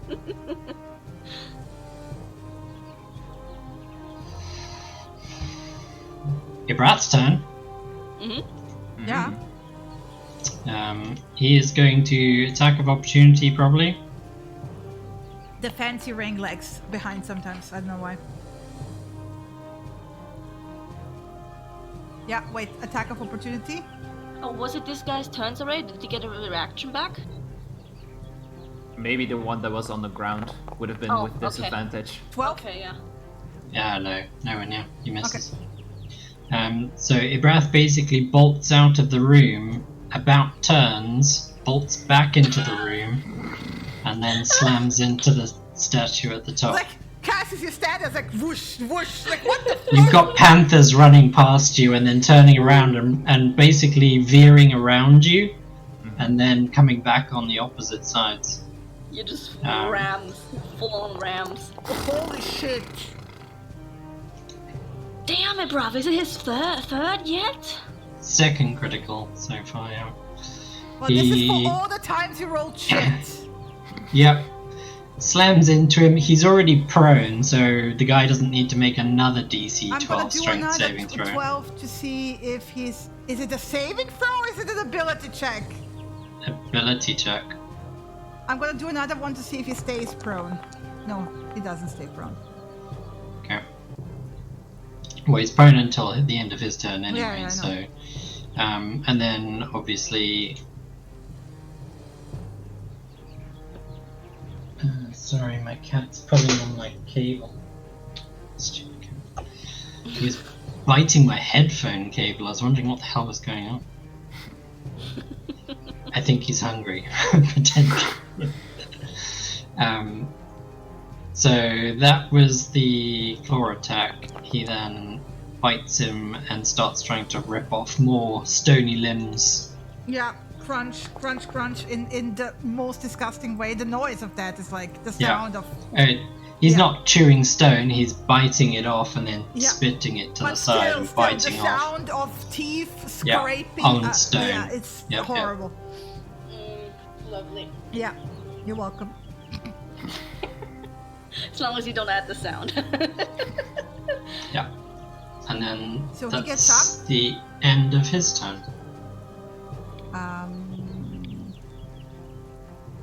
Okay. They seem to be quite mindless about how they're going about anything, right? Mm-hmm. Figured. So basically it just keeps going. It will go for you because it basically as it gets up, that's like what it sees first. Mm-hmm. Misses. And then a bite. No, it's falling apart. Yeah. I'm just sleeking to the left and to the right as it's going for me, as its hands grapple further. Like there's like more bits and pieces breaking off as it's like moving, it's like cracking. Alright. Running up. Yeah. Brandishing the nice little dagger. And I'm going to first cast Booming Blade. Make an attack with that one. Mm-hmm. Really? 5 feet? Oh, here you go. I have another marker. I'm sorry.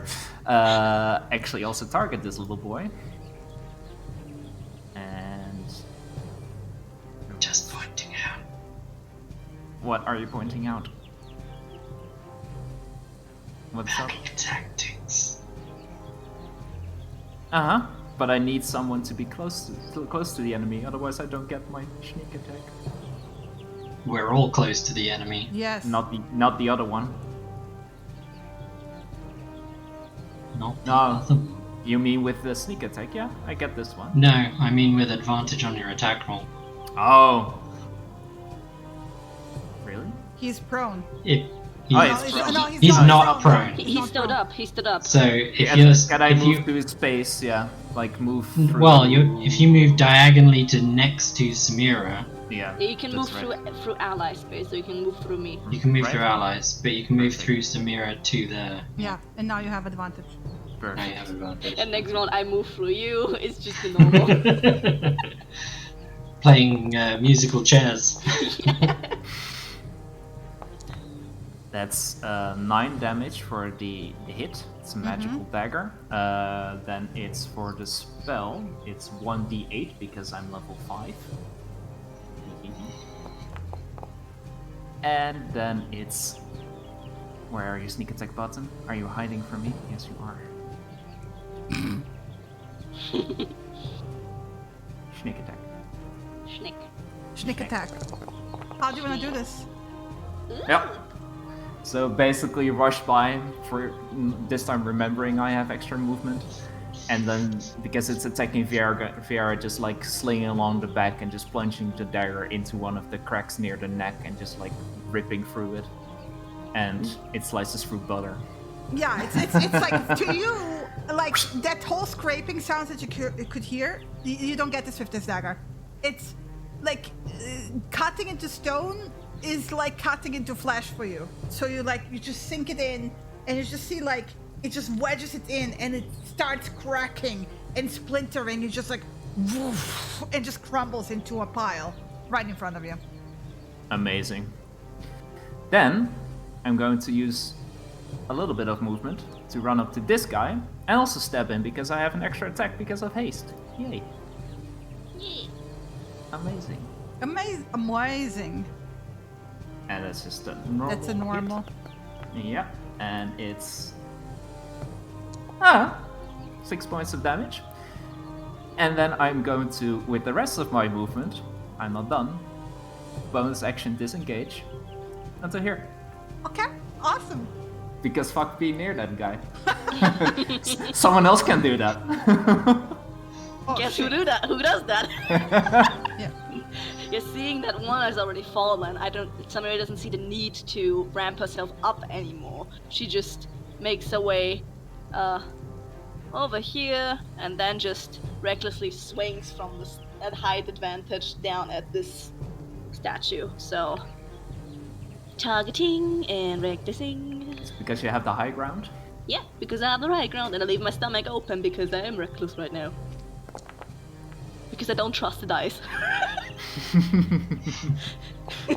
Wise choice. Yeah. How do you want to do this? Oh! It hits him with the first. You down him with the first. Okay. It just from, like I said, I just curve around the stairs and just basically from upwards just hammer straight, pulverizing it. Just a ding into the floor. Like it's just like, vroom, and it's just like, it just crumbles beneath the impact of your maul into a miserable little pile. Exactly. Exactly. Yeah, that's my turn. Oops. And Vinny dodges. Okay, let me end the combat at this point. Oh. Okay.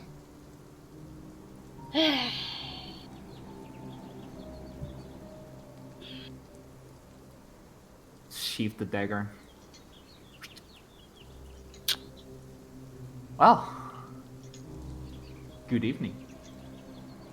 Turning them all around in my hands. Good for a certain point of view. But hello. Again.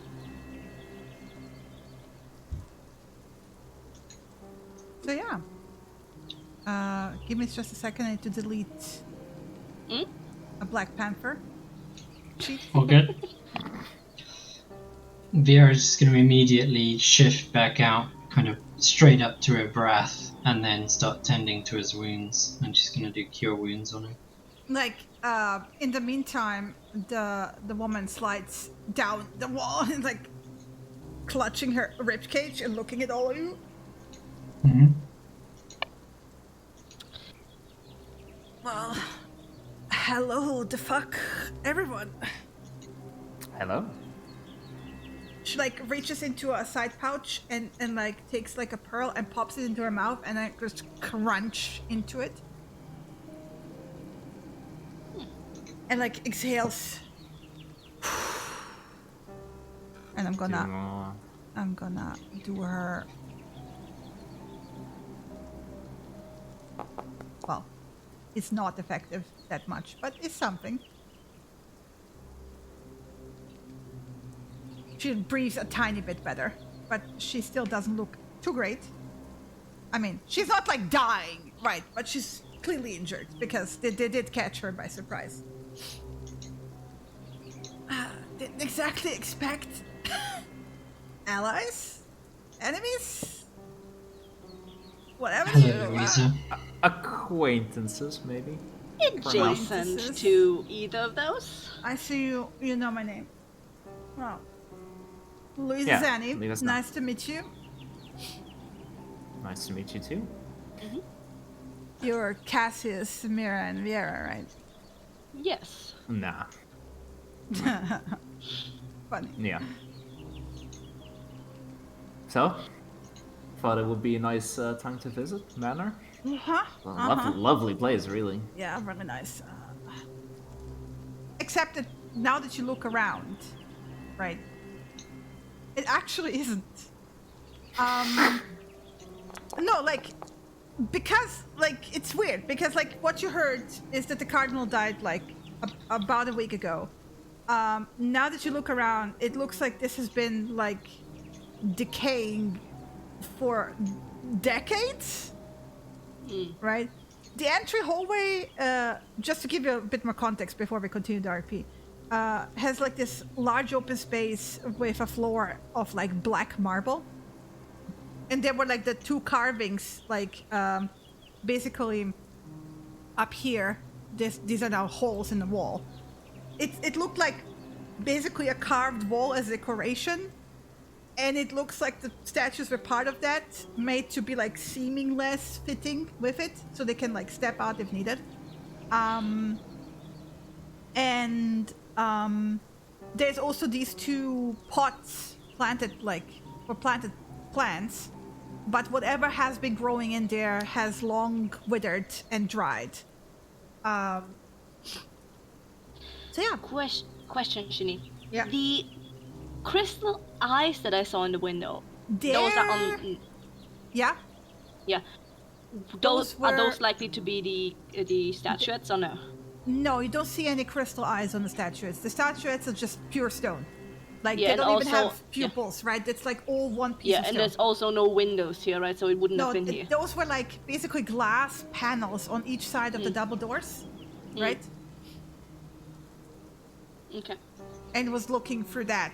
And because she was messing with the door, she didn't notice it. But because Vinny was peeking out from the side, Yeah. it drew its attention. So, I think we can move niceties to outside, seeming as I don't want any further surprises. I'm not sure we can get back into the house if we go out now. Well, we're certainly not alone anyways, outside of those crumbles. Well, since we're here, how about we work together? You show me yours and I show you mine. Doesn't No. really look like you're in a state of continuing. Yeah. Why don't you just tell us what you're looking for? And I'm casting Detect Thoughts. My boy. You like visibly casting. I'll subtle cast it, sure. Sure. Don't make me do it. Sure. First, We're- just surface ones. Surface ones for now. We're looking for a heirloom. And basically what you get visually is the drawing of what looks to be a staff. And on top of the staff is like this like auxiliary sphere looking thing with merged with a sextant, basically. Like auxiliary sphere and sextant merged into one and jammed on top of a staff. It looks very complex and covered in runes and stuff.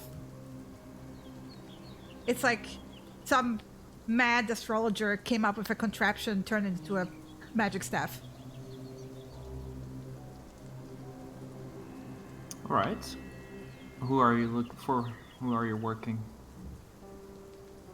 I mean, if you know my name, then you know I work for Bertrand.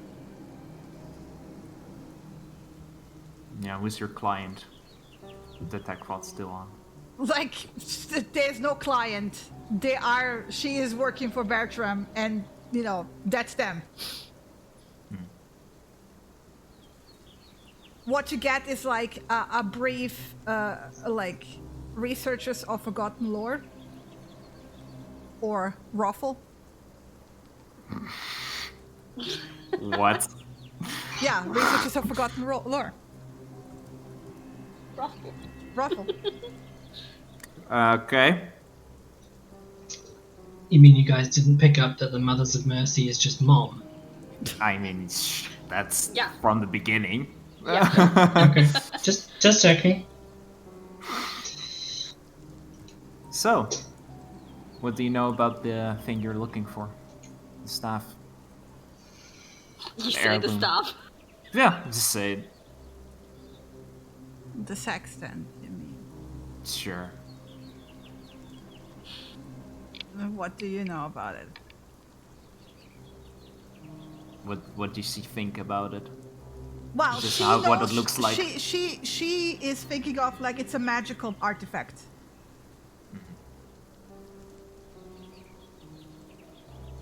Yeah, some sort of magic, I heard. But that's all. Do you know the layout of this place? Do you have a map? No. Which is the truth.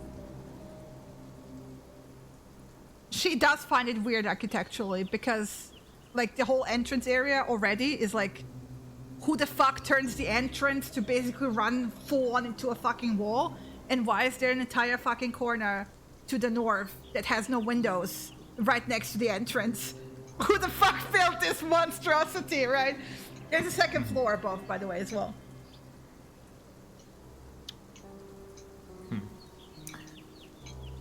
It's like the entire house, like, shape-wise, is awkward, right? What do you know of this place? Do you know of any kind of... Well, obviously you didn't know about the statues, but... Do you have any idea of what you were getting into? It's the Cardinal's house, yes, I was getting into that. The house originally was built in honor or was built by Saint Bernardus. And it stands to reason that there's some interesting things in here that might be discovered. Especially considering the strange circumstances of the Cardinal dying. And none of us believes that it was suicide or a fucking accident. Alright.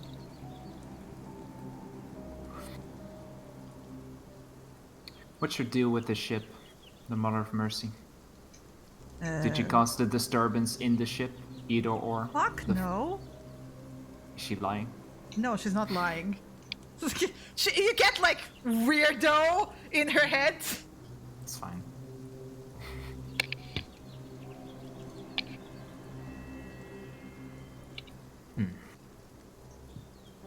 Well. And the rest of your group? What are your goals in Tucson? And now I'm probing deeper now at this point.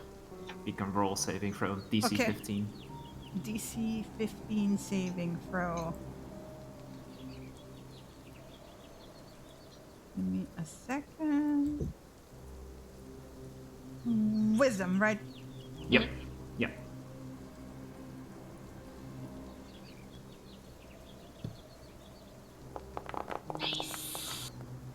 They are genuinely heading to Tucson to look for the sextant. Following the foot trails of partially Layla, partially some other involved groups, looking for the sextant because a specific group was heading to Tucson for a certain auction, and because they were suddenly interested in it and they were tracking the group because of the sextant, they are suspecting that the sextant might be auctioned off in that auction. in Tucson. But Layla has been so far a step ahead of them, and it seems like she came back from Tucson following a lead they don't know about. And then like researched the Cardinal, and because Layla arrived like after he died, right? And finding out something, she then beelined after meeting you guys back to Tucson to the auction. And it has to do something with the Cardinal and his death. And you get another tidbit, which is the sextant leads to the map leads to the sextant. And the map is called the Brandana's map. And then you get flashes of memories of her basically zoning out when, you know, Bertram is talking about it, because she's more the doer of the group and she doesn't care so much about the details. So it's like, boring, whatever, you know, let's just do, like, she's like interested in the tactical aspects of heists and stuff, not so much in the like specific lore. She's just there like, find information, get it to Bertram, forget about it, because she doesn't give a fuck. So it's like selective perception, which then leads to selective memories because of that. But she's like gritting her teeth and like glaring at you. It's like, yeah, you're pulling Ava's shit. Not liking that. I'm just staring at her. How do you feel about Layla? She's a bitch, but she's entertaining, and it's the truth. Basically, what you get, like, that they overlap in their jobs quite often, whether like after like an interesting bit or lore and stuff, and basically you get this like Bertram like, oh fuck's sake, she outsmarted me fucking again, right? But no like feelings of hostility there. There's no, they see it more of as a sport. There's no murderous intentions. They will do whatever they can in a non-lethal way to like hinder each other. And you get like rapid flashes of various memories where that's like happened like both ways, by the way. But they're not gonna flat out fucking kill each other. Never.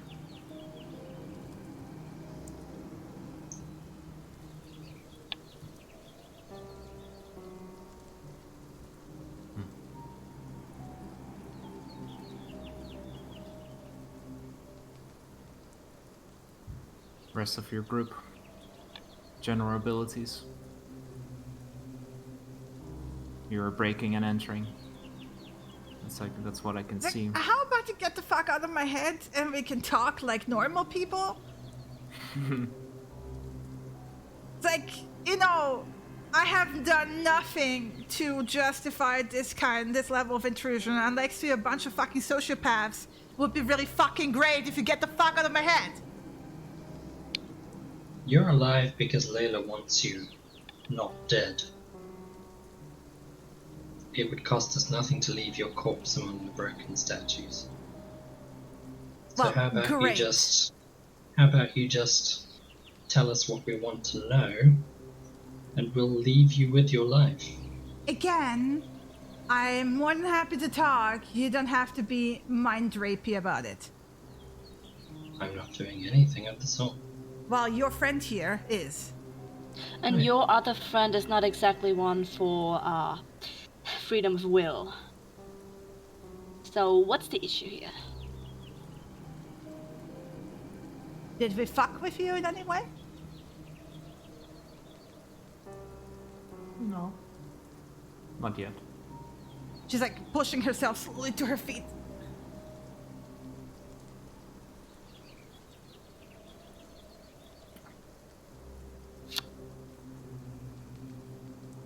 Well, I mean, you're in her head, so if you want to dig, go and dig. Yeah, I'm basically... You get that the dwarf is an enchanter. Yeah. Enchanter, okay. Yeah, Bertram is also magically capable. He's like really fast as well, like superhuman, right? Strong, like. So he's not quite like, whatever he does, it's basically helping him physically as well. The elf is a diviner, actually. A really powerful one. And yeah, she's the roguey type. She is no magic at all.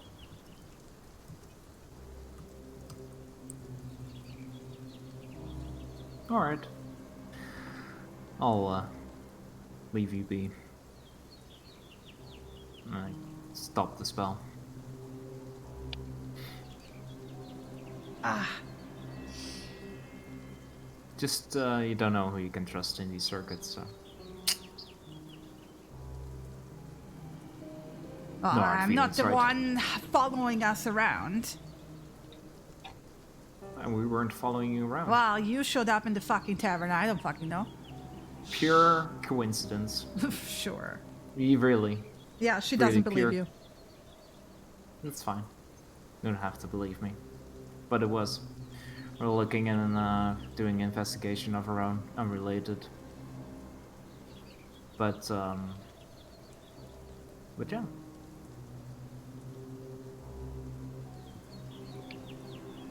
So, ready to head back? You really don't look good. Mm-hmm.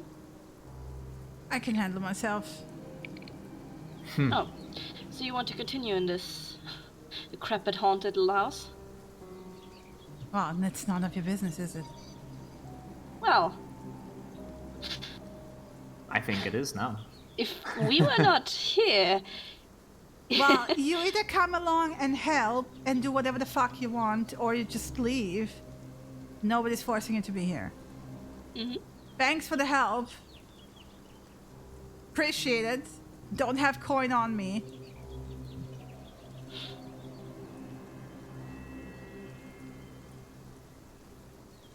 I mean, you could also just leave. Mm-hmm. Yeah, but Take I your don't life with wanna. you. I mean, if you go alone right now... Well, Is there some issue you have here? Did you not understand? Like, you either come with me inside or you leave. Like, I don't know why you're standing Why- around here and asking me and looking all menacingly and threateningly and, like, pulling off some, I don't know, weird act. Let's see, we leave it to the rest of the statues. I say we get this thing for ourselves, if it's even in here. It's not in here.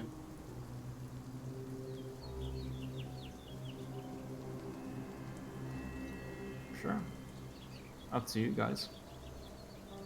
I'm fine with looking around the rest of this building. It's not as if we have much to do. I mean, we already started a babysitting job, so might as well just continue on. No. Alright. Alright, okay. I apologize for the hostility and the mind thing. Don't know who we can trust. We thought that you were following us, setting stuff up in the ship, having some intentions there. Maybe you still do, maybe you still don't. But at least for now we can work together, since we'll probably be also traveling. Just don't fuck with us or don't fuck with Layla. That's all I'm asking. Look, what's between us and Layla is between us and Layla. We fuck with each other all the time. You came out of nowhere. You're some paid hirelings. I'm sorry, but like we have a history, so leave that between the grown-ups. Don't have to get condescending. Anyways, we're not alone here, so how about you get your move on and I make a wide sweeping motion for her to go along. Sure.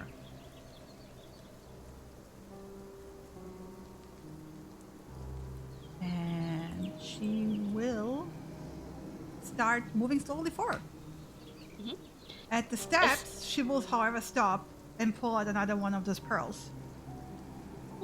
And crunch it. That's better. And as she has her back turned to us, I'm going to first to Cassius and then to Viera cast message, since that is silent. And tell them if we find a sextant or a map of some sort, hide it from her and take it ourselves. Mm-hmm. Gotcha. can start following. Yeah. Yeah. Lead the way. Okay. I'm checking for traps as well. Well, investigation plus. Just be right behind her. Oh, and There. I'm using my quiet mutterings of Angriff to activate my earring of Amavagathis. Mm-hmm. Yeah.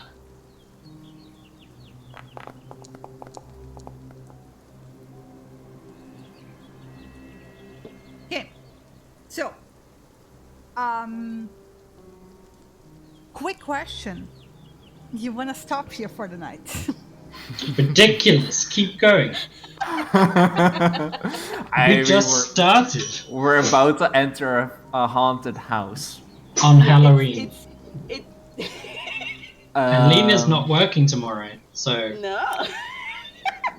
I do have to work tomorrow. Yeah, it's if we continue do. on now, we're not gonna stop until midnight. Yeah. This is gonna be a long session if you continue now. Although it hurts my feelings, I would prefer probably if we leave it at this. Okay.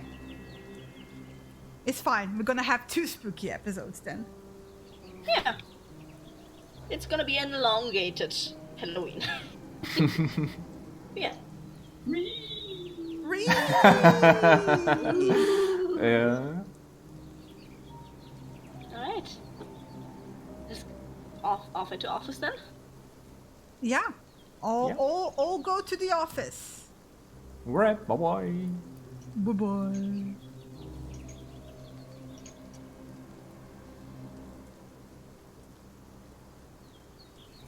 All right. So that was the session. Thank you, Steve, for the bits. Oh man, apparently we're gonna have a long Halloween special continuing next week with the haunted mansion. So yeah, back on Wednesday, 8 p.m. CT normal time, and then back for the patron rolling NPC crafting on Friday as usual. One more week for Anno. Maybe he will hit level 20 by the time they're done on this island. We shall see. Anyway, that's it for today. I hope you enjoyed. I hope it was super creepy scary for you. And see you next time. And